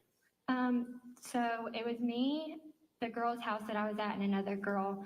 And I feel like whenever you're young and you get in a situation with 3 girls, somebody feels left out, and I felt left out and just wanted to go home to my mom. Was there something about a pimple or something that you? I think I just kind of used that as an excuse to get out of there, but I really just missed my mom.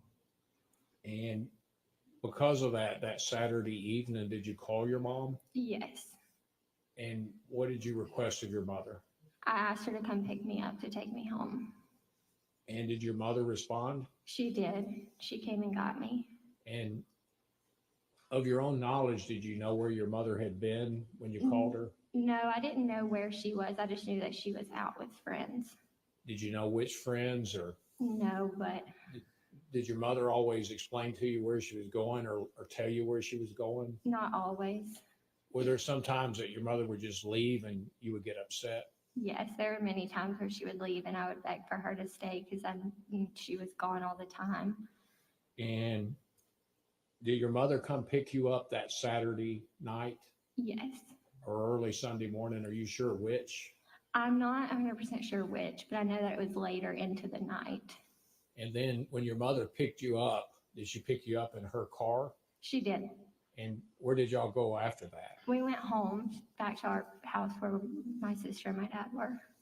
And do you recall getting out of the car or going to the house?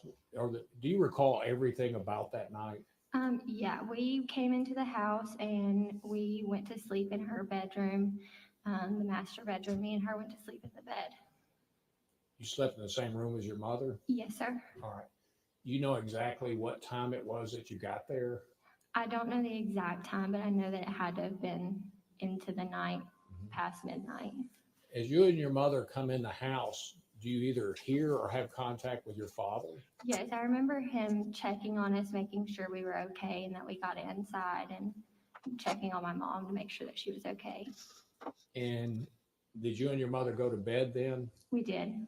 Sorry, y'all, had a package arrive. Did I miss anything? Quickly or? Yeah, I fell asleep pretty quickly. I was tired, so being home with her.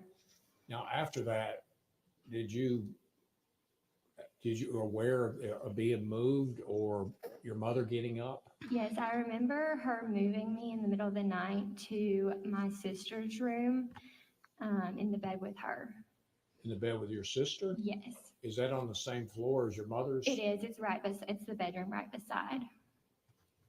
You recall it being your mother that moved you? I know it was her. It was just instinct to know what your mother feels like and how that felt.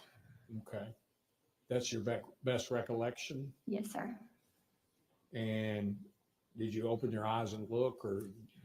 I feel like I briefly, like foggy, opened my eyes and just knew that I was being moved into another bedroom with my sister, but I didn't like fully wake up. Are you, do you know what your mother, whether she left or not after that? I don't. Now, after you got in bed with your mother and you got moved, you don't know if she went out and did things on the computer or downloaded pictures, do you? I don't know. All right.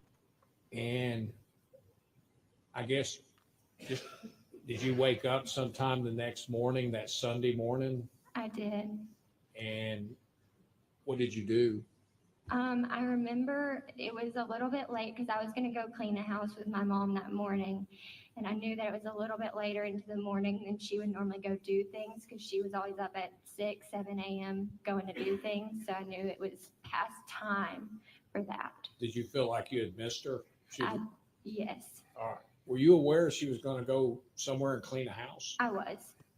And were you intending on going with her? I was. Now, was your mother there when you woke up? She was not. And was your father there when you woke up? He was. And I guess after some period of time, on into the morning and on towards lunch, is your father at the house with you and your sister? He was. And did y'all leave at some point? Yes, we left to go see where somebody had told him where her car was. And did you have any idea yourself who called? Not at that point until he took us to that person. Who was the person? It was the Lambs, Jennifer Lamb. All right.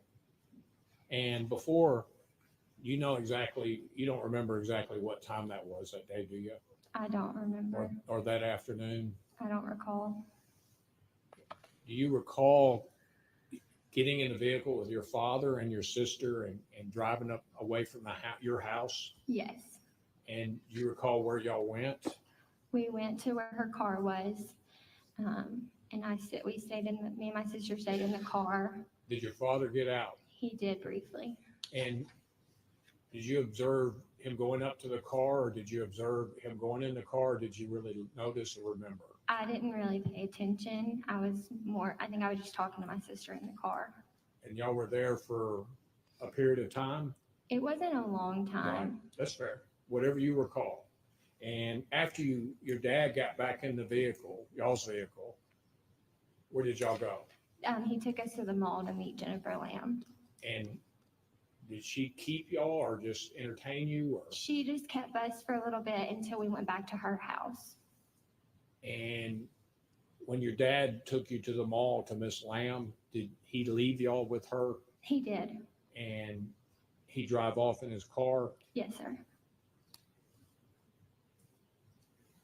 Now, at some point that day or that evening, did you go back to your house? I did later on. First, we went to her house and waited because there was a search being done. And after they conducted the search of our house, we went back. That's what you recall? Yes, sir. All right. You talked about you stayed with Miss Lamb until it was okay to come back. Yes, sir. Did your dad come get you, or did she drop you off, or do you remember? I don't remember. You got home somehow, but I you don't? did. It was walking distance, so Okay. Now, after that day, you were aware that your mother was missing. Let me ask this. After the day your mother went missing, When did you become aware of her at missing? y'all's house that involved law enforcement coming in that you noticed? After that day, were there things going on at your house that involved law enforcement? yes, And they would come do searches at the house. did that happen more than once? It did. To your knowledge, did it happen that Sunday or that Monday? I don't recall. And I only want to ask what you recall, okay? And then the days after that or the weeks after that, do you recall law enforcement coming to the house again? Yes, there was a time where we were getting ready to leave, and I heard a knock on the door, and I looked outside, and there was a line of police officers with rifles lined up in our driveway. And did y'all leave the house after that? We did. And where did y'all go? I think we were planning on going to eat dinner, so we just went ahead and went and had dinner. Did you know the neighbors, the Nathys? Yes, Did y'all ever go to their house? we did. Okay. Maybe, are you sure how many times? I'm not 100% sure. You were pretty young, weren't you? Yes, sir. And you did sit down and a lady did interview you, didn't she? She did. And she asked you some questions. Yes, sir. Now, did y'all at the Swift home at the time before your mother went missing, did y'all have dogs? We did. How many dogs did the Swifts have? We had two before she went missing. And was there an accident or something that happened to one of the dogs before your mother went missing? Yes, sir. My mom accidentally backed over the small dog. And was that near or around the garage area? I don't recall 100% where it happened, but I Right. do know that we brought the dog up and said our goodbyes close to the house. And you had another dog? We did. Now, was there a swimming pool at your house? Yes, sir. Do you recall at that young age swimming out there? I do. We had pools all my life growing up, and that's how we spent our summers. And was it a in-ground pool or above ground? It was above ground. And did your mother use it a lot? She did. And did your mother, to your knowledge, clean the pool or? Yes, And did other members of the family help with that? I'm sure.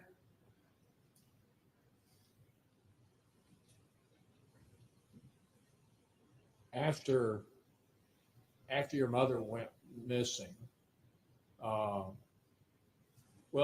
at the time, around the time before your mother went missing, were you aware that your father had a leg injury or not?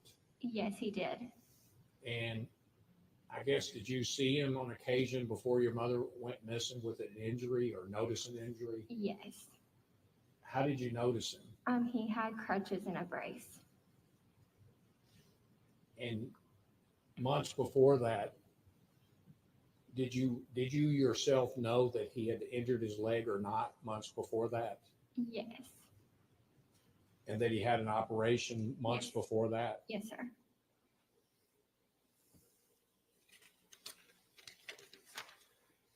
Since your mother's been missing and since these years, have you continued with your education? I have. Your father raised you and your family? He did. Did your father raise you and your family? He did. You have a brother? I have two. Did they go on to school or college? They did. Your sister? She's about to start school, college.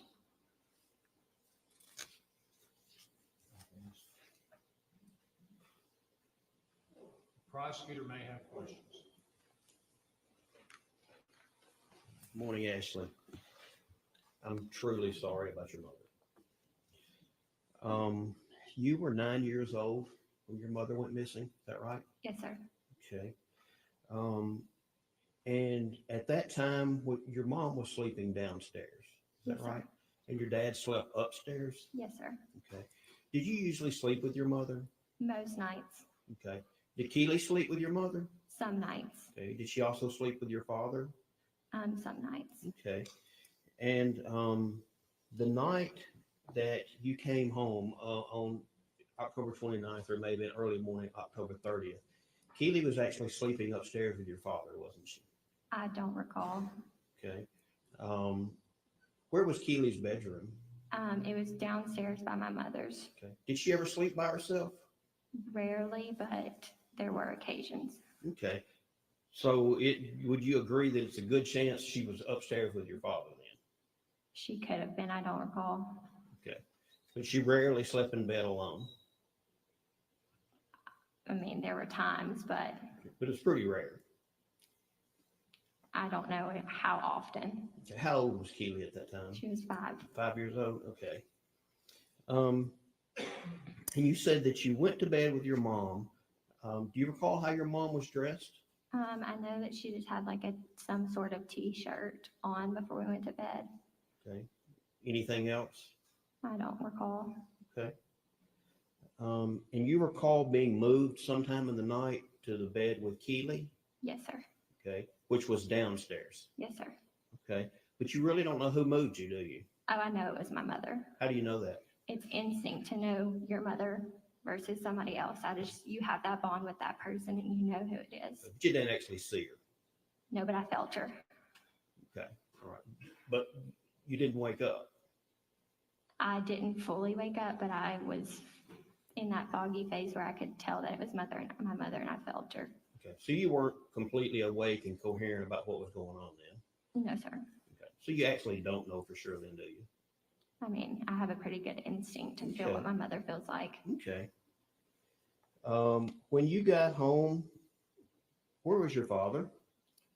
I don't remember exactly if he came downstairs or stayed upstairs. Did you see him? I don't recall. Do you know if your mother talked to him?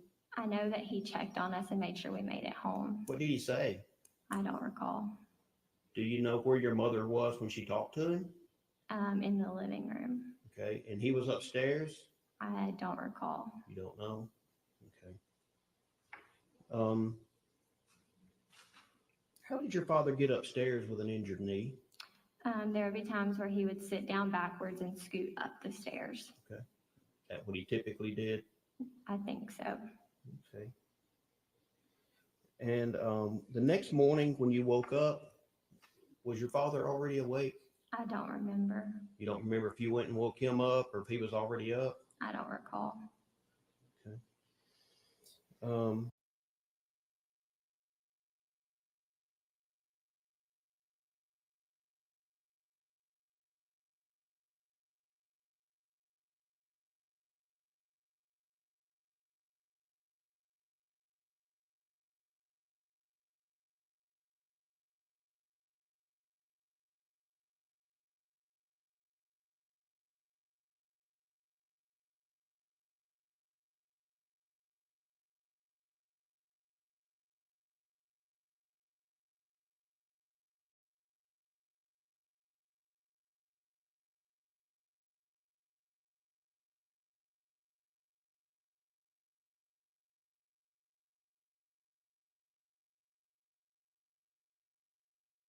You said your mom ran over a dog?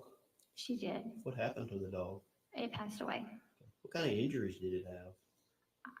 I have no idea. It was a small dog. Did you see it? I did. Okay. Was there a lot of blood? Yeah, it was bleeding out of the mouth and Okay. It wasn't inside the garage though, was it? I don't recall 100% where it was. It was either right there on like the edge of the gravel garage area. Okay. Which would be Oh, not the I'm smooth sorry. part of the garage, it's the gravel part. Well, right there where they meet. I said I had to go help a customer for my son, and we didn't have what they wanted, and they were not happy about it. And it's like, guys, if someone's out of product, they're out of product. You can't get mad at them. They're selling it faster than they anticipated. Deal with it. Be patient. Try something new. I was asking my mods, please tell me what I missed. And guess what? My device is arriving today, so I only have to push one mic button. Were the gravel in the garage neat? Yes. Okay. And you had a swimming pool? Is that right? Yes, sir. And you swam in it often? We did. Okay. You didn't swim in it in October, did you? I mean, I don't know exactly when the pool was closed. Okay. If it was 50 degrees outside, you wouldn't have been swimming, would you? No, sir. Okay. So there wouldn't have been a need to clean the pool if it was winter time or it was in the fall where it was cold, would it? Well, if we were closing the pool down and cleaning it. Okay. That would be the only reason. Yes, sir. One moment, John.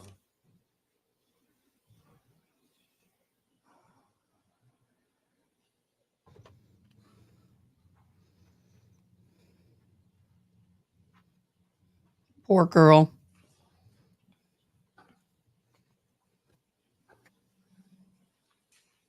It's all yours. Are you kidding me? Yes. The morning you woke up after your mother brought you home that Sunday, did you have occasion to look around the house or be in the house? Were you at the house before you and your dad left with your sister? Like, once I woke up, Mhm. we were. Yeah. It's funny how we ask questions, I know. Did you hear anything at night, or did anything wake you up once you went to sleep about a fight or a disturbance? No, sir. Did you hear anything out of the ordinary? No, sir. Did you hear a fight or a struggle in a room where somebody's clothes were being torn off? No, sir. Did you hear anybody yelling or saying help or anything? No, sir. When you got up, did you look in your mother's room sometime that day? I went to look and see if she was in there. Did it in the room that y'all both, the room she stayed in? Yes, sir. Did you see anything that was out of ordinary or looked like somebody had been fighting in the room? No, sir. Did it look consistent with what you saw before the night before? Yes, sir. Did you smell any bleach or strong odors when you got up I did not. or around the house when you walked around that mid-morning up till after lunch? No, sir. The next day No, sir. or in the days following? No, sir. Just one second. Thank you, ma'am. I just bought a new pack of needles, and this needle's What kind of bent. housekeeper was your mom? It's snagging every time it pulls. Housekeeper? Yes. I don't understand the question. Did she keep the house clean? Not always. What did it usually look like? I mean, it was messy most times.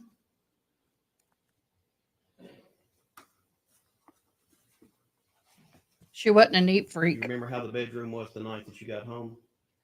I don't remember everything about it, but Okay, that's fine. No more questions.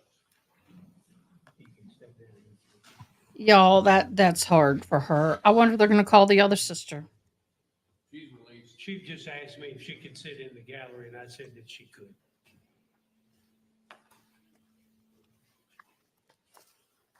Ladies and gentlemen, lunch is here, so we're going to go ahead and take our lunch break. Now, remember, don't discuss the case. Still have not heard all the proof, and you have not heard the law applicable to the case. Do not form or express an opinion. Have a good lunch, and we'll see you back about 1 o'clock. Okay? All right.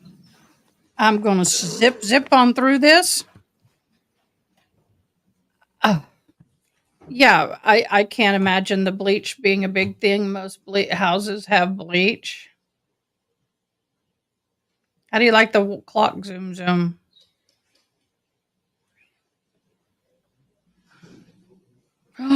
We're catching up, y'all. We're catching up. I'm so proud of us. Now I wonder who the next witness.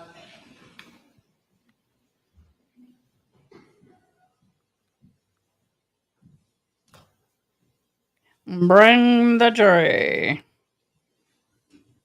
Somebody asked why I say that. Well, if you ever watch the Murdaugh trial, Judge Newman's "Bring the jury" was so. Oh, I would love to have the sound bite from that. I'm trying to figure out how to do it.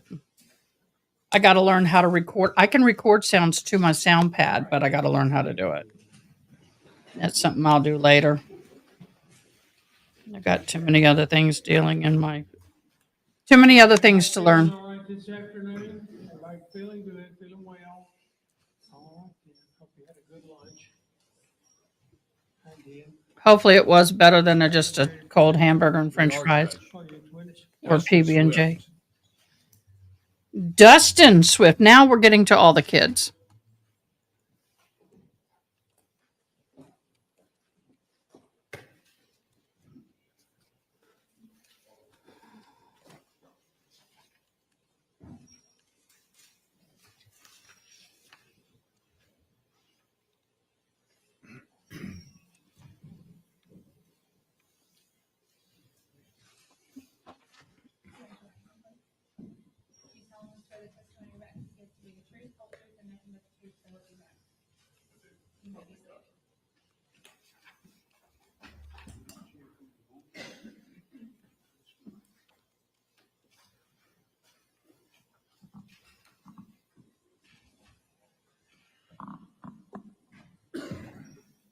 Are you Dustin Swift? Yes, sir. How old are you now, Mr. Swift? 31. Oh, wow. Are you the children of David and Karen? Are you the child of David and Karen Swift? I am. Those are my parents. Now, you remember the time when your mother went missing back at the end of October of 2011? I do. How old were you back then? 18. And were you in school back then? Yes, sir. Would you just tell us where you were in school? I was over at University of Tennessee at Martin in the pre-vet program. What year were you? It was my first freshman year. Of your freshman year? Yes, sir. Now, before you left for college, did you live home? I did. Did you live with both your parents at their home? Yes, sir. And up until you left, I guess, I'm asking, up until you left for college, did you live at the home? Yes, sir. After you started college, what time of that summer do you recall of 2011? I'm sorry, I didn't hear you. When did you start college back in 2011? Do you remember around what time frame? August. It would have been fall. That was a month. Was that a month or two before your mother went missing? A couple of months, yes. Now, how did you learn that your mother went missing? We had woken up first thing that morning, and my best friend had received a phone call, and he didn't tell me anything, but he was instructed to drive me back to Dyersburg. And did you go back to your mom and dad's home that day? Yes, sir. And was that a Sunday, or do you recall what day of the week it was or weekend it was? It was the day that her vehicle was found that morning. And when you arrived at the house, do you remember around what time? Was it morning or afternoon, or do you recall? Late morning, afternoon. And when you arrived at the house, did you walk around or notice anything in the house? Of course, I walked around. I didn't notice anything in particular. Did you smell any strong chemical smells like bleach? No, sir. Did you notice anything that was out of the ordinary in the garage? No, sir. What about in the house around your mother's bedroom? I noticed nothing at all in any region of the home, anywhere out of particular.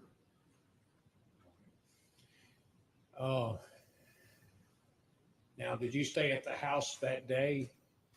Or did you have occasion to leave sometimes? I would leave every once in a while, but when I came home, I stayed. Was there a lot of things going on that day? Yes. And did people come over to your house, to your knowledge, or do you remember? I don't recall if anybody came over. Later, did you notice law enforcement come over to the house, or either that day or in the days after that? I do remember one time. Would you just tell us what you recall? It was late in the evening. The sun was down. The sun went down. I don't recall if it Sorry. was Ashley or myself that noticed someone knocking on the door, and they presented AR-15 assault rifles. Multiple people in the garage, decked out. Search warrant. And did y'all stay in the house, or did y'all have to leave? We were asked to leave. You were ejected from the home. After you left? I have survived one of those. Navys next door. And was this a few minutes or a few hours? Well, it's going to be hours. Several hours. Yeah. All right. That is not fun. I've survived that. Are you aware that your father had injured his left leg before your mother went missing? I was. Do you remember? How do you know that? Earlier that your father had a surgery to his leg? Traumatic surgery, yes. How were you aware of that? Now, you had been gone to college for a little while. Traumatic surgery? When you came home, did you notice anything about your father and his leg use or getting around? Nothing in particular. Did you, when you came home the weekend your mother was missing, you had been gone the week or two before your mother was missing. Is that right? Yes. It was a week or two before she went missing that I came for the weekend or the day. When you came home after your mother's missing, did you observe anything about your father and his walking around with his leg? It's the same as before. It's injured, on crutches and a stiff leg brace, I believe. Now, let me ask you about before your mother went missing and when you were at home. You recall whether or not you knew that your mother in the months before she got divorced or after she got divorced? They never divorced at that point. The second time, they didn't even get there. Yes. And do you recall around the time frame that your mother went somewhere and filed for divorce? She called me late one night. Is that how you learned? Sir? Is that how you learned of it? She told me that she was filing for divorce. And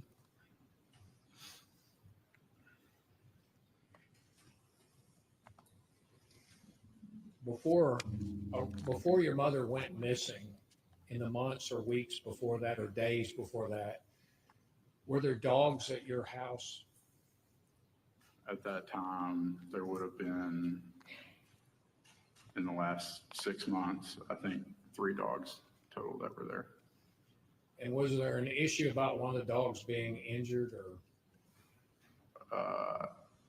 Actually, poisoned. 3 different instances where all 3 of them were injured. Now let's take them one at a time. The most recent one, what was that? The one closest in time to when your mother went missing. That would be my current living dog. And a dog that was injured in 2011? He was poisoned in 2011, yes. And obviously, do you still have that dog? I do. And what about the one before that? The one before that was a smaller dog that was more so with my little sister's dog. Her name was Mia. Mom accidentally ran over her while she was checking the mail. And were you there when it happened? I was. And just Don't tell me describe you're gonna what cry, you son. observed about the dog and where the dog, if the dog was moved or where the dog was brought. She was ran over right by the mailbox. She liked to chase cars for some reason, and Mom didn't know she was out there. And she was a smaller dog, so she was instantly killed when she was ran over. I remember Mom bringing her up. I believe Ashley and I were outside at the time, bringing her up, and we were obviously weeping. And Where was the dog brought to, or can you say? I know that we stood over and prayed over her. It would have been right inside the garage or right out front of the garage. Okay, so hence the animal blood in the Was garage. there another dog before that? Yes, there was a dog that got shot. He was previously my brother's dog, and he didn't have a place for him, so he came and lived with us, and one of the neighbors shot him.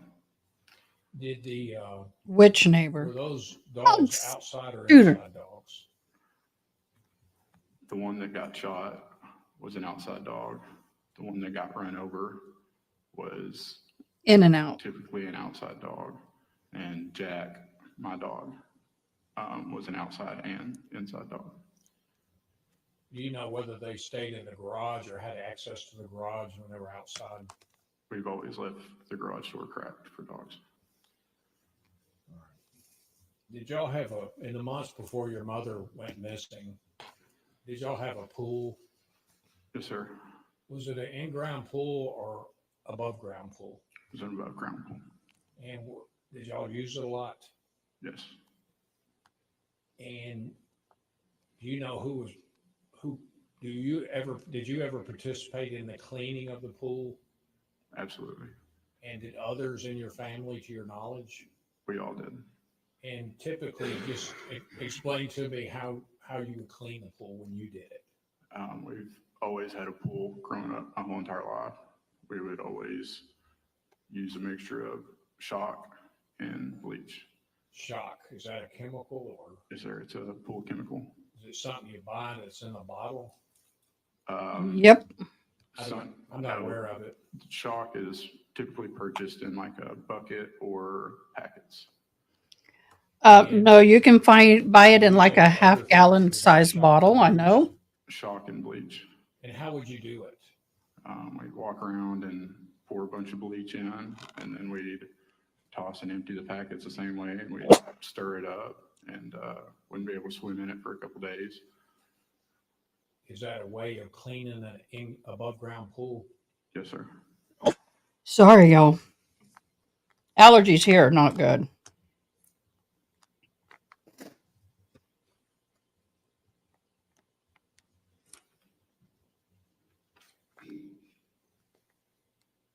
Now, were you at home when there was an issue about the dog being poisoned? No, sir. I don't believe I was home at that time. Well, then let's don't talk about it.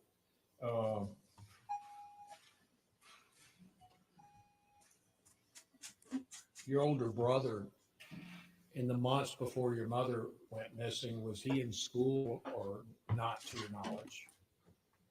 My older brother at this time? Yes, sir. He was in college. And where did he go to college at the time? At the time, I believe it was Conway, Arkansas. To your knowledge, did your brother come home from time to time on the weekend? Rarely. Okay.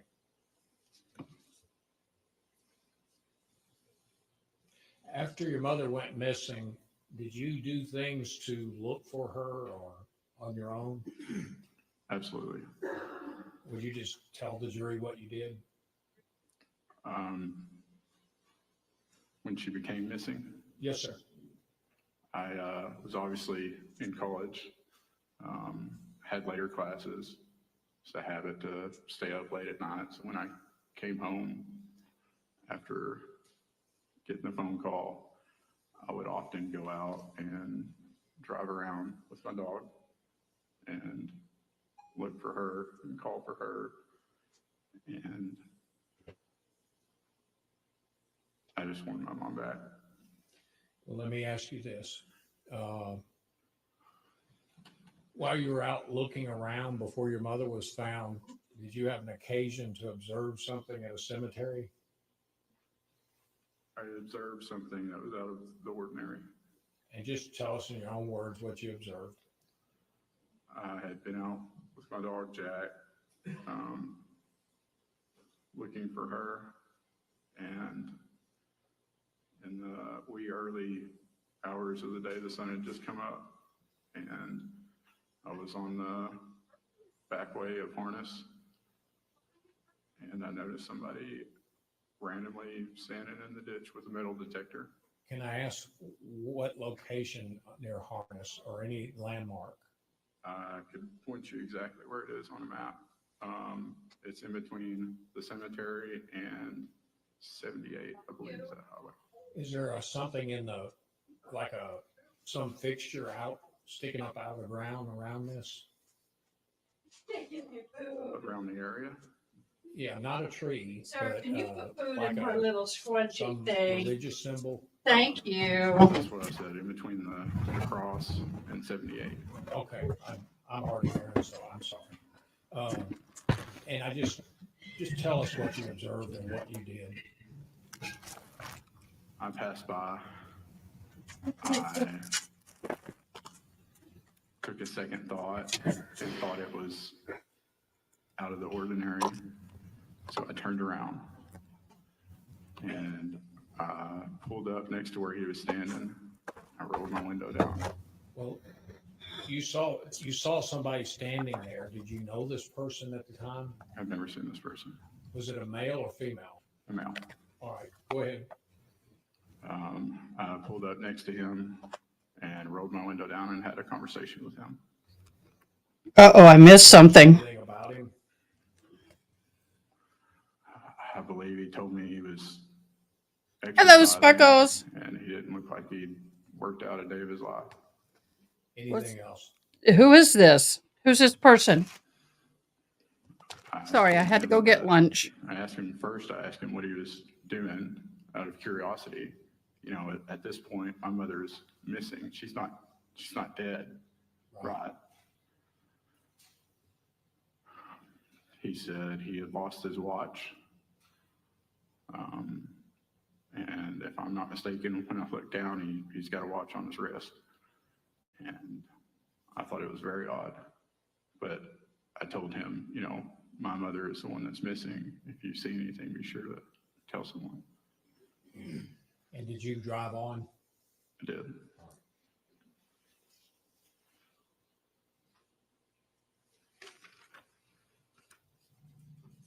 And were you later interviewed and told that to the investigators? Several months later, I did, yes.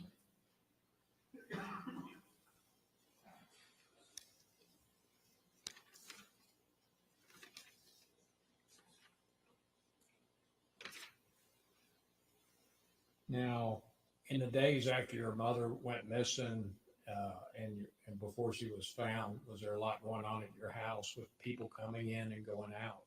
Yes. And was there a vigil at your house? Yes. And after that, your mother was found. You recall that, hearing about that? Yes. And did you go back to school? No, sir. And I guess did your dad continue to raise you and your two sisters? Very well. All right. And did you continue on with school and your education? I did. Did you graduate from school? Yes, sir. How are you employed now? I am a federally licensed aircraft mechanic. My company does avionics upgrades for general aviation and also defense contracts. And when you weren't in school, did you continue to live at home with your father until you did go back to school? Yes, sir.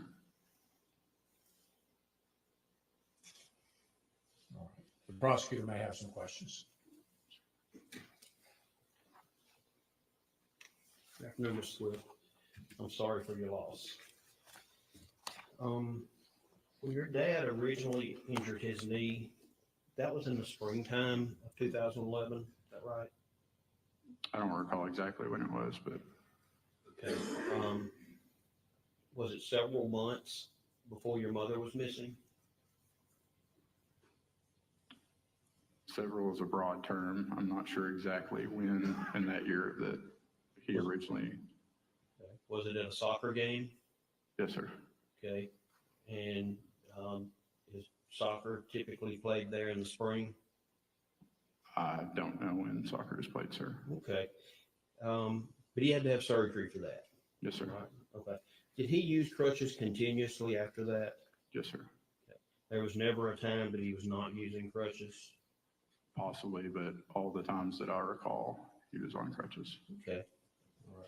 So that would have been even months before your mother was missing, he was still using crutches? Yes, sir. Okay. And you said that you knew your mother had a second phone? Yes, sir. How did you know that? I believe my father told me. Okay. And when did he tell you that? I don't recall. Was it before she was missing or after? It was before. Okay. So your father knew before your mother was missing that she had a second phone? Yes, sir. Okay. And you said that your mother ran over your dog, Mia. Is that right? Yes, sir. Or was Ashley's dog, I think? Ashley and Keely's dog. Okay. When your mother brought the dog up, did you say it was like on the edge of the garage and the drive part? I don't remember exactly where it was. I know that we were in the garage at one point praying over and weeping. Do you remember when that happened? Not specifically, no. Okay. Was it close in time to when your mother was missing, or was it a few months before? I don't recall specifically. Okay. You said that y'all typically left the garage door cracked for the Yes, sir. dogs. Did you ever just leave it up? Sure. Okay. Was it left up often?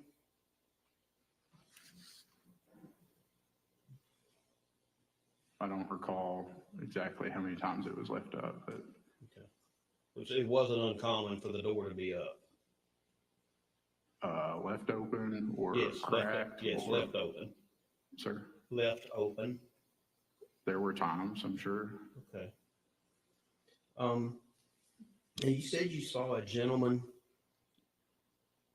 near the cross. I think you said between the cross and Highway 78. Yes, sir. Is that right? Yes, sir. Do you know where Bledsoe Cemetery is? I am aware now. I was not aware at the time. Right, but now you know where it is. Yes, sir. Okay. He wasn't near the cemetery. He was, I mean, you're from Dyer County. Yes. It's Yes. down the hill, it curves to the left, Okay. and on that straightaway before it gets to 78. Before it gets to 78. Yeah. Okay. So he was away from the cemetery. You had Bledsoe Cemetery. If you're driving towards 78, you would pass Bledsoe Cemetery, then the cross. Is that right? That is correct. Okay. And he was past that?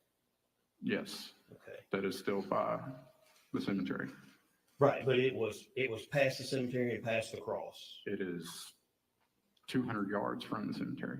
Okay. All right. And you stopped and talked to him. Is that Yes, sir. right? And he said he was exercising? Yes, sir. I can still tell you what he was wearing. Okay. What else was he doing? Just exercising? Well, he claimed he was exercising, but he had a metal detector. He claimed he was looking for his watch. Okay. All right. But you said he had a watch? Yes, sir. Okay. Do you remember telling officers in your interview that you were about 60% sure he had a watch? Yes, sir. Okay. So you wasn't 100% sure that he did? 60%. Okay. All right. Also, when you talked about that, this was an interview and a statement you gave officers in July of the following year. Correct?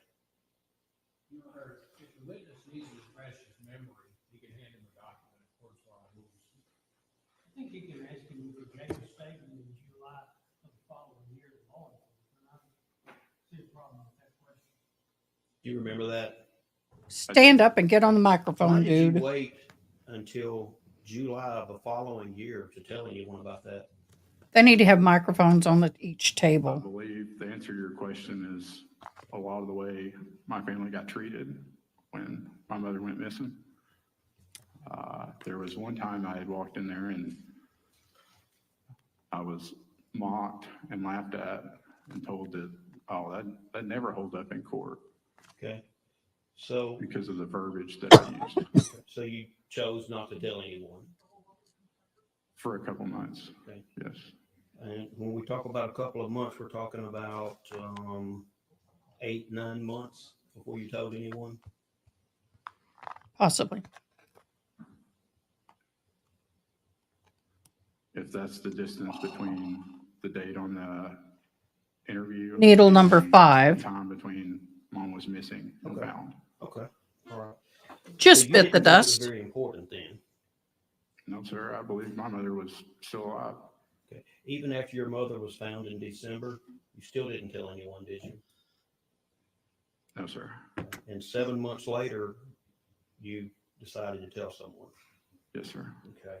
And when you were talking to officers, did you tell them also that you had been out all night looking for your mother and you were extremely tired? Yes, sir. I explained that I had different hours and I would stay up late at night often. Okay. Did you also tell them that things were heavy on your mind and you couldn't get it off your mind? Yes, sir. Okay. And you also told officers that, let me see specifically.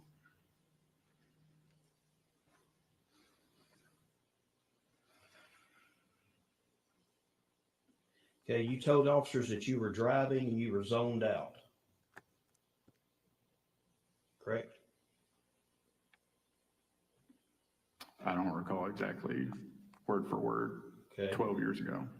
You also told them that you had this feeling that was kind of like deja vu and you remembered this man. Yes, sir. Okay. So it was a weird feeling and all of a sudden you remembered that you had seen this guy. Yes, sir.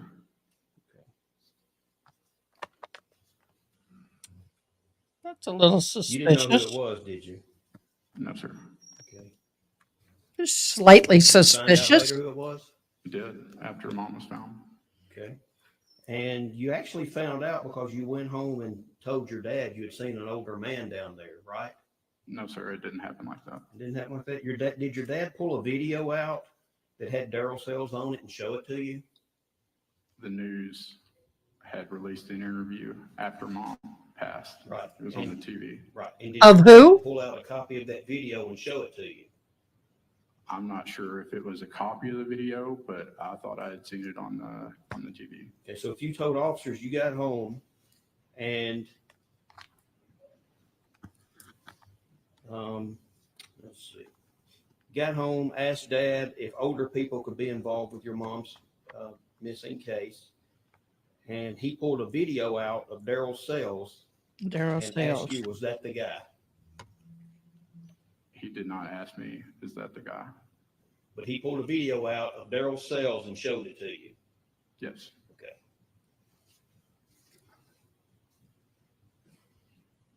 That's it. So now they're saying Daryl Sales is the possible murderer. In the months before your mother went missing, did you notice a difference? And my mother? Yes. Yes. Were there times that you would get up while you were home and she would either always be there or not? Yes. Did your mother have habits, routines then of how she would get up or work during the daytime? She was a very early riser. Were you aware that she was going to the gym pretty actively? Yes, sir. Were you aware in the evenings that sometimes she would go out? Yes, sir. Were you aware that sometimes she would do that without your father or after your sisters were in bed? Yes, sir. Were there times that you had to watch your sisters in the evenings because of that? I don't recall in the evenings, but during the day sometimes, yes. Okay. That's all I have. when you say your mom was an early riser, what time did she typically get up? Okay. And you said she would go to the gym early. Didn't she usually go after she dropped the kids off, the girls off at school? I did not know my mother's current schedule. Oh, I thought you just testified that she went to the gym early. She would go to the gym early at times, yes. Okay. What time? I know that she would be gone sometimes before 6 o'clock. Okay. And you watched the kids quite a bit, didn't you? Ashley and Keely? Off and on, yes. And your dad asked you to watch them a lot, didn't he? I don't remember a lot. How many times did your dad ask you to watch Ashley and Keely? I don't recall. Once? Twice? More than 5? That's the thing I don't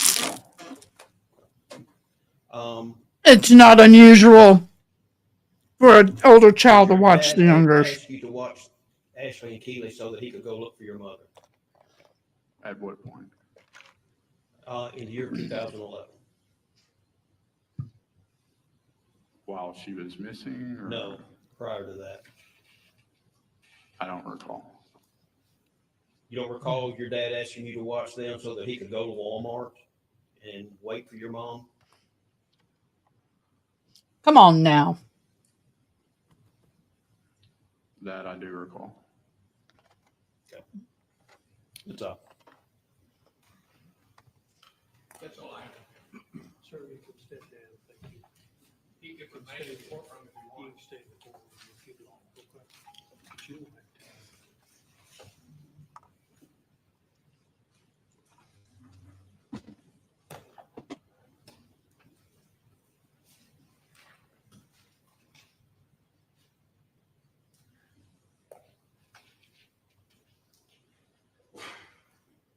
Next witness. David Williams, Your Honor.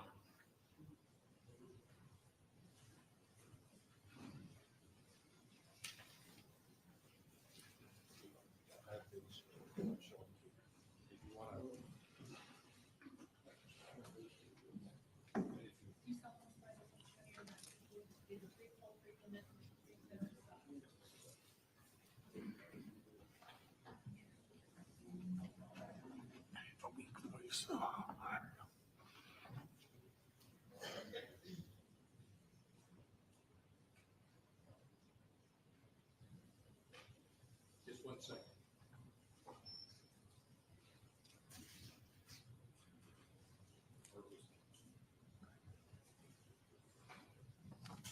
Are you David Williams? Yes, sir. And how are you employed, sir? I have my own consulting and forensics engineering company focused on mobile location, communications networks, and computers. Sir, can you back away from the microphone just a tad? Sure. What's this? We want to be able to hear you, so if you can't hear, let us know. And I guess where do you reside? St. Louis. And I guess let's talk about your education and background. Would you just briefly tell us about your education? I have a bachelor's in electrical engineering focusing on computer engineering from Purdue University in 1983 and a technology MBA from the University of Texas at Austin in 1987. Do you have a background in mobile location? Yes, very extensive. And when I say mobile location, what does that mean? It's essentially finding, using, or transmitting the location of some sort of device that has some sort of mobile aspect to it. So whether that's a phone or a fighter jet. Oh, you're wonderful. Or Thank watch or you. whatever, that kind of thing. All right. Do you have a background in computer design? or You're technology? awesome, Anne. Thank you. When I say computer Perfect. design, what exactly, would you just explain that to us? I started out in 1983 in working on the digital redesign of the F-15 fighter radar. And so that involved actually designing. You're spending that kind of money for this kind of a witness? Holy crap. sensors and communicating with the ground. Do you know how expensive this guy is? Doing target acquisition and targeting and all that kind of stuff. So that's actually an example of all three of those. All right. This guy is And not going to be I cheap. guess computer design, CDR, when I say CDR, what is that? Call detail records. Okay, do you have some experience with that? Yes, in particular, I helped design and implement the first generation of location-based services and the enabling location networks for then Nextel as well as AT&T. And whoa, do you have any patents that related to location and communication technology? Yes, I have 9 patents granted and several others pending. For example, I have a couple patents that use mobile location, communications networks, computers, sensors, arrays, even artificial intelligence. This guy was good. Detect and hopefully preempt parole violating behavior in the criminal field. Yeah, I'm reading the names more than I am Mobile hearing them. communications location profession for a number of years? I've been focused on it for my own company since 2002. Prior to that, I was essentially focused on it as an associate partner in Accenture's communications and high-tech strategy practice since the mid-90s. Why can't I get it down lower? Various forms at different times, go. including going back to the F-15 radar days as early as 1983. Have you been employed in also duties involving? How much are you being paid? Yes, the location, the patents, for example, but everything from the F-15 work to essentially all sorts of computers, which essentially are smartphones. Is his attorney a public defender? Because that's a lot of money they're spending on an expert. Mobile devices from that involve computer design using microprocessors and associated integrated circuits and that kind of thing. So it's all really tightly integrated together. Have you written or published anything regarding mobile location communications? Yes, I've written 4 books. Have you been consulted involving mobile communication location? Yes, I've consulted for all of the major wireless carriers, many of the major Probably military. companies. I've also consulted with the Los Angeles County District Attorney's Office, the City of Houston Police Department, and various state entities, including the state of Tennessee. Have you testified in court before? I've been deposed on about 65 matters. I think this is testifying in court number 14. Is that been civil court, criminal court, or? It's 7. This will be the 7th. Most. I am so sorry, Sparkles. Can you can instant message me if you need me to pray for you? Once the city of You're Houston, part of the family. We take care of you. the state of Ohio, the state of Tennessee, the state of New York, and as well as Canadian court. Have you testified in the last few years in West Tennessee criminal court? Once. Oh yeah, y'all. He's qualified enough. Gee gads. Hand it to you, Mr. Williams, and ask you to review this. Do you accept him as an expert witness? You guys are so relaxed. Or is that the one that you provided to us? Yes. And We'd like is to that have him list entered as an the things that you just expert witness, Your testified in Honor. Detail about your background and education and experience.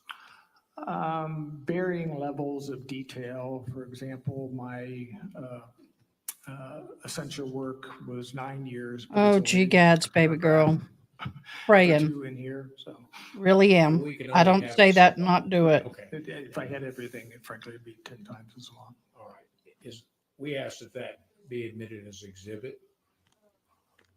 You want to get him qualified as an expert yet? Or are you just going to just have him rattle off his expertise and just assume the court's accepting him? Just a second, that's, that'll be admitted as number 42.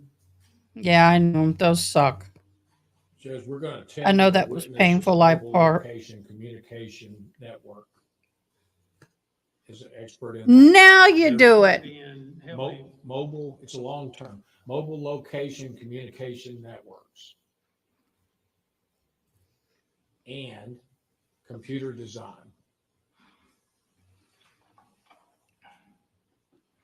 So you're going to come here and say that somebody else could have accessed the computers while just before the death and right after the death of his wife, he was looking for adult images. Ow! Trying to sign on to adult sites for mating. Yes, Your Honor. And other sites that display inappropriate images of adults doing adulty acts.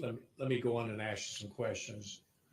Did you were present when the other gentleman that testified about the cell phone data and the lady, you observed their communication about the. You're going to disagree with all of them, aren't you? I was here for the gentleman agent, and then I watched the female agent from last week on Court TV. Good. Hey, free commercial for Court TV. With some of the material that they testified about. Yes. Several months back or a year back. Various times over a long period of time. And the items you reviewed, were they some of the telephone data and computer data that was testified about by the state's experts? Yes.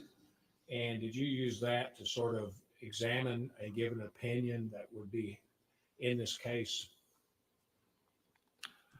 I examined it and consulted on various things. Got a mosquito bite right there. All right. Did you do that to give advice so you could help the defense lawyers understand the data? Correct. All right. Now,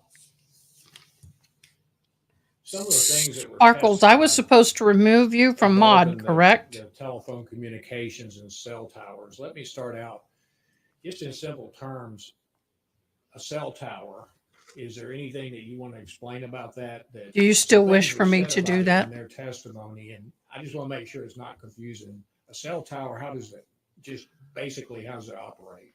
Well, the first agent did a partial picture of the cell tower. Personally like to leave you so you can have the benefit of communicating with us. Communicates with mobile devices. Okay. That's not the only I wanted to see. part of the cell tower. Sorry to do it, baby girl.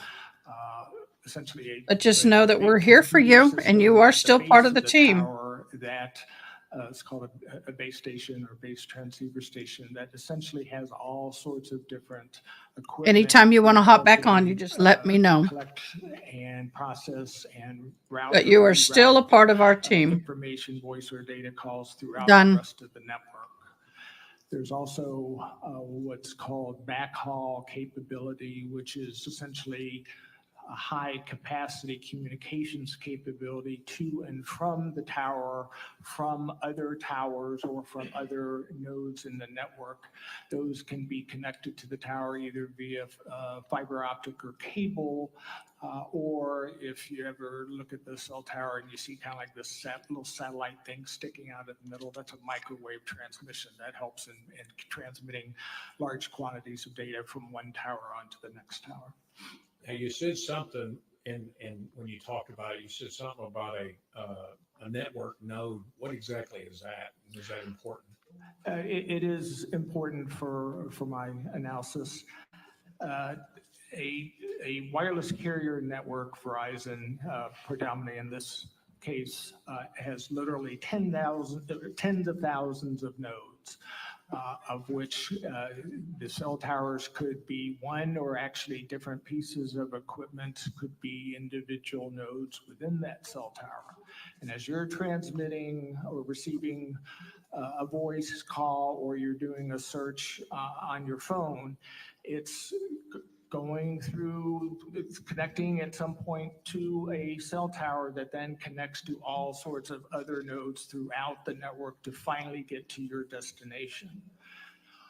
What's subsequently, what's related important is each one of those nodes has a specific address. It's called an IP address or Internet Protocol.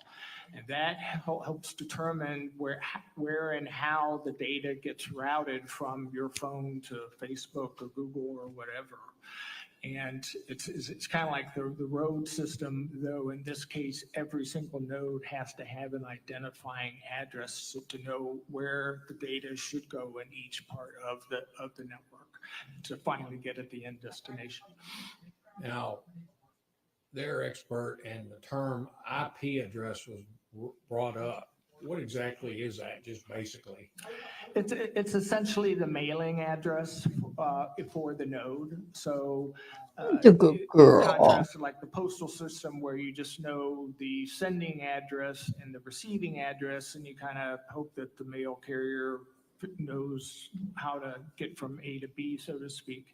Every single node in the network has to be known so that as you connect through these literally tens of thousands of nodes, of which there is literally many hundreds of thousands of possibilities if you think about all the different directions that something could go, so that the data knows exactly where to go, particularly when you're sending data information that's broken down into tiny little pieces called packets. And literally you can have, in just a Google search, you can have literally dozens of packets flying all over the place in different directions, but it has to know ultimately where to get to, as well as being guided along the way to ultimately get to your end destination. Now, the term network extender, you heard that explained by the state experts. Yes. Do you want to just tell us in basic English what that means? Or? Well, I'll tell you what it's not. It's not this thing sitting in your house that is like this amplifier that your phone connects to and then broadcasts out on giant volume to the nearest cell towers. That's not what that is. Instead, it's much more of a piece of computer equipment where the phone connects to the network extender. The extender is connected to your home computer router, and then your computer router goes kind of. It basically boosts your signal. Through the underlying. This guy's voice is driving me nuts. Okay, just saying. Can't help it. Okay, but the router is basically a booster. It just sends the signal, makes it expand a certain amount of feet. So I have a friend who has a house in a separate garage. She's turned into an art studio. She has an extender in there so that the Wi-Fi and her signal can reach just to the garage. It's a very limited amount of feet. I think it's 50 feet roughly. So people think that the extender is this big bad thing, and it's not. It doesn't reach that far. And once you go out of that extender, then it loses connection. Then crap, where did the needle go? Oh, snap it. Anyway, that's what that is. We'll continue while I look for a needle.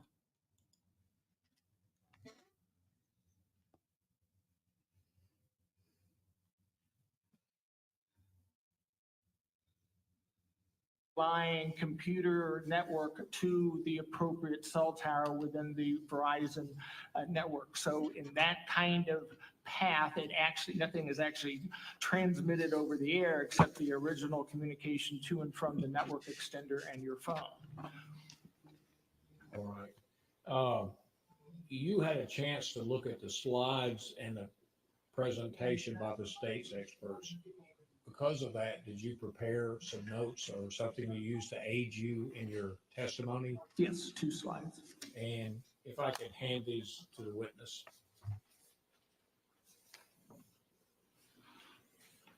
Wait a minute.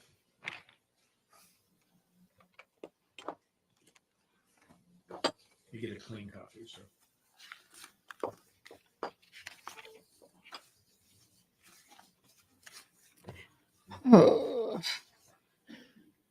Thank you, sir. Can I ask, would you just I Take one to apologize. Look at them, tell me if you recognize those. Yes. And I guess, would you just take one and hold it up and tell me the one with the map? Don't show it yet. So the first agent testified towards the very tail end of her testimony about the data points that occurred after, as she said, the Karen Swift phone disconnected from the network extender at 4:38. Did you prepare that diagram or map? I did, to illustrate that if what she said was accurate. Well, let's get into interpretation. Is that a true and accurate copy of what you prepared? I'm sorry, yes, it is. All right. I asked that that be made an exhibit.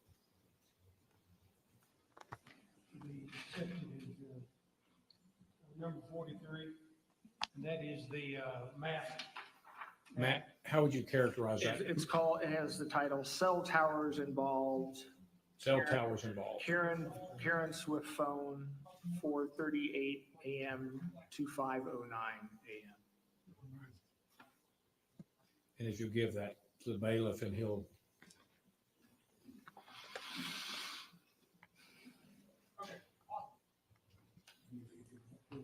If you will.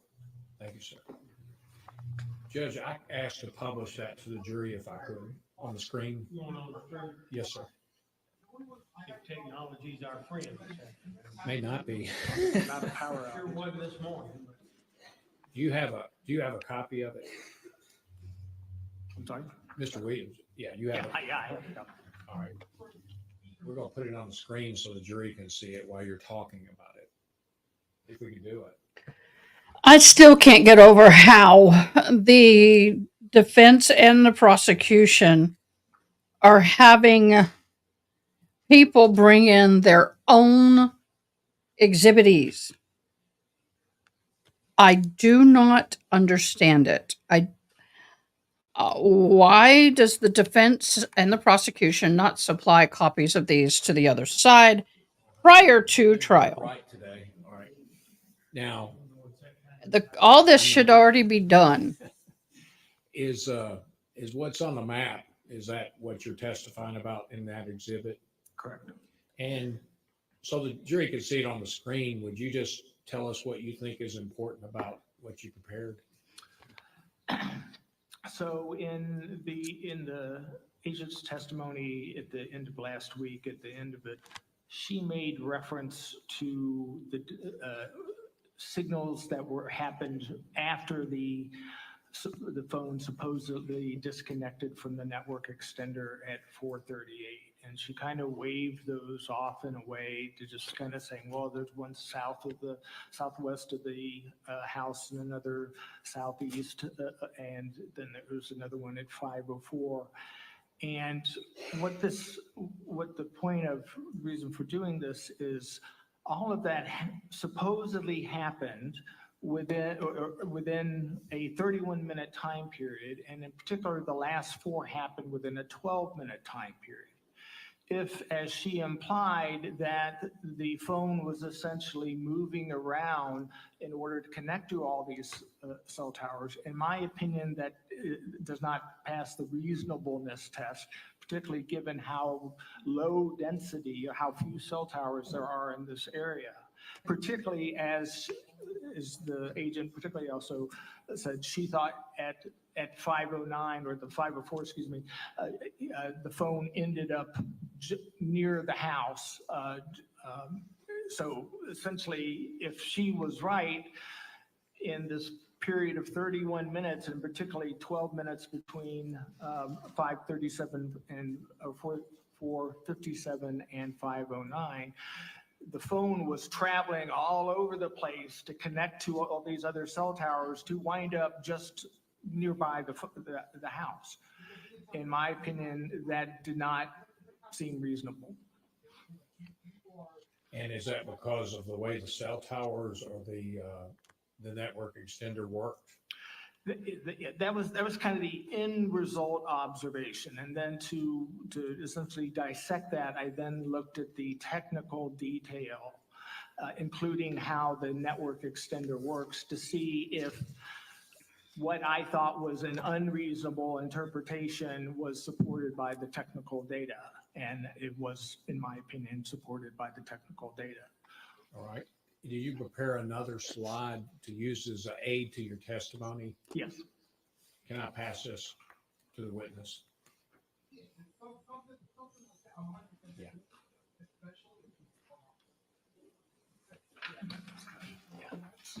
I know, but I got to introduce this as an exhibit, so. Yes, this is it.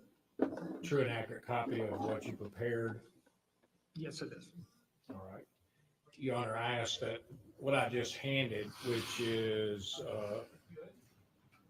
what would you title this? Well, the actual data is An examination of the data? Is the examination data of the 731-377-5549 CDR 3G report. Is 5549 the cell phone that was identified previously, Karen Swift? Yes. All right. I asked to be made an exhibit.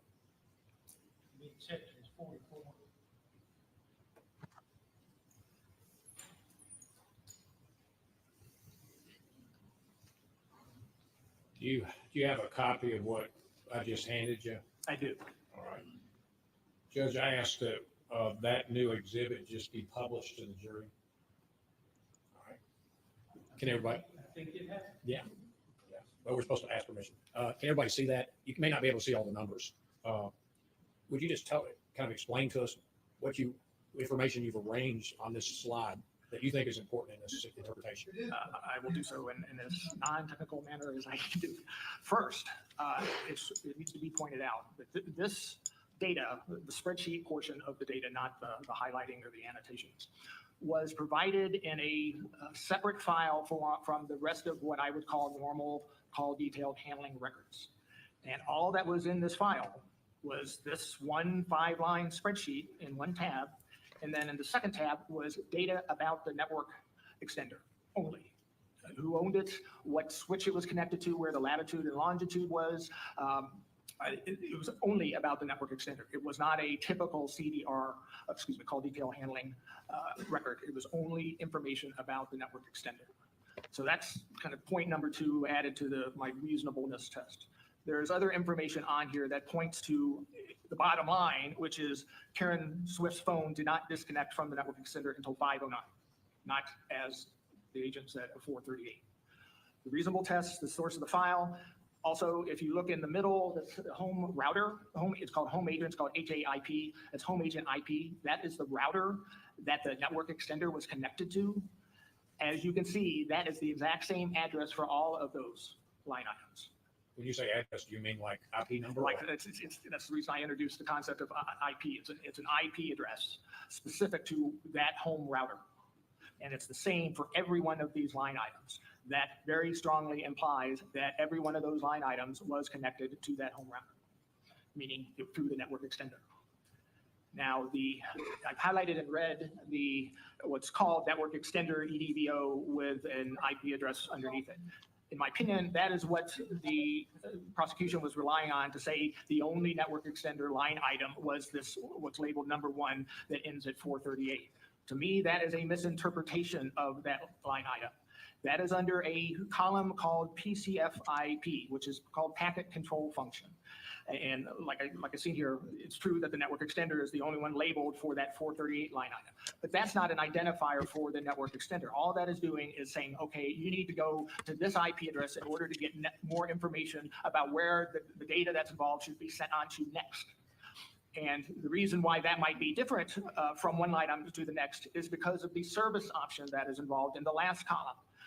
As you can see, only the last line item is labeled EVD. That's evolution, voice, and data. It's a certain kind of data voice combination that there's a zillion. You can literally spend days on it trying to understand it. But the point is, it's a distinct service option from the other line items, which, with the other items being EVDO, which is evolution data optimized, which is high-speed data, and then 1X, which is actually a earlier generation 2.5G data. Point being is those service options were different than the last one. Therefore, it is very very logical for them to have different PC IP addresses. All of them being routed through the network extender, however, as an initial entry point into the network. And then finally, the cell tower ID. The cell tower ID, as described by the original agent, she was using that essentially for this first slide, saying these were just additional data points that are not really important, and they were connected to these other cell IDs, cell towers, and really that's kind of the end of it. Well, in my interpretation of this data, the cell tower ID was really just going to the specific cell that had the necessary equipment for the service option involved in order to be appropriately routed to its next destination. And so it had nothing to do with over-the-air transmission from the phone directly to the cell tower. Instead, it was going from the phone through the network extender, through the router, through the back of the Verizon network, routed to the specific cell tower where it had the appropriate equipment to then process the data service option type to ultimately the next stage in its destination. Now, you prepared and labeled all this data on this slide? Yes. You had a column marked when? What does that signify? Because these line items were in kind of reverse chronological order, with the earliest one being at the bottom, I labeled them 1, and then consecutively 2, 3, 4, 5, and then that corresponds to the original map. That essentially, if you interpreted the cell being communicating with the cell tower, 1, 2, 3, 4, 5 was bouncing all over the place, which is, like I said, not an appropriate interpretation. So did you inputted the data that you received and put it on the slide as to what you thought was the important information to demonstrate the different items that you have listed on here? Correct. And is there anything else you want to say about this slide or conclusions about your interpretation after examining all the data, hearing the state's testimony about this? I should point out that in the gray box is Karen Swift's phone address. As you can see, that's the same IP address. A phone has its own IP address. That's the same one for all 5 of those, and there's lots of material within the discovery that confirms that specific address was for Karen Swift's 5549 number. So I just wanted to confirm that last piece. So basically, let me ask you this. You mentioned the 504. What is your conclusion or opinion about the significance of that? There's a line item at 504 that showed up in various places in the prosecution's testimony. And it's my view that the prosecution conflated that over-the-air call with a different call that just happened to be at 504 that went through this back hall through the router processing that was done. And the reason I believe that is first and foremost in the time. The time is 5:04. Start time is at 5:04. The end time on this piece of discovery material for the network extender is also at 5:04. In the normal call detail record where this other 5:04 data session occurred, it started at 5:04, but in that record, it has seconds. It starts at 5:04, 54 seconds, and ends at 5:05 and 9 seconds. If it was exactly the same one in the same call, it would have shown up, in my opinion, as 5:04 to 5:05 on this document. It didn't. It was just a coincidence. And my interpretation is that there was a data that the phone wanted to communicate. It started on the network extender. The phone fell off the network extender and happened to be within range of the cell tower that it could then over the air connect to and finish off that data transmission. So it was kind of back-to-back data sessions as opposed to conflating them as being one and the same. Okay. Now, when, in your opinion, do you believe Karen Swift's phone was left the network extender for the final time? 5:09. And that's upon examining all the data? Yes. And listening to the state's testimony? Yes. Now, as far as, is there any proof of David Swift's phone leaving the house? No.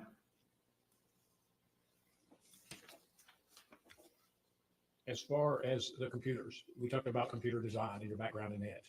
Did you hear the testimony about the Gateway laptop? Yes. And you heard the state's testimony about that. Is as far as usernames, you heard the testimony. Are there any conclusions or observations you make about that? Is it common for people to have more than one username or one username? It is my experience that on a shared computer, most people do one username. And that even extends back to my days of installing early PCs and for various companies, and PCs were expensive and so on and so forth. They did not want to mess with having individual usernames. They wanted just something that have a little bit of security, so the janitor can't log on or whatever, but make it easy to just anybody who needed to use the computer just know what the login was and get to it, as opposed to having every individual one that then you then have to worry about people forgetting or losing the password or whatever. Now, a common area, and you have no personal knowledge of where this gateway computer was located in the house. No, I don't. But a common area could be in a kitchen, on a table, or a desk in a living room. Yeah.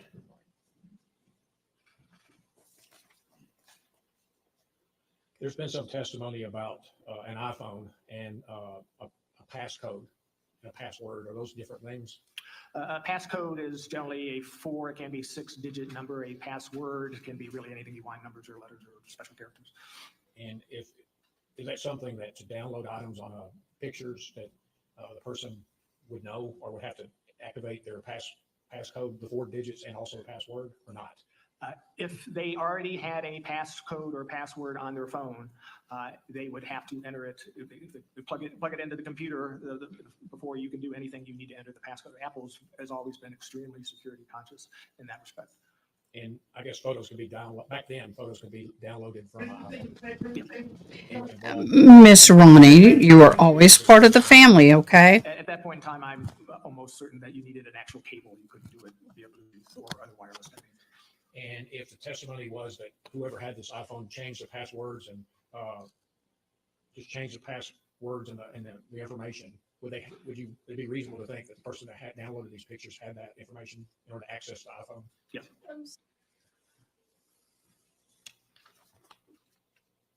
Just 1 second, I'm almost finished.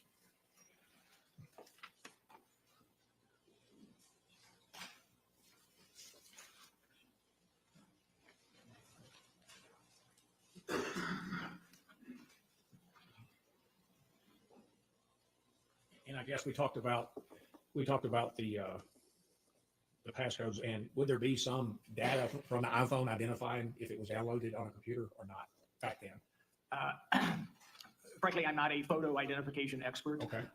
That said, when you're downloading data of any sort, or I should say transferring data from any sort from one device to the next, there is all sorts of what's called metadata. And in my experience, the majority of the time, there is some identification information included in that metadata, but I couldn't speak for certain if that would be the case in this situation. And if there's some possibility or testimony that there were common users on that laptop, these photos can be downloaded from an iPhone or camera to the laptop? Yes. Okay. That's all I have.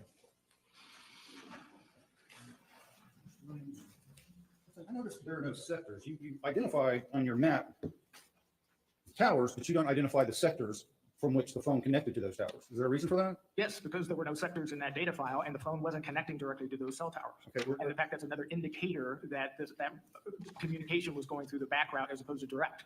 Okay, and so is this what you examined to determine this?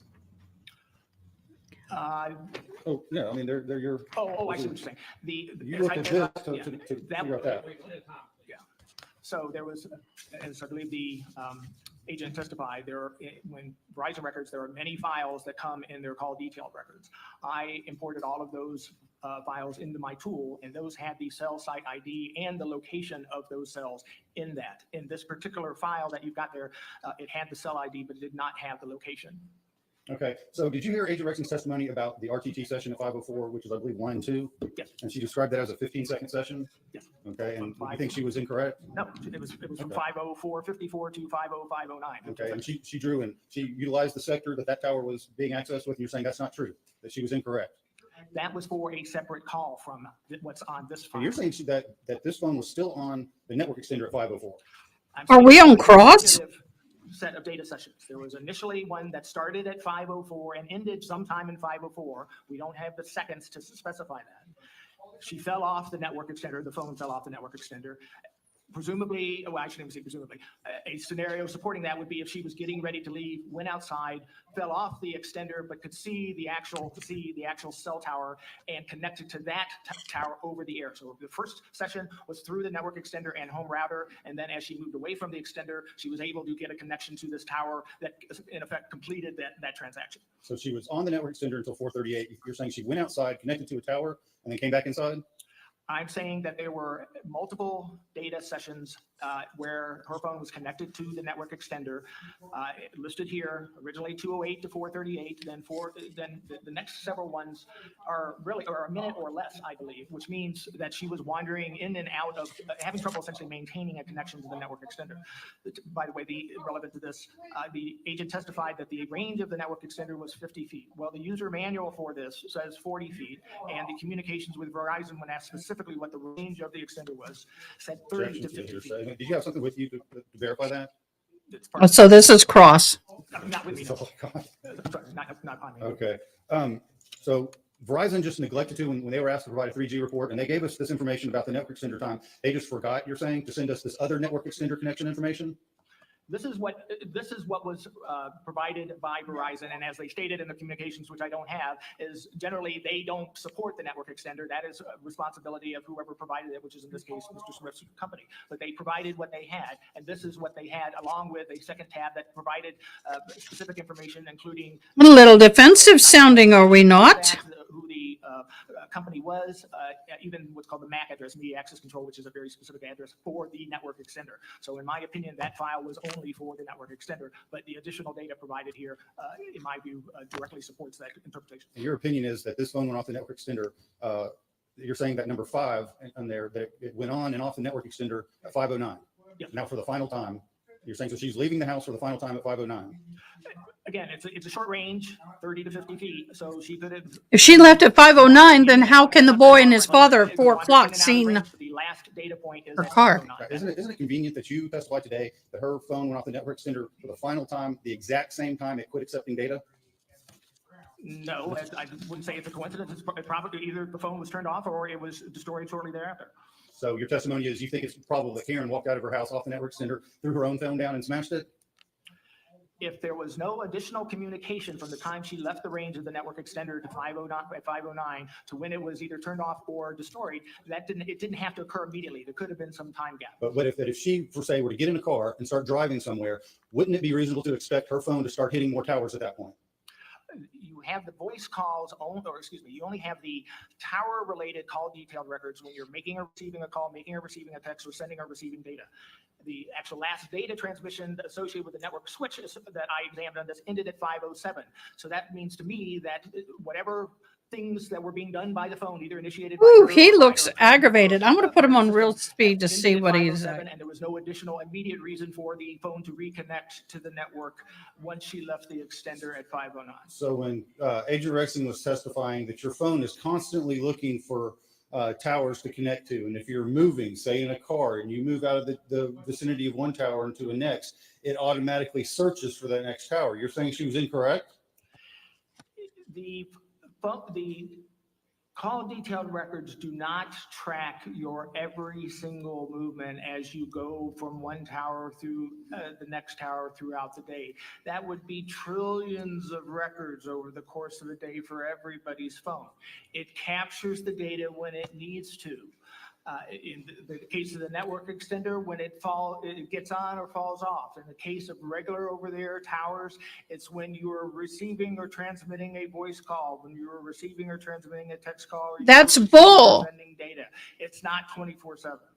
I disagree with that because how many trials have I heard where we've had experts come on and they're talking about this? And one of the things is that they're finding people by GPS, and every time you can see the dot move along the path, they're not on the phone talking, they're not texting, they're not doing anything. The phone is sitting in the car. A lot of people have GPS stuff turned on, but I'm questioning this. What are your opinions? I'd love to hear from you. But you would expect her phone to contact the tower at some point after 5:09. If she left the network extender, wouldn't her phone naturally search for a tower to connect to? It doesn't mean it would be reported through the CDR process unless she was doing a voice, text, or data session. Or because her phone was destroyed at 5:09. Or the phone was turned off or destroyed shortly thereafter. Wow, we're going to have a good redirect, I think. Thank Oh, you. no redirect.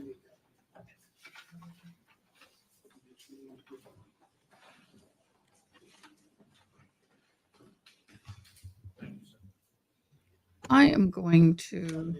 Did I introduce I'm this as going an to exhibit? skip him. Yes, okay. Because I want to go back and listen to something.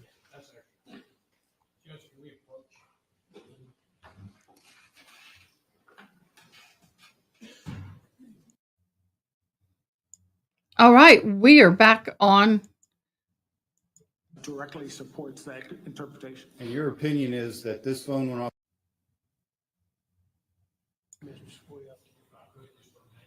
Okay, all right. Well, we're going to stay in recess for about 10 minutes then, and I don't know if you need to. Okay, we have caught up to today's trial. Woo! We're caught up. Yay. Yes. All right, it's time for us to have some chat. What is y'all's opinion so far? I'm just kind of like, whatever at this point. I have not seen any kind of evidence whatsoever that has got me on either side of the boat yet. And I don't know, y'all. I have no clue. Mods, what do you think? Chime in. This is chime in time. I'm going to ask you guys to do the YouTube thing and subscribe because I would love to throw a party Friday night with giveaways. Yeah, I have not seen that they have proven beyond a reasonable doubt. Do I like the guy? Personally, no. Do I think he did some scummy things? Yeah. Do I believe he murdered her? I don't have enough beyond reasonable doubt that he did. Someone was confused a while back and said, well, isn't it beyond reasonable doubt that he didn't? And I said, no, you have to prove beyond a reasonable doubt that the person committed the crime. And right now, I don't see it. I can't begin to be in the minds of the what are they, the jurors?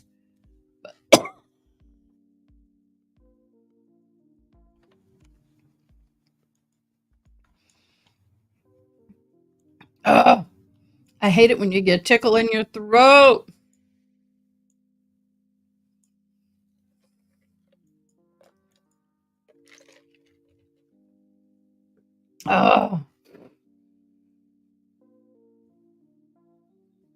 Yeah, that witness kind of bored me. I'm sorry. Not sorry. Why do I keep saying I'm sorry? I'm not sorry. Bored me to hell. But it was an important witness, I'm sure. I'm going to see what our recovery addict is doing. Oh, he's doing the same one right now.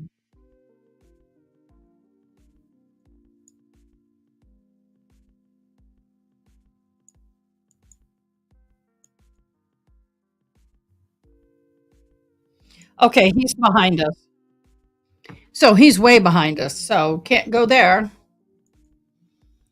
Yeah, most people, I will tell you, experts get very snippy and protective over their testimony and their knowledge. They do. And they always get very, what's the word I'm looking for? They don't like to be challenged in their knowledge. And hey, who does? I mean, I've had people challenge me and I got snippy as hell back. But what gets me is when people are not willing to listen to the alternative and they just go on the attack. But in this situation, he knows he's going to be challenged. That's part of being an expert witness. Is you're going to be challenged. You're going to have to prove your facts. You're going to have to prove your statements. It's kind of like when you go up for your doctorate's degree and you have to prove your thesis. Yeah, the state didn't bring anything to the table to make me feel like he was guilty either. However, there's a lot of minor circumstantial things. One of the things that gets me is number one, the fact that everyone's focused on whether or not he was on and off crutches. Man, I'd be guilty as hell. There's a time in my life when I was on and off crutches like crazy, in and out of a wheelchair. And people would sit there and go, how can you be in and out of a wheelchair? You're abusing the wheelchair. You're faking it and blah, blah, blah, blah. And I wasn't. Just some days I need it and some days I don't. And that's what's frustrating, because sometimes when you have injuries like I had, and the rheumatoid arthritis and health things, they're invisible. And so one day I'd be walking and the next day I'm in the wheelchair and people are like, my doctor told me even now, she ordered me a new wheelchair, said, look, you need to preserve your joints for as best as you possibly can. And if you're hurting and you have a flare up, an RA flare up, and you're in pain and you don't feel good, get your butt in that chair. You can only replace so many joints so many times.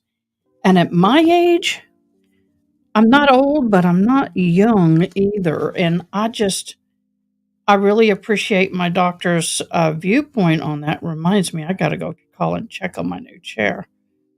You know, it is what it is.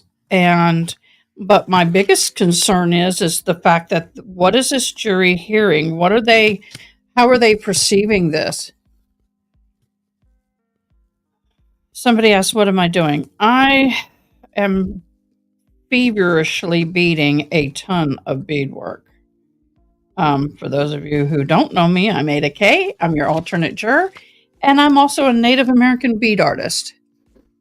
My 93, let me do it this way. My 93-year-old fellow was using a walker off and on sometimes in the store, and I would be there in the scooter because he wanted to walk.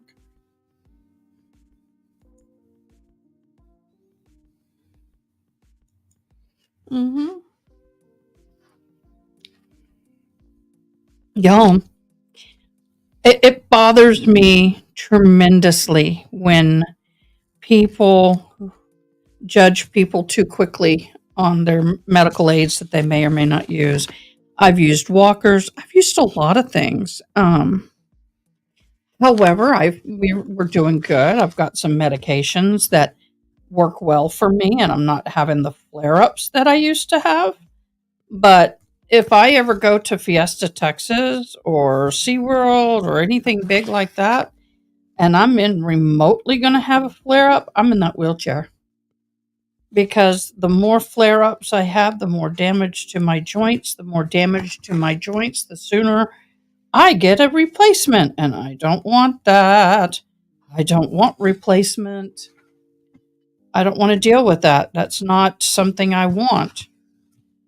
Eventually, yes, I will have to have one. But right now, I'm trying to avoid it. That's my life and my choice, and I'm not, we can't judge people for making those choices. Now, there are people, I knew one, she's back in jail now, but I knew one woman who'd lie and make up things about illnesses and stuff, but she was doing it to keep her butt from going back to jail. Did not work. In the least. Did you know that how many of y'all followed the Maya trials? They still have not paid or come to a settlement agreement. And I think that there's added over 16 more million, maybe 18. I don't know. I have to look at the image. But the Maya trial interest, oh my gosh, and that is in freaking insane. That was a trial that I just watched. I didn't have what I have set up. Wow, that was a trial. And a lot of parents have gone through what they have gone through and have not had the blessings to be able to sue. And the fact that the lawyer sold his home in order to support this case. I mean, that's a lawyer who's in for justice and not for money. There's a lot of lawyers in for justice, but I wonder how many would sell their home.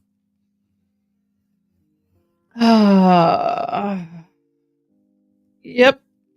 Okay, guys. What we're going to do is I'm going to take a little lady room break. So I'm going to get a video on or the thing on, and I'm going to be right back, y'all. I got to stretch my legs. Be right back.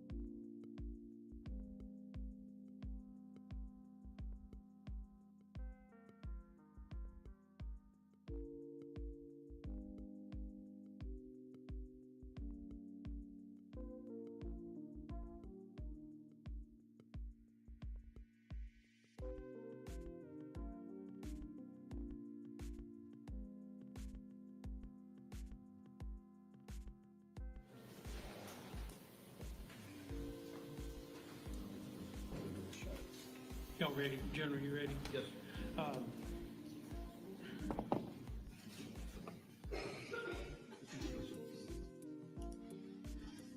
Mr. Taylor, are you going to call any additional witnesses, sir? I am not. The defense is going to rest. Okay.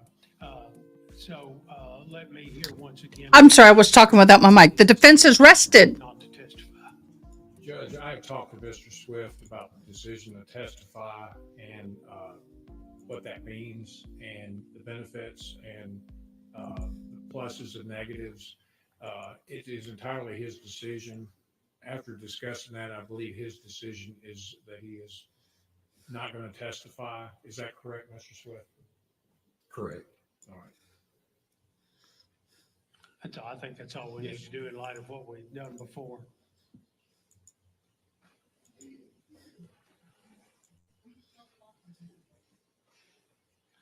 Say no if it's going, once he rests, you're going to call any rebuttal proof? No, Your Honor. Okay. Well, let's talk through for just a second. Timing wise, we need about 15 or 20 minutes to sift through the charge together. You all have had the charge should have had it by, well, probably maybe a long time ago. Nothing changed about that, except I've added a couple of potential that I want to go over with you. And we need to agree on what to take out. Judge, just for the sake of being the most accurate, can we get another copy of the charge? I have the one that I have, and that's all I have. We'll go through it. It shouldn't take, it's not a lengthy charge. No objection. Okay, and we'll get through it. If you want me to get you another copy emailed, that's fine, but thinking about whether or not we ought to go on, and once we accomplish this, we're going to charge the jury this afternoon, then adjourn, and you all proceed with closing arguments tomorrow morning, first thing. Any thoughts about that? Oh, we got Karen Reed tomorrow morning. What's that? I think this morning we said nobody would be forced to be ready for that this afternoon. And that'll take us, the charge is going to take 40, 45 minutes to read through. I can be prepared to do it today or tomorrow. Okay. Well, I think that's what we'll do. We'll do closing arguments tomorrow. We're going to go ahead and do the charge today. I think I will. I think I'd like to get that part out of the way. We're clean, and then you all can argue, and then tomorrow, then get the jury. Wow. At that time. Okay. I think that's what we'll do.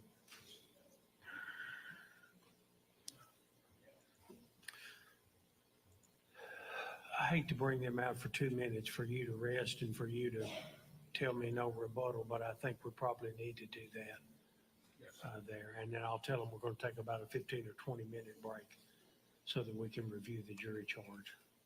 Or you're going to give them the charge after that? Okay, I'm going to say not guilty at this point. No objection. Okay. All right, well, let's, yeah, hang on a second, Jim. Can we just tell them it's going to be a little longer and just go ahead now and review the charge? And that way when they come in, it'll be 2 minutes. Okay. And then you can start. That's fine with me. That's why I said it seemed like a shame to bring them in and rather than coming in and going right move back them out. around. Okay. He did?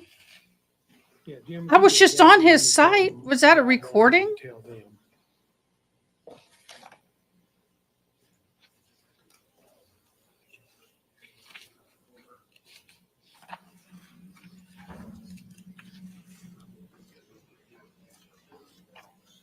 Mr. Taylor, at some point, did I give you a form for waiver of? I'm watching him live, and he's behind us. If you can find an executed copy, if you'll tell them we are reviewing the law, and it's going to be about 15, 20 minutes, we decided to go ahead and do that. Have a conference about the law, and that they can just relax if they won't go outside. Okay, got plenty of time.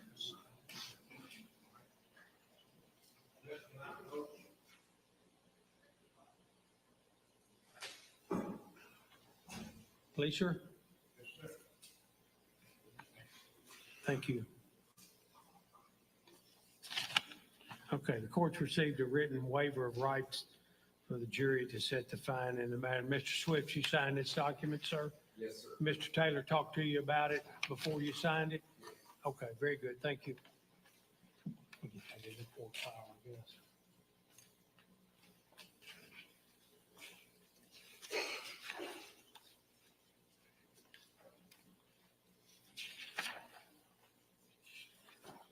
After the introductory charge, we've got the charge, the standard charge for first-degree murder, premeditation, and I also kind of cross-checked the charge against the version of the statute that was in effect in 2011. There weren't any changes that I noted there.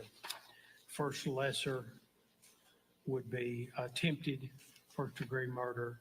Then after the first lesser included offense would be attempted, then second degree, then attempted second degree. Voluntary manslaughter would be the next lesser included offense. Attempted voluntary manslaughter. Reckless homicide.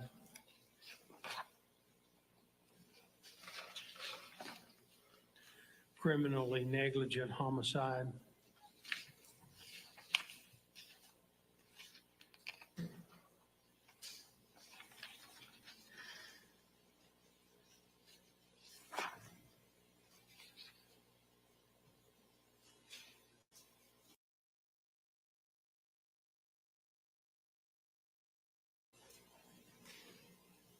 There's this charge, this portion of that criminally negligent charge that says if you find the direct cause of death was an act of the victim or third party, before you can convict the defendant, you must find beyond a reasonable doubt that the act of the victim or third party causing the death was a natural and probable cause of the defendant's criminal negligence. That's really not, I don't think that charge is applicable in the fact circumstances that we have now. I'm going to delete that one.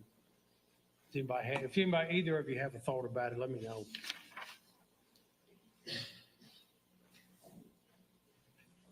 The next lesser would be intentional aggravated assault.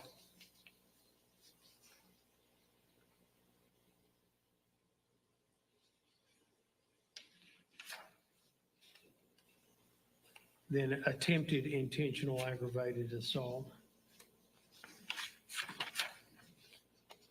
Reckless aggravated assault, the next lesser. Then reckless endangerment.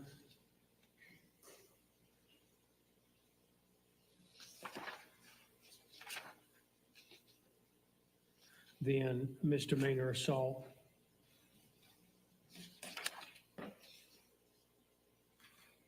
And attempted misdemeanor assault.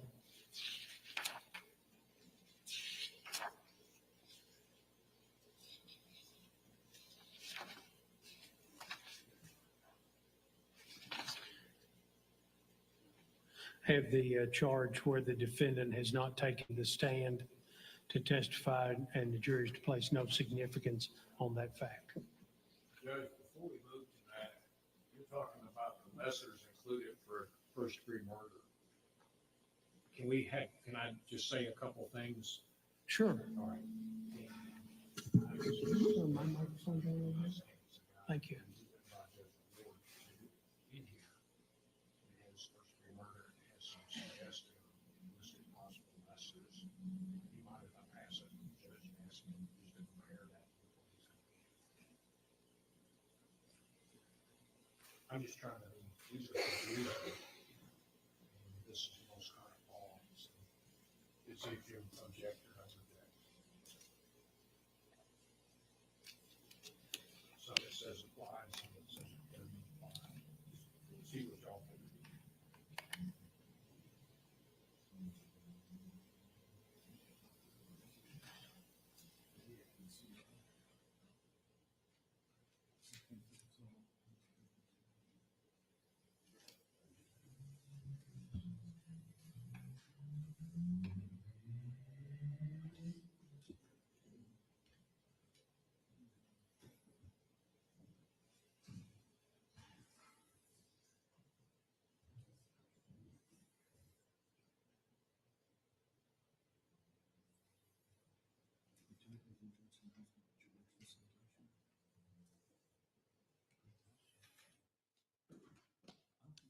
Did you say facilitation of first degree murder? I did not say facilitation. I don't think that applies. I don't think it's applicable either because there's there's got to be an additional actor or something involved and it didn't seem to be any proof. Judge, whenever I'm in a trial and we come to the part where we're talking about possible lessers, I just ask for the ones that are About possible what? lesser included offenses. Yes. I've used as a reference for years. I'm just, as this book by retired Judge Mark Ward, it does have a listing in there. Can I just, would you mind if I just pass this to you? I'm pulling it up. Okay, all right, you have it online. Which, remind me which. It's 26.6, Judge.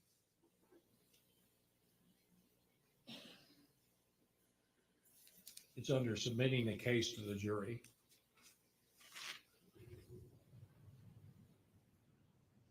I know you judges have a book that the administrative office gives you. We don't have access to that, but I'm just submitting this as a list and just asking Your Honor to.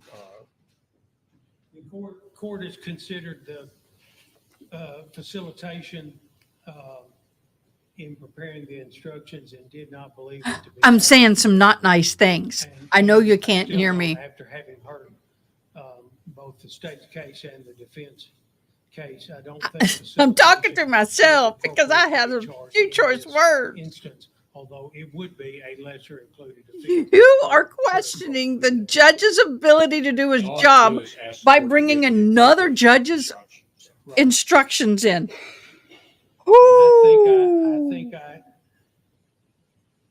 I think he's capable of hit all of these. doing it himself. Child abuse. Did you hear him reference another judge? To charge. Okay, yeah. Sometimes I purposely mute it because I'm saying things that really I shouldn't be saying on live TV. But Just I saying. think if we look at the footnote. Oh, y'all, no, you didn't. Did you just go there? Did y'all catch that? Yeah. I kind of just said it in a very polite way. We're attempted first degree murder. I don't need to put it on Discord, but I will tell you if I get really hot under the collar and I can't say something, I will put it in Discord. But I just kind of put it in a polite way. I was just blowing a little bit of steam. Y'all, no matter what's happened in this case, we just got to remember these children are innocent. You and I are looking at the same resource.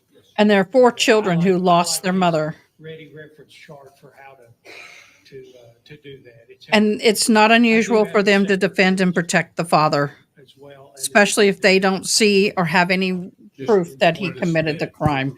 That's the last parent they have left. It doesn't surprise me. Okay, so last thing I was talking about was the instruction on the fact that the defendant is not taking the stand there. That's appropriate. That would be appropriate. Yes, sir. And so I'm going to eliminate the version of credibility. Oh, I need to create one. The defendant having taken the stand. I have 2 versions. How about if I put alternate juror in timeout and I throw that little phrase up there? Alternate juror in a verbal timeout. I've done it a couple of times in trials lately, and it's just one of those things that even though I've been on long enough, we've been on for 6 hours, I can say those things, but I don't want to lose monetization in the future because right now I'm not monetized, but say I get monetized, I got to be careful because these things will demonetize me. We have not had that kind of testimony.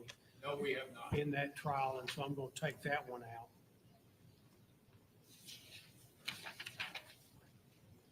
And then we have the charge on direct and circumstantial evidence, which I think in this instance is entirely appropriate.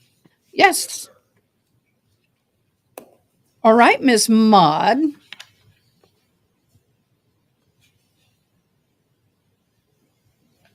There's also the charge on admission against interest here. If anybody has a good ribbon I can put underneath when I need a timeout, There've been so people know that I'm just blowing my steam before I get in trouble. the If you're just joining me, thank you so much. I'm Ada Kay. I'm your alternate juror, and it is a weird day today. that indicate the court instructs you if there is evidence of an oral or written. Oh, I've had several people asking what I'm working on. In a minute, I'll throw it up, picture up of what this is going to look like when it's done. Considering the statement It is 100% beaded. It's going to take me about 300 hours to get all the stuff done at least admission against interest charge there. that I'm trying to get done.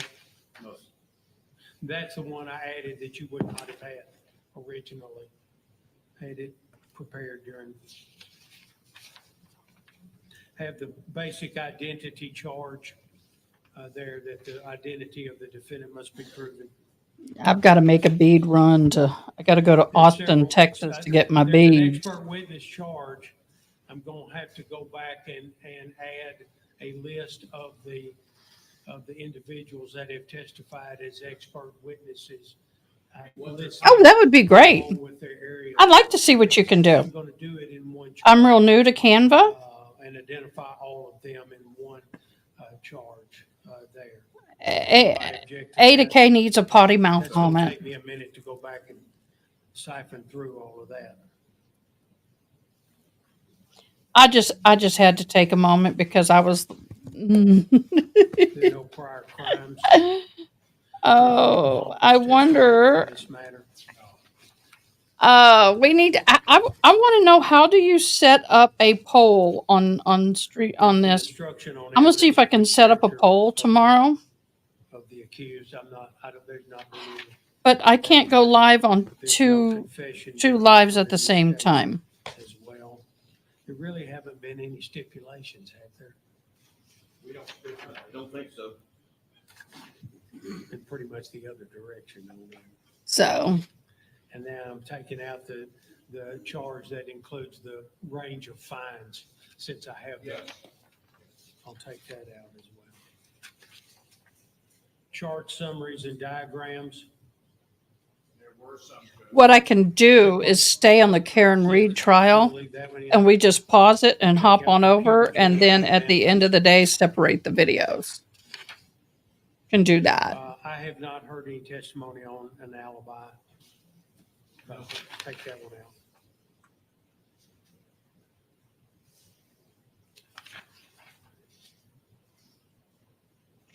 out. Flight is not appropriate. I don't. We'll see what the closing arguments are, but it to me is going to really depend on what was their. I may need to go watch the opening arguments again. I'll do that tonight because I'm like, what the sandblastic heck were you? How are they saying he? I know what they say, but I don't see how they proved it. The death of the deceased was approximately caused by the criminal conduct of the defendant. I think that charge is appropriate in this case. Judge, do you believe he's guilty? Just a curiosity question. Does the judge believe he's guilty? Well, no, we can't assume that, but We'll take out the verdict form.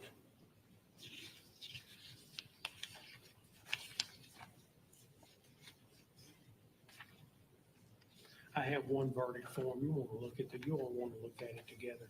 Jim, you just hand that to Judge, them. did you mention the burden of proof? Yes, that is introductory. That's before I get to the elements. I have a. that's normal.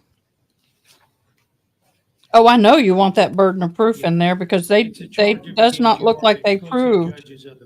Does not look like they have they proved beyond a reasonable doubt. And talks about the burden of proof in the third paragraph. Yeah, it does. The state has the burden of proving guilt.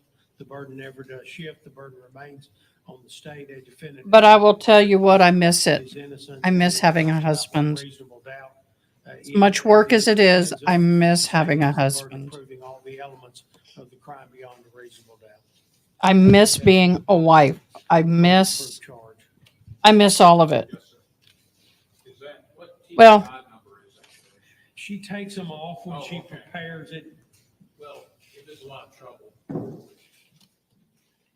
what are you going to do to the court clerk now? I know that there's two versions. Gosh, it's hot in here, y'all.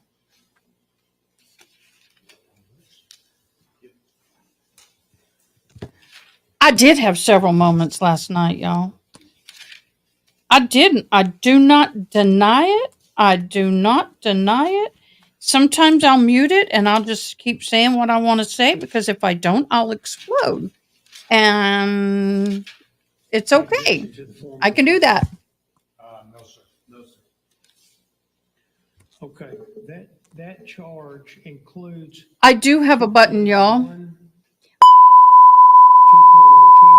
2.02, But that pitch is very obnoxious. 2.04.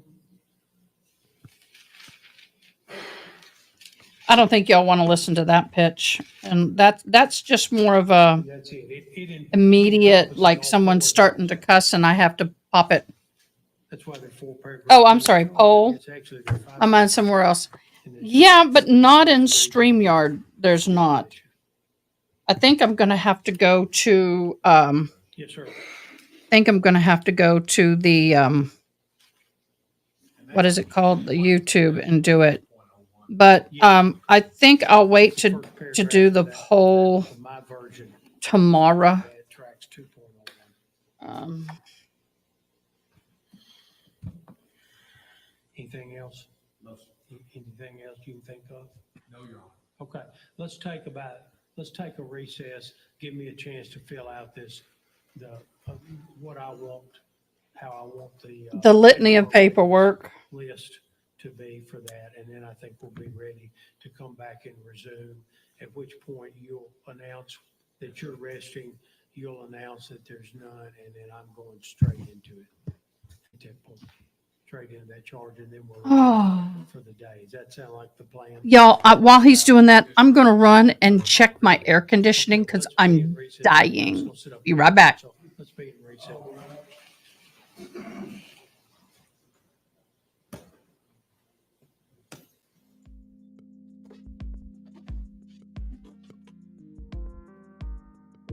Okay, baby, come on, sugar plum. Come on, sugar plum.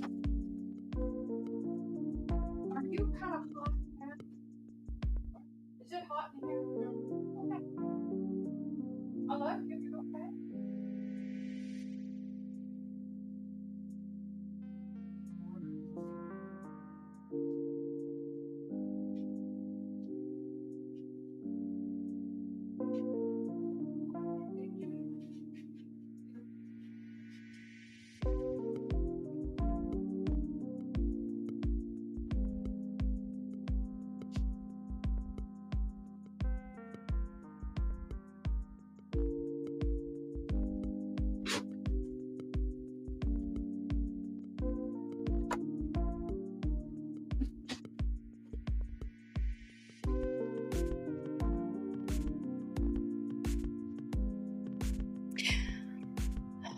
Okay, so my little room, albeit, I don't know, 10 by 15.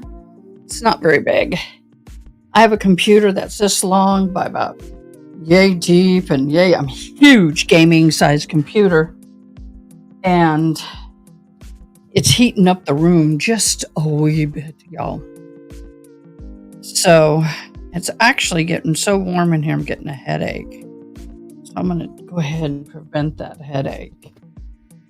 So he said he's going to come back. Get back to the comments.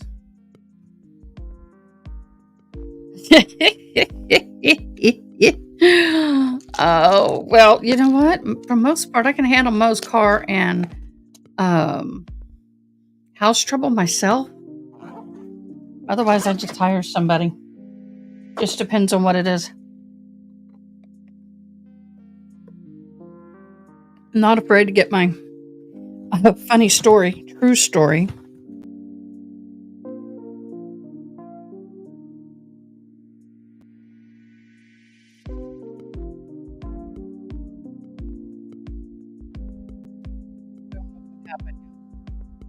True story. I got married in May, and we moved and got into but anyway, no, not when we got married in May. We moved here June, at the end of June. Only were here for a few weeks, and all of a sudden, 4th of July, the plumbing under the kitchen sink was leaking. Now, my husband was a white-collar professional. He had no idea how to fix the sink. And then, so I said he wanted to call a plumber, and I'm like, hell no. He goes, well, you don't. My daddy taught me well. So I went to the hardware store, bought the entire guts from under a sink, and got back to the house and replaced the entire guts under the sink.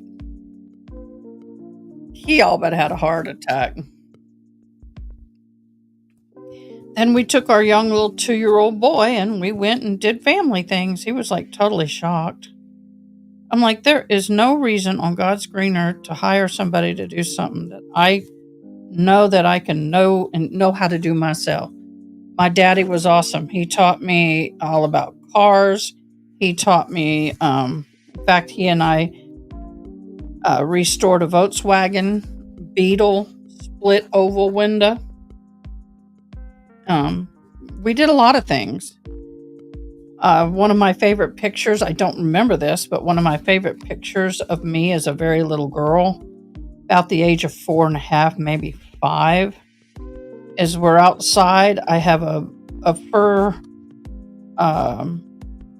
trimmed coat, faux fur, and we were in Manassas, Virginia, out in the snow, and he was refinishing my cabinets in their little condo, and I was out there right there with him with the sander, just going to town. I mean, I miss my daddy. He's deceased. But I'm blessed I got my favorite tool of his. It's kind of a unusual tool. Gosh, I forgot the name of it. But my mama was so blessed to let me have it. I'm so blessed. I mean, it's interesting what little things that bring you joy when your family member is gone. And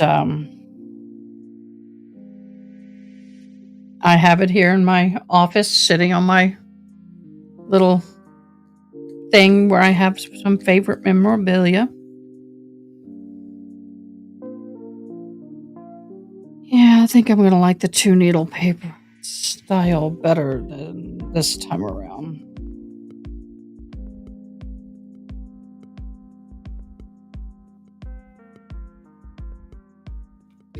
So, yeah, memory, like the corners of my mind. Misty watercolor memories. I love Barbra Streisand. Oh, that's all I listened to when I was young. Yeah.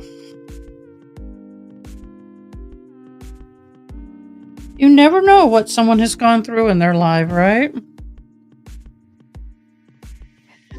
I am shocked to hear that we may not get to see Proctor at all in the Karen Reed trial. He is slotted for the defense, not the prosecution. And the defense is saying they do not have word on whether he will or will not testify yet. I would not think he would have a choice in that matter.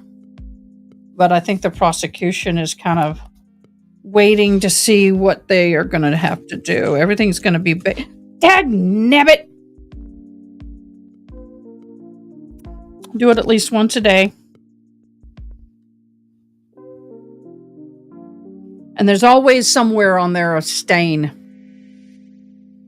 Always somewhere a little stain of where you get snagged. That's one thing about the beadwork that I do. Everything seems to get covered up. Everything is beaded. Nothing is exposed. So it takes... Oh, shoot. I forgot I got to get the other thing going, too. This evening, when we're done with this, I will be putting out I will be setting up my leggings. But I'm going to have to do some measurement and stuff first. So I'm going to have to figure that out. That's going to be some mathematical. And then the tops to my moccasins. Somebody asked me, do I make my own? Well, I'm getting ready to. I'm scared. Oh, yep, I just got blood on it. Dagnabbit. Hey, you want to know Native Americans' DNA? Find their beadwork. All over it. Not that I want to leave my DNA on here. Definitely do not want to leave my DNA on here. But it happens.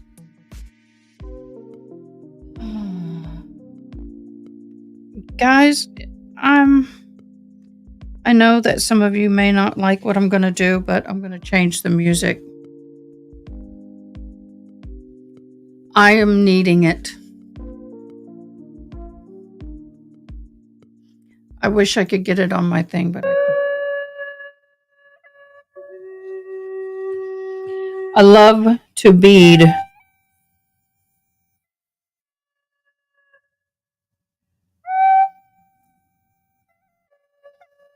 And it's okay if you want to step out until they come back. I'm fine with that. Just so you know, the majority of the time I bead, I do listen to the native flute.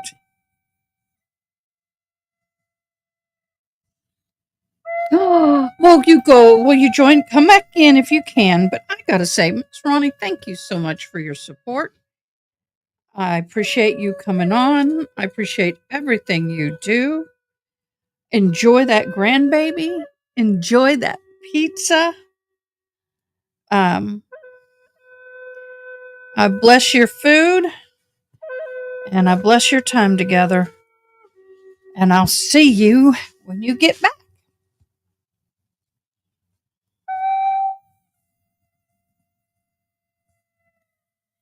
One of the things I love to do when I bead is I think about my family and friends and their needs. I'm anxiously waiting to hear from a dear loved one who's going through cancer. She is probably right about now getting her PET scan results after her second round of chemo. And let me be right back. I don't know if that may be her coming. I'll be right back, y'all.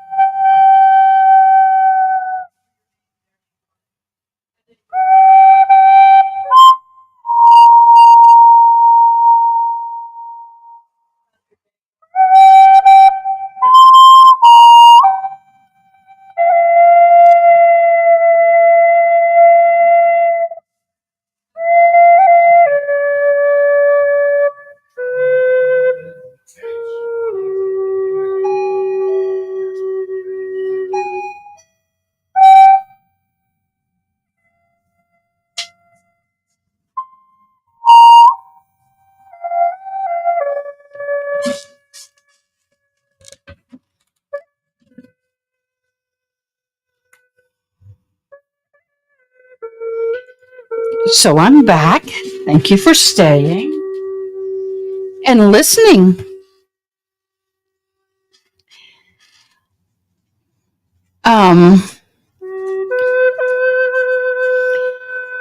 One of the things I was saying before I had to leave is that always pray and think of those in need when I do this.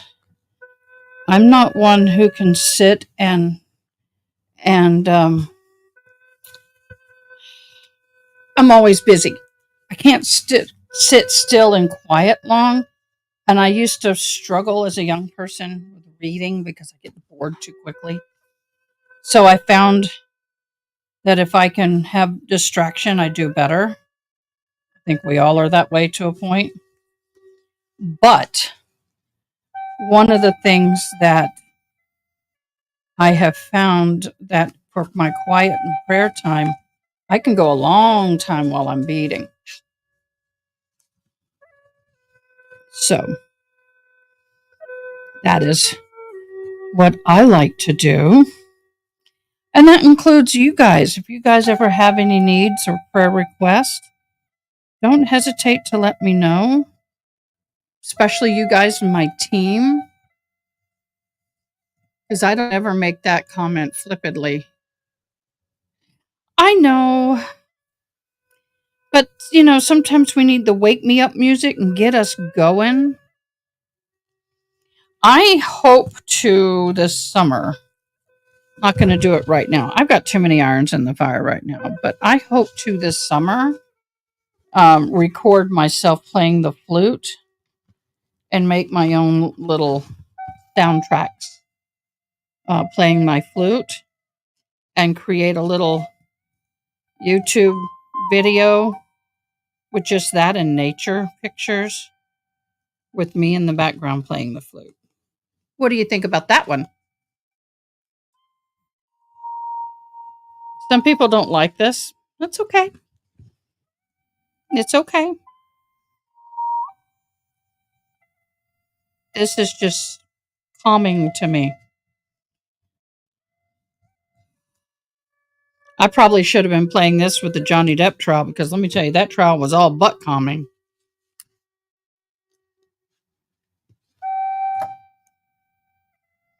I have a newbie come on, wanted to know what I'm doing. You see this pattern here? That's what this is going to look like, but big. Actually, like that, but big.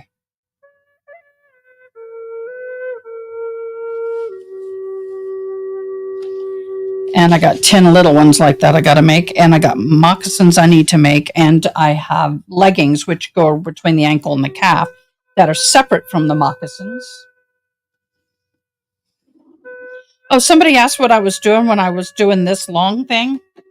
This is a fishing line box, but firewire is what I use for my threads. And you can get them in the big bolts. And so I have found, I hate it when you got wire and you cut it and then it comes unloose. Well, this box is perfect for keeping it so I can cut it and not worry about it falling apart on me.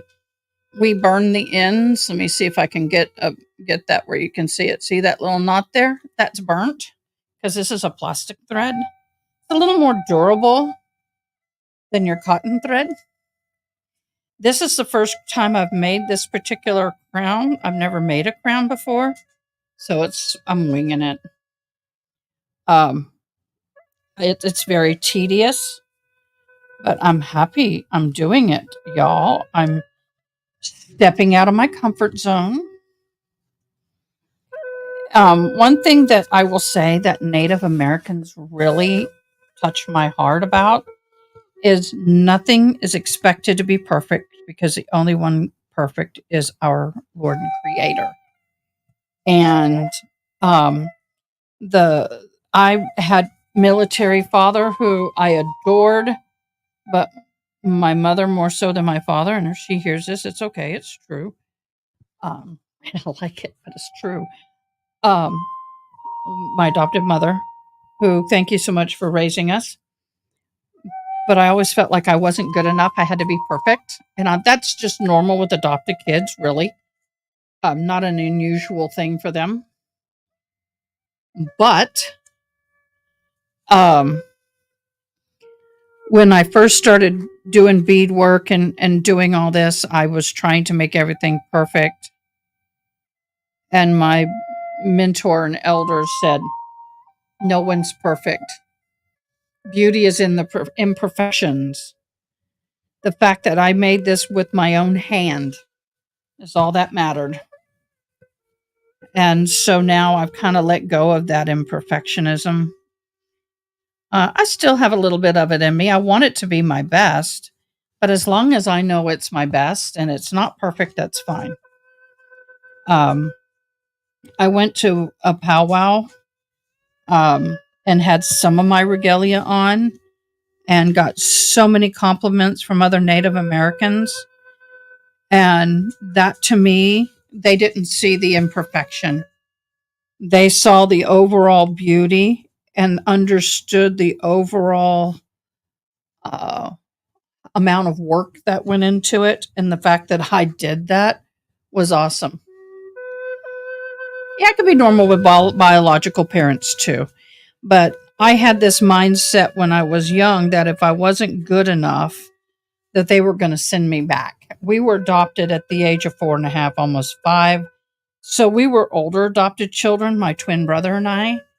And one of the things that I struggled with, it was the fact that I was under the impression for most of my childhood life up until my mid-teens that if I didn't do what they wanted or I didn't behave good enough, I didn't perform well enough at whatever I was doing, that I would be, yeah, they're still in recess, that I could be sent back, that I wasn't good enough. And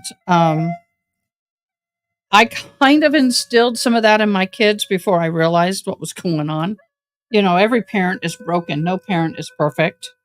We all have what we have. But the blessing is that my children do now know and do love me and appreciate me for who I am, even though I am flawed. And that's amazing. And part of my journey of learning my Native American heritage, which it is my heritage, I am Cherokee Creek.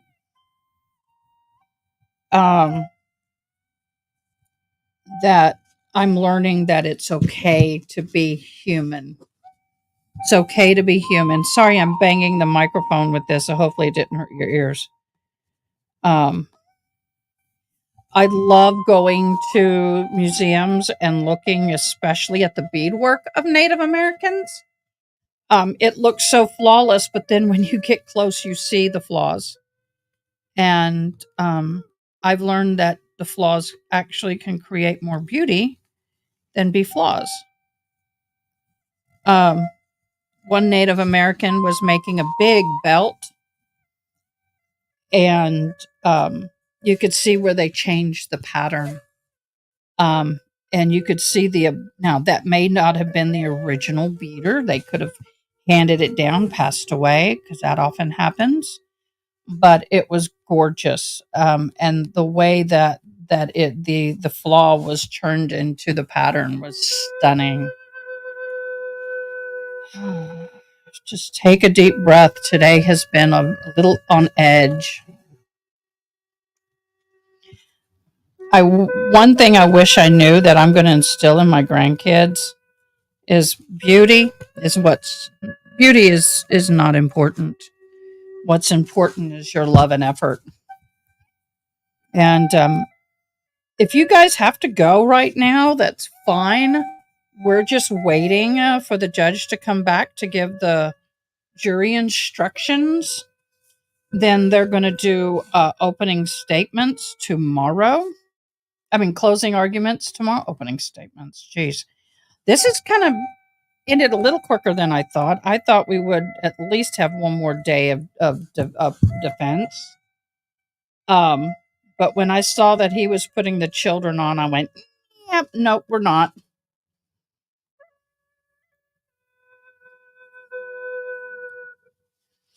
I want to find more recordings that are copyright free, but you can't, so I'm making my own recordings.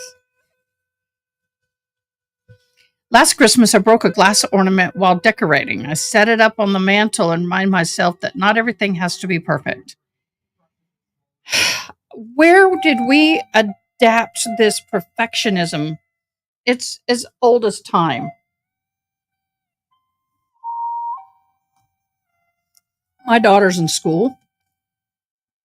I'm going to school. Start back up this fall. I've got a full ride to San Angelo State University. And I've poked myself so many times right here, y'all. It itches. And I keep, oh, this will feel good. I keep telling that feels great. I keep telling my daughter, I don't expect perfectionism. You don't have to get straight A's. Just do the best that you know you can do. And if your grade reflects your best, that's what it is. It's really hard when you have students because teachers, their grading a lot of time is objective. Or is it subjective? And not always does it reflect the quality of work of the student. I had a professor that didn't like something I said, and it was perfectly within my right to document or put it in my paper. It disagreed with her way of life and her way of being. No, it wasn't anything religious, but or political or anything like that. But it was a choice that I made about myself and why I made that choice. And she gave me a D, even though the document was written perfectly. And the citations were there. It was all my opinion. The whole paper, everything that was written was asked to be an opinion. And she didn't like it. And she told me, I'm the teacher. And if I want to, this is the grade I'm going to give you. I have the right. And I was like, heartbroken. One of the best papers I ever wrote got me the lowest grade I think I had in that class. And unfortunately, that one paper took me off of the dean's list because it knocked my grade a 10th or so or something, just shy. Literally just like one grade point from being on the dean's list again. That to me was one of the most devastating things at that point because here I am trying to go to college in my 40s for the first time, and I was comparing myself to all these little 18, 19, and 20-year-olds. And they didn't have to work at it. I swear I don't understand it. I had to work at it.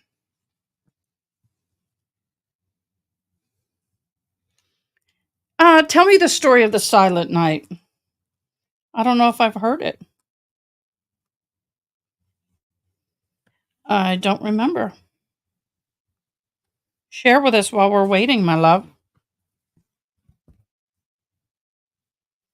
So I'm reminded every time I bead that nothing is perfect. Life isn't perfect. And if I'm not in a good mood, I'm not beading. Because I don't want to wear that. I don't want to wear that frustration. That took me a while to learn too, is learning that it's okay to put something down and not have to finish it from beginning to end. I'm that kind of person. When I start a project, I want to get it done right then and there. I like instant gratification. Meaning I'm going to work on it until it is finished and I'm happy with it. And if I'm not happy with it and it's not finished, then I'm not going to stop. And that's hard for me. But now I'm much better. It's taught me a lot doing this needlework. I've got a hat I've got to do. I got a lot.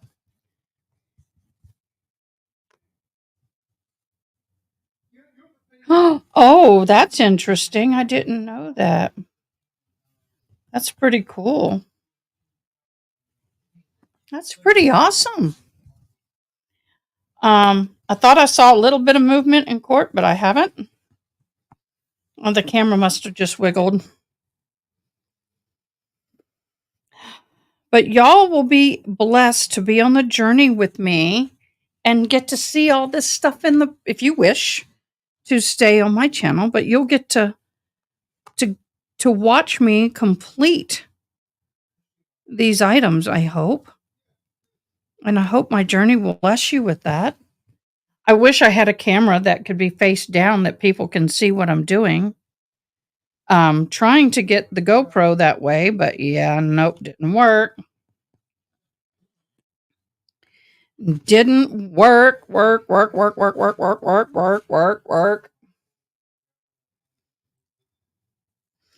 I also am needing to bead a hat, which I got to get that done to go to a store. But look, I got the yellows done.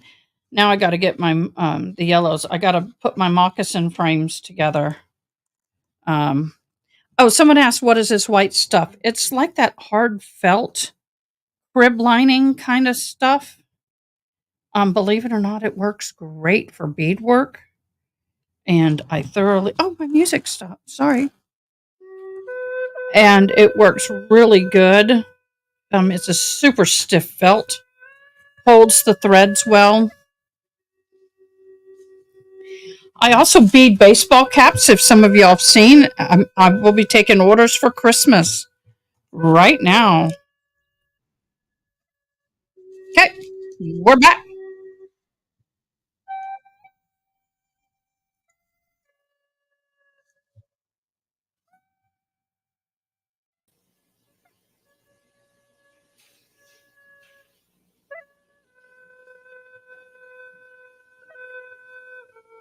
Now my buttons aren't working that I just programmed. Dagnabbit. I'm going to go ahead and read you the law that is applicable to this case this afternoon. I'm going to do that. It's going to take 30, 40 minutes to get through that charge. The law requires that I read the charge to you, and then you will take a hard copy, a paper copy of the jury charge with you. I forgot a color of bead. I'll be right back. Y'all keep listening. Anticipate that tomorrow morning when we convene at 8:30, the attorneys will present their final arguments to you, and then you will begin deliberating in the case. Okay? So this is kind of dry. I can't help that part, but I'll be as animated as I possibly can during. Ladies and gentlemen of the jury, the defendant David Swift is charged with the crime of first-degree premeditated murder. The offense of first-degree premeditated murder necessarily includes the lesser offenses of second-degree murder, attempted second-degree murder, voluntary manslaughter, attempted voluntary manslaughter, reckless homicide, criminally negligent homicide, intentional aggravated assault, attempted intentional aggravated assault, reckless aggravated assault, reckless endangerment, assault, and attempted assault. The defendant pleads not guilty to each and every offense embraced in the indictment. The evidence in this case has now been completed, and it is my duty now to instruct you as to the law. The law applicable to this case is stated in these instructions, and it is your duty to carefully consider all of them. The order in which these instructions are given is no indication of their relative importance. You should not single out any one or more of them to the exclusion of another or others, but should consider each one in light of and in harmony with the others.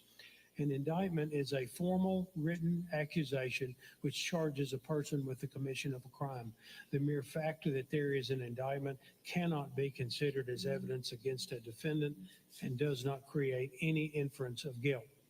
At times during the trial, I have ruled upon the admissibility of evidence. You must not concern yourself with these rulings. Neither by these rulings, these instructions, nor any other remarks which I have made do I mean to indicate any opinion as to the facts or as to what your verdict should be.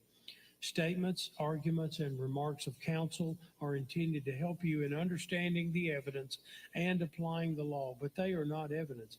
If any statements were made that you believe are not supported by the evidence, you should disregard them. You are the exclusive judges of the facts in this case.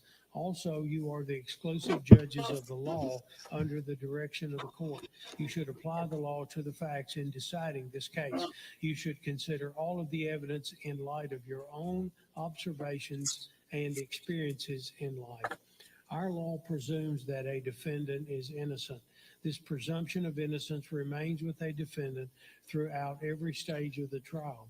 This presumption of innocence is not overcome unless you, the jury, after considering all of the evidence, are convinced beyond a reasonable doubt that the defendant is guilty. The state has the burden of proving guilt beyond a reasonable doubt.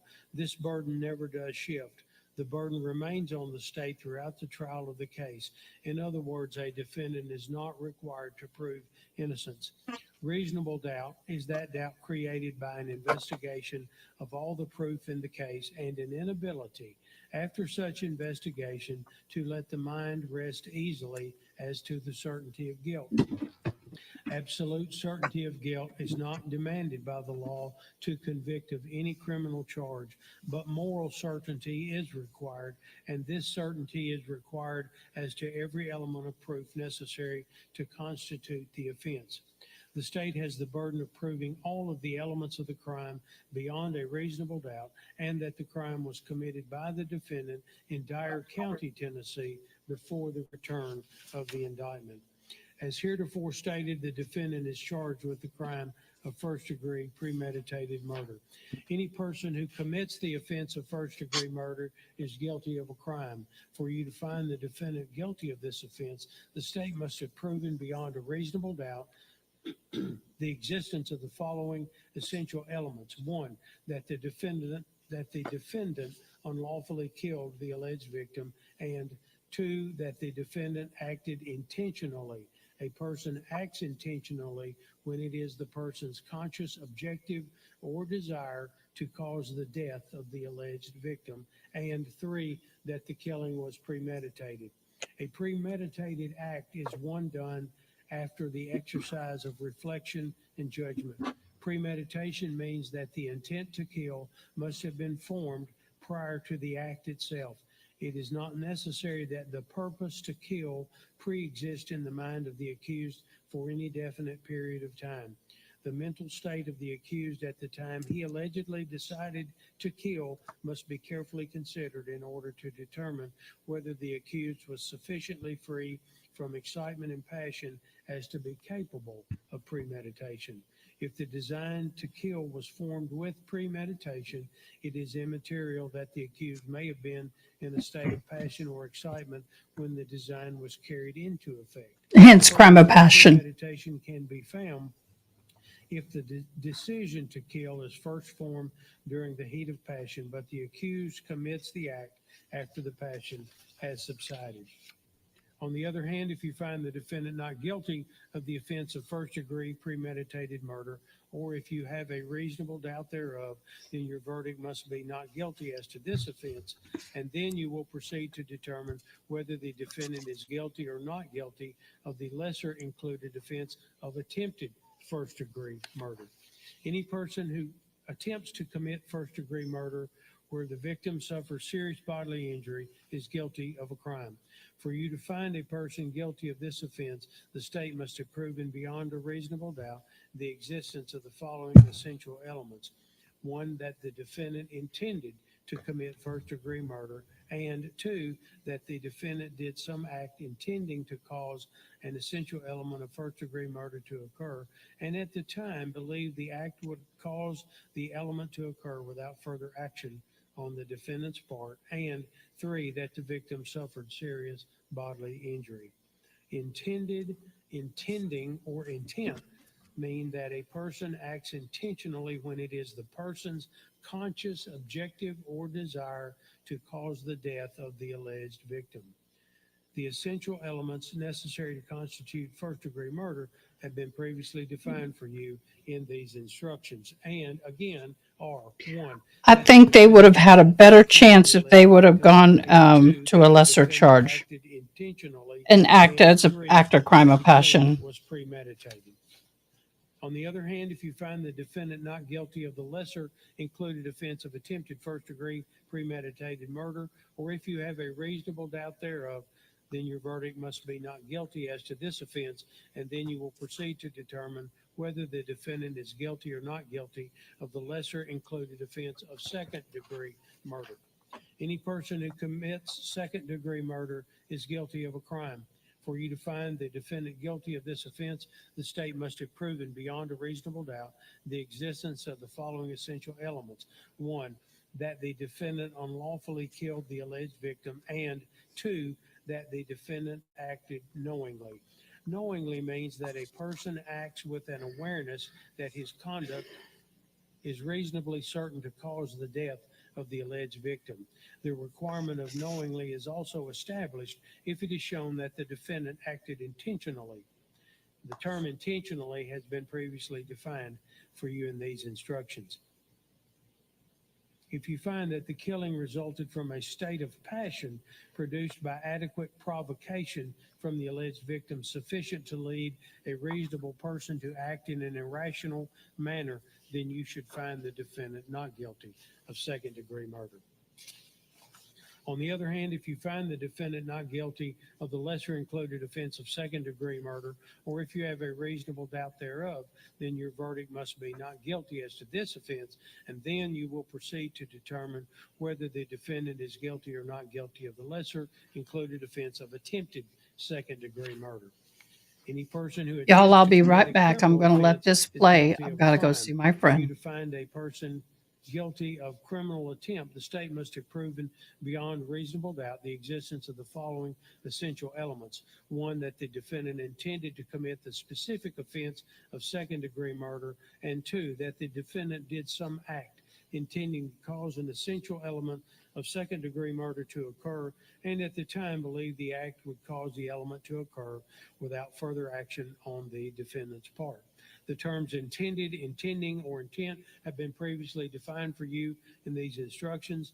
The essential elements necessary to constitute second-degree murder have also been previously defined for you in these instructions.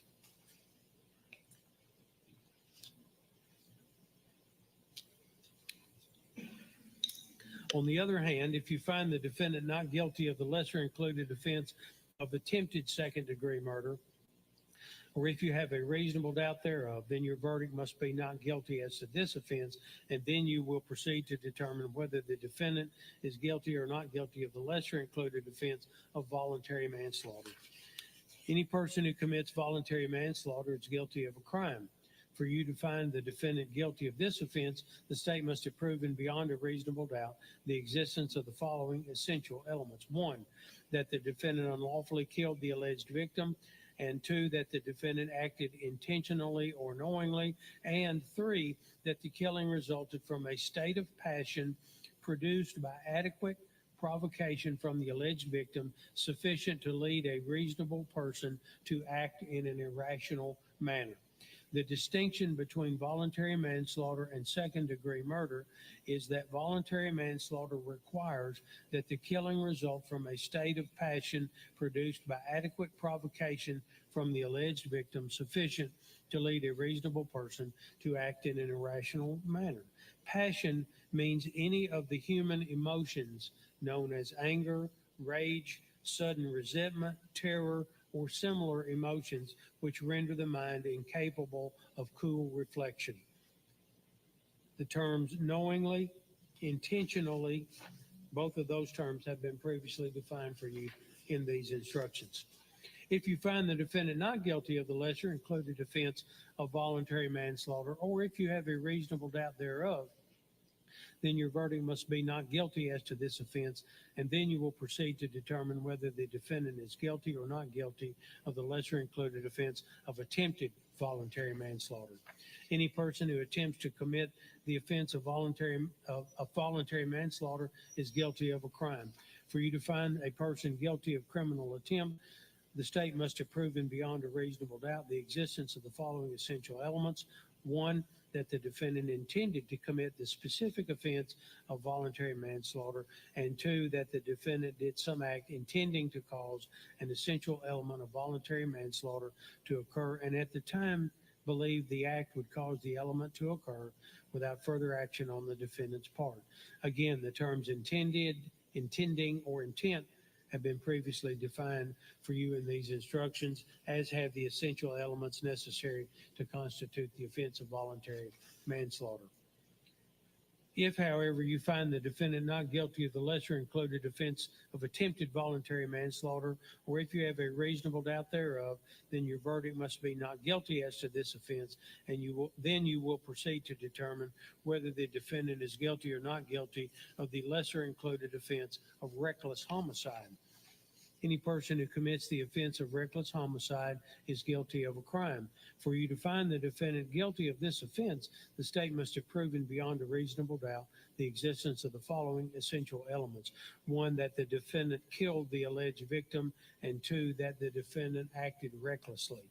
Recklessly means that a person acts recklessly when the person is aware of but consciously disregards a substantial and unjustifiable risk that the alleged victim will be killed. The risk must be of such a nature and degree that its disregard constitutes a gross deviation from the standard of care that an ordinary person would exercise under all the circumstances as viewed from the accused person's standpoint. The requirement of recklessly is also established if it is shown that the defendant acted intentionally or knowingly. The terms intentionally and knowingly have been previously defined for you in these instructions. If, however, you find the defendant not guilty of the lesser included offense of reckless homicide, or if you have a reasonable doubt thereof, then your verdict must be not guilty as to this offense, and then you will proceed to determine whether the defendant is guilty or not guilty of the lesser included offense of criminally negligent homicide. Any person who commits criminally negligent homicide is guilty of a crime. For you to find the defendant guilty of this offense, the state must have proven beyond a reasonable doubt the existence of the following essential elements. One, that the defendant's conduct resulted in the death of the alleged victim, and that the defendant acted with criminal negligence. A person acts with criminal negligence when the person ought to be aware of a substantial and unjustifiable risk that the alleged victim will be killed.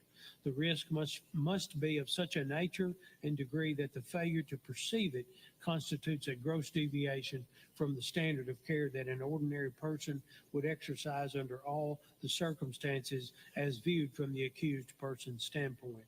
The requirement of criminal negligence is also established if it is shown that the defendant acted intentionally, knowingly, or recklessly. The terms intentionally, knowingly, and recklessly have been previously defined for you in these instructions. If, however, if you find beyond a reasonable doubt that the defendant was criminally negligent, you must also find that the death of the alleged victim was the proximate result of the defendant's criminal negligence. The defendant's actions need not be the sole or immediate cause of death.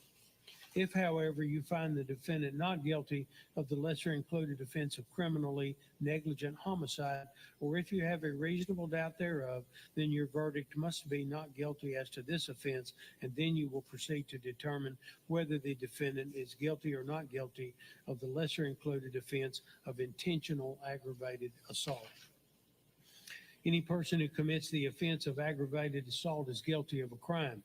For you to find the defendant guilty of this offense, the state must have proven beyond a reasonable doubt the existence of the following essential elements. One, that the defendant intentionally or knowingly caused bodily injury to another, and two, that the act resulted in the death of another. Bodily injury or injury includes a cut, abrasion, bruise, burn, or disfigurement, and physical pain or temporary illness or impairment of the function of a bodily member, organ, or mental faculty. The terms knowingly and intentionally have been previously defined for you in these instructions. If, however, you find the defendant not guilty of the lesser included offense of intentional aggravated assault, or if you have a reasonable doubt thereof, then your verdict must be not guilty as to this offense. Then you will proceed to determine whether the defendant is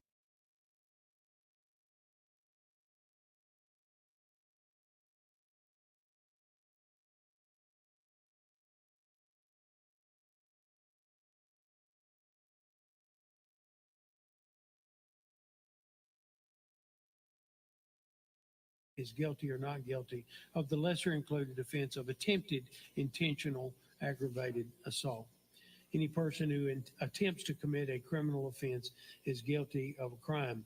For you to find a person guilty of attempted intentional aggravated assault, the state must have proven beyond a reasonable doubt the existence of the following essential elements.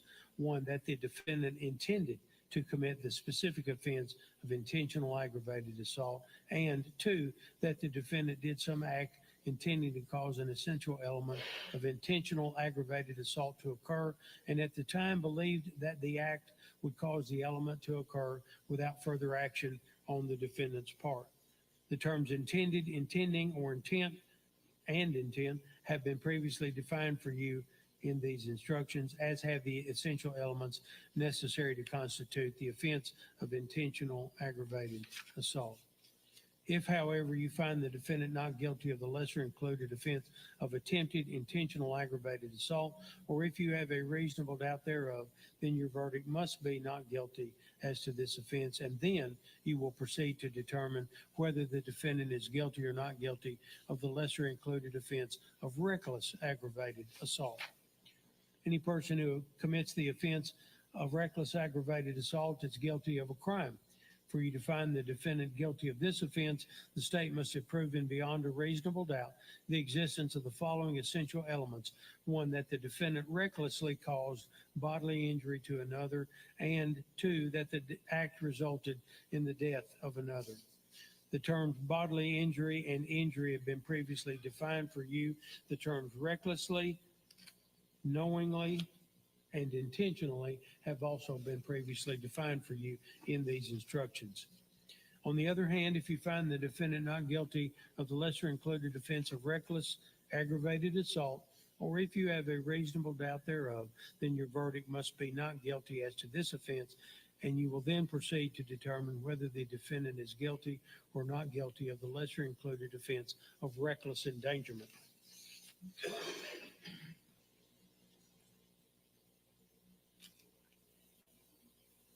Any person who commits the offense of reckless endangerment is guilty of a crime.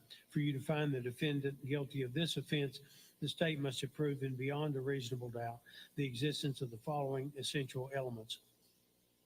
One, that the defendant engaged in conduct which placed or might have placed another person in imminent danger of death or serious bodily injury, and two, that the defendant acted recklessly. For the threat of death or serious bodily injury to be imminent, the person must be placed in a reasonable probability of danger as opposed to a mere possibility of danger. Before you can convict the defendant, the state must show beyond a reasonable doubt that a person was in the zone of danger. The zone of danger is that area in which a reasonable probability exists that the defendant's conduct would place others in imminent danger of death or serious bodily injury. Serious bodily injury means bodily injury that involves a substantial risk of death, protracted unconsciousness, extreme physical pain, protracted or obvious disfigurement, or protracted loss or substantial impairment of a function of a bodily member, organ, or mental faculty. The terms bodily injury, recklessly, intentionally, and knowingly have been previously defined for you in these instructions. On the other hand, if you find the defendant not guilty of the lesser included offense of reckless endangerment, or if you have a reasonable doubt thereof, then your verdict must be not guilty as to this offense, and then you will proceed to determine whether the defendant is guilty or not guilty of the lesser included offense of assault. Any person who commits an assault upon another is guilty of a crime. For you to find the defendant guilty of this offense, the state must have proven beyond a reasonable doubt the existence of the following essential elements. One, that the defendant caused bodily injury to another, and two, that the defendant acted either intentionally, knowingly, or recklessly.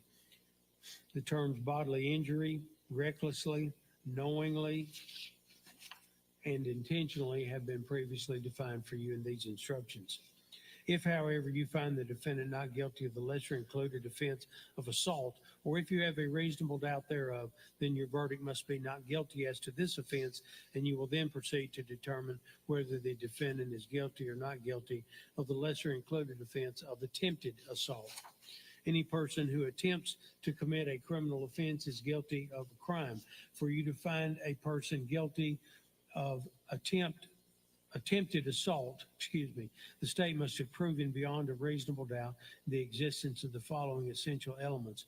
One, that the defendant intended to commit the specific offense of of assault, and two, that the defendant did some act intending to cause an essential element of assault to occur, and at the time believed that the act would cause the element to occur without further action on the defendant's part. The terms intended, intending, and intent have been previously defined for you in these instructions, as have the essential elements necessary to constitute the offense of assault. On the other hand, if you find the defendant not guilty of the lesser included offense of attempted assault, or if you have a reasonable doubt thereof, then your verdict must be not guilty as to this offense. As jurors, you have the responsibility of judging the credibility or believability of the witnesses and weighing their testimony. If there are conflicts, you should try to reconcile them.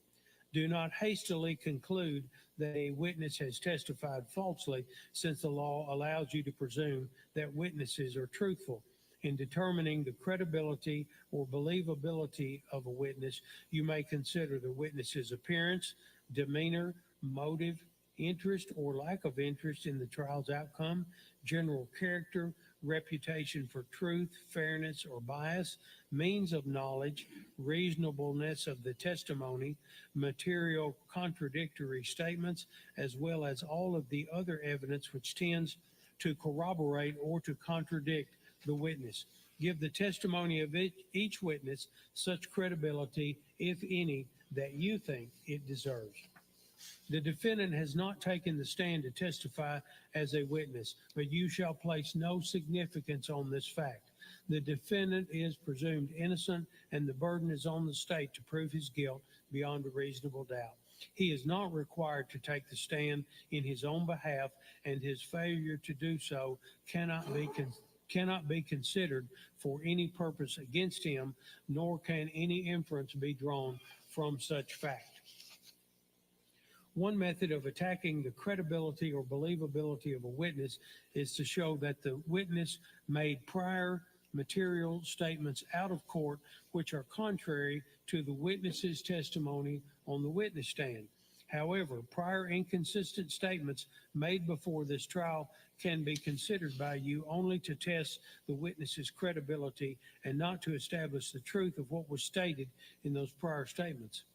Also, the cross-examination of a witness may reveal contradictory or unreasonable statements. You may consider this in determining the witness's credibility. However, if the discrepancies are trivial or immaterial, that would not affect credibility unless you find that the witness has willfully testified falsely. One type of evidence is called direct evidence, and the other type is called circumstantial evidence. Direct evidence is those parts of the testimony admitted in court which refer to what happened and was testified to by witnesses who saw or heard or otherwise sensed what happened firsthand. If witnesses testified about what they themselves saw or heard or otherwise sensed, they presented direct evidence. Circumstantial evidence is all of the testimony and exhibits which give you clues about what happened in an indirect way. It consists of all of the evidence which is not direct evidence. Do not assume that direct evidence is always better than circumstantial evidence.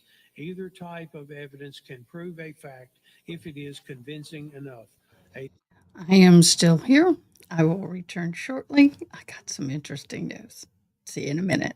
Defendant may be convicted on direct evidence, circumstantial evidence, or both. It is your duty to decide how much weight to give to the direct and the circumstantial evidence. The law makes no distinction between the weight that you should give to either one or say that one is any better evidence than the other. You should consider all of the evidence, both direct and circumstantial, and give it whatever weight you believe it deserves.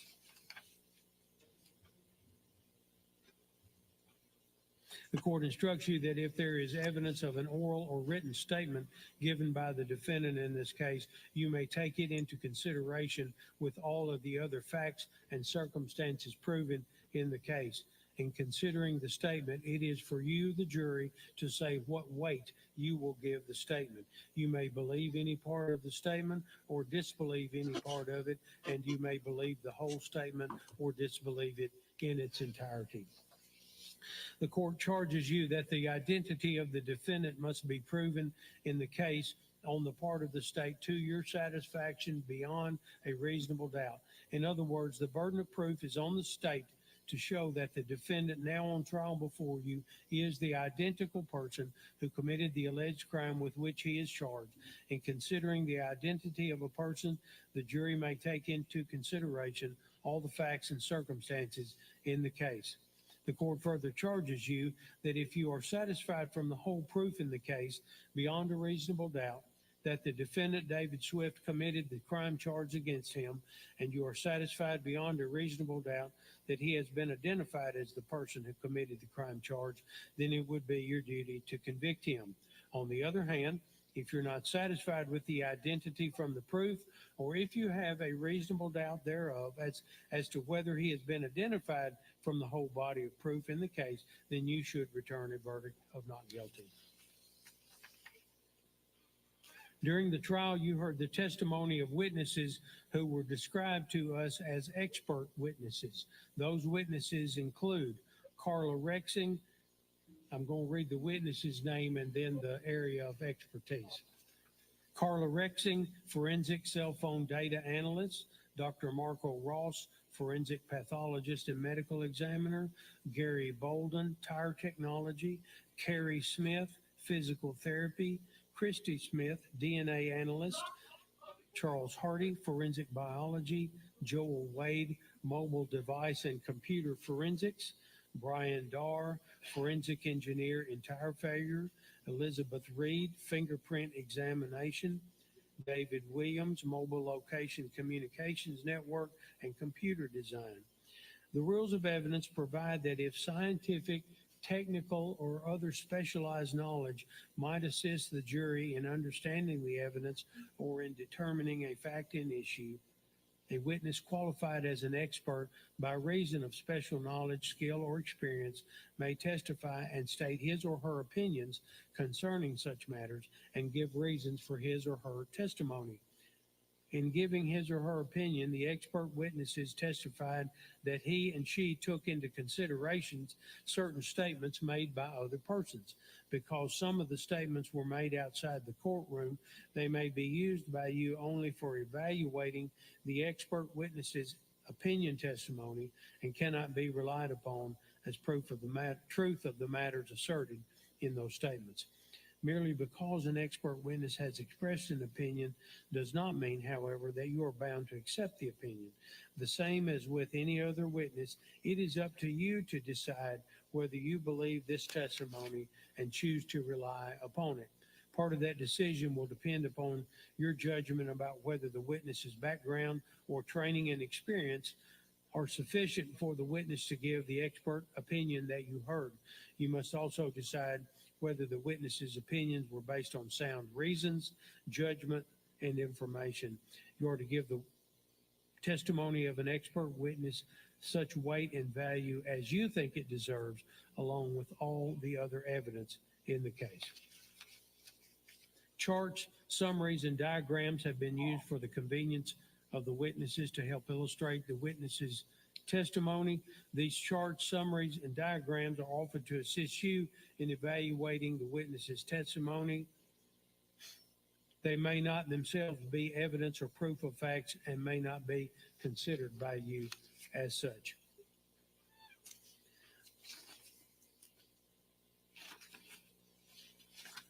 Before the defendant can be convicted of any degree of homicide, the state must have proven beyond a reasonable doubt that the death of the deceased was proximately caused by the criminal conduct of the defendant. The proximate cause of a death is that cause which, in natural and continuous sequence, unbroken by any independent intervening cause, produces the death, and without which the death would not have occurred. The defendant's conduct need not be the sole or immediate cause of death. The acts or omissions of two or more persons may work concurrently to proximately cause the death. And in such a case, each of the participating acts or omissions is regarded as a proximate cause. It is not a defense that the negligent conduct of the deceased may also have been a proximate cause of the death.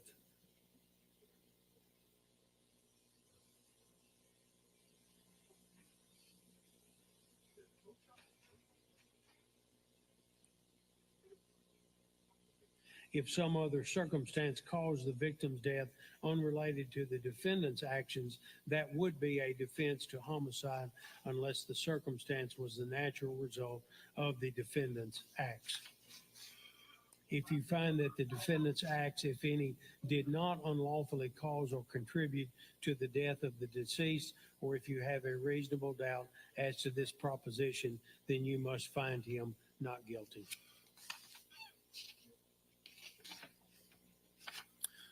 Let me see, counsel.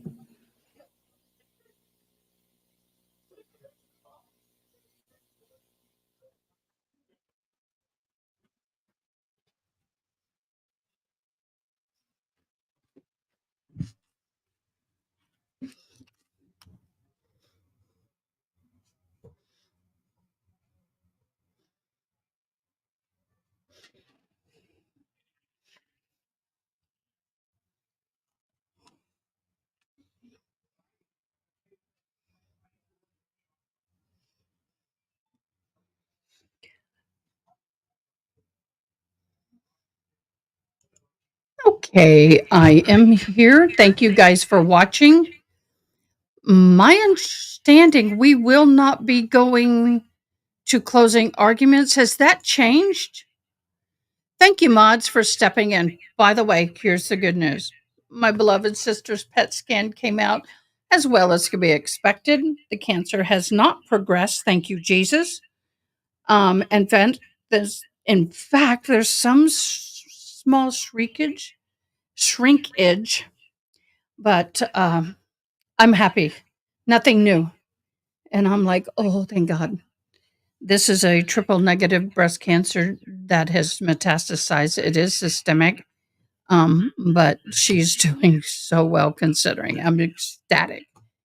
I can breathe. I've been very nervous today. I know God is more than capable, but until I hear it, in the flesh. Okay. Let's see what he's going to do. And if they're done for the day, so are we.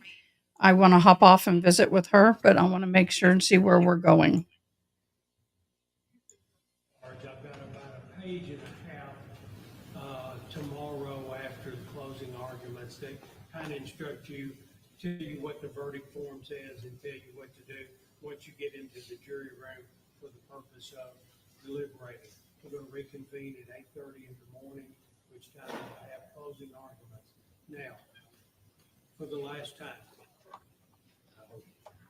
do not discuss the case among each other or with anyone else this evening. Although you've heard the proof in the law, the parties are entitled for you to hear closing arguments before you form or express any opinion or begin deliberating about this case. And once again, you know that there are multiple media outlets covering the trial. You should not read, listen to, or watch any of those. Thanks for calling the Guadalupe Leaf Company. Media or permit anybody to attempt to interview you. And tomorrow morning, if somebody has approached you, let me know there. Any questions about this evening? I hope everybody has a very good evening. Anything before dismissing jury for the day? No, Your Honor. No, Your Honor. Okay, ladies and gentlemen, we'll see you at 8:30. Be here about 8:15. All right.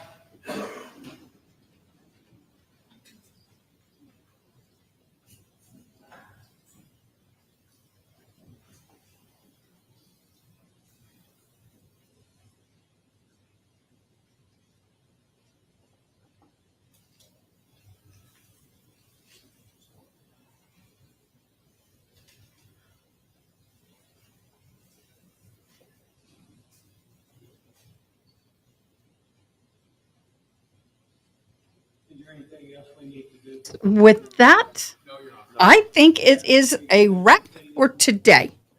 I hope everybody is going to enjoy your evening, and we will be back here tomorrow for the Karen Read first thing in the morning. Okay? So, y'all, thanks for joining. Thanks for hanging in there. I'm going to go love on my sister a little bit. We're going to finish up our conversation, but I will see you tomorrow morning with the Karen Read trial. Bye.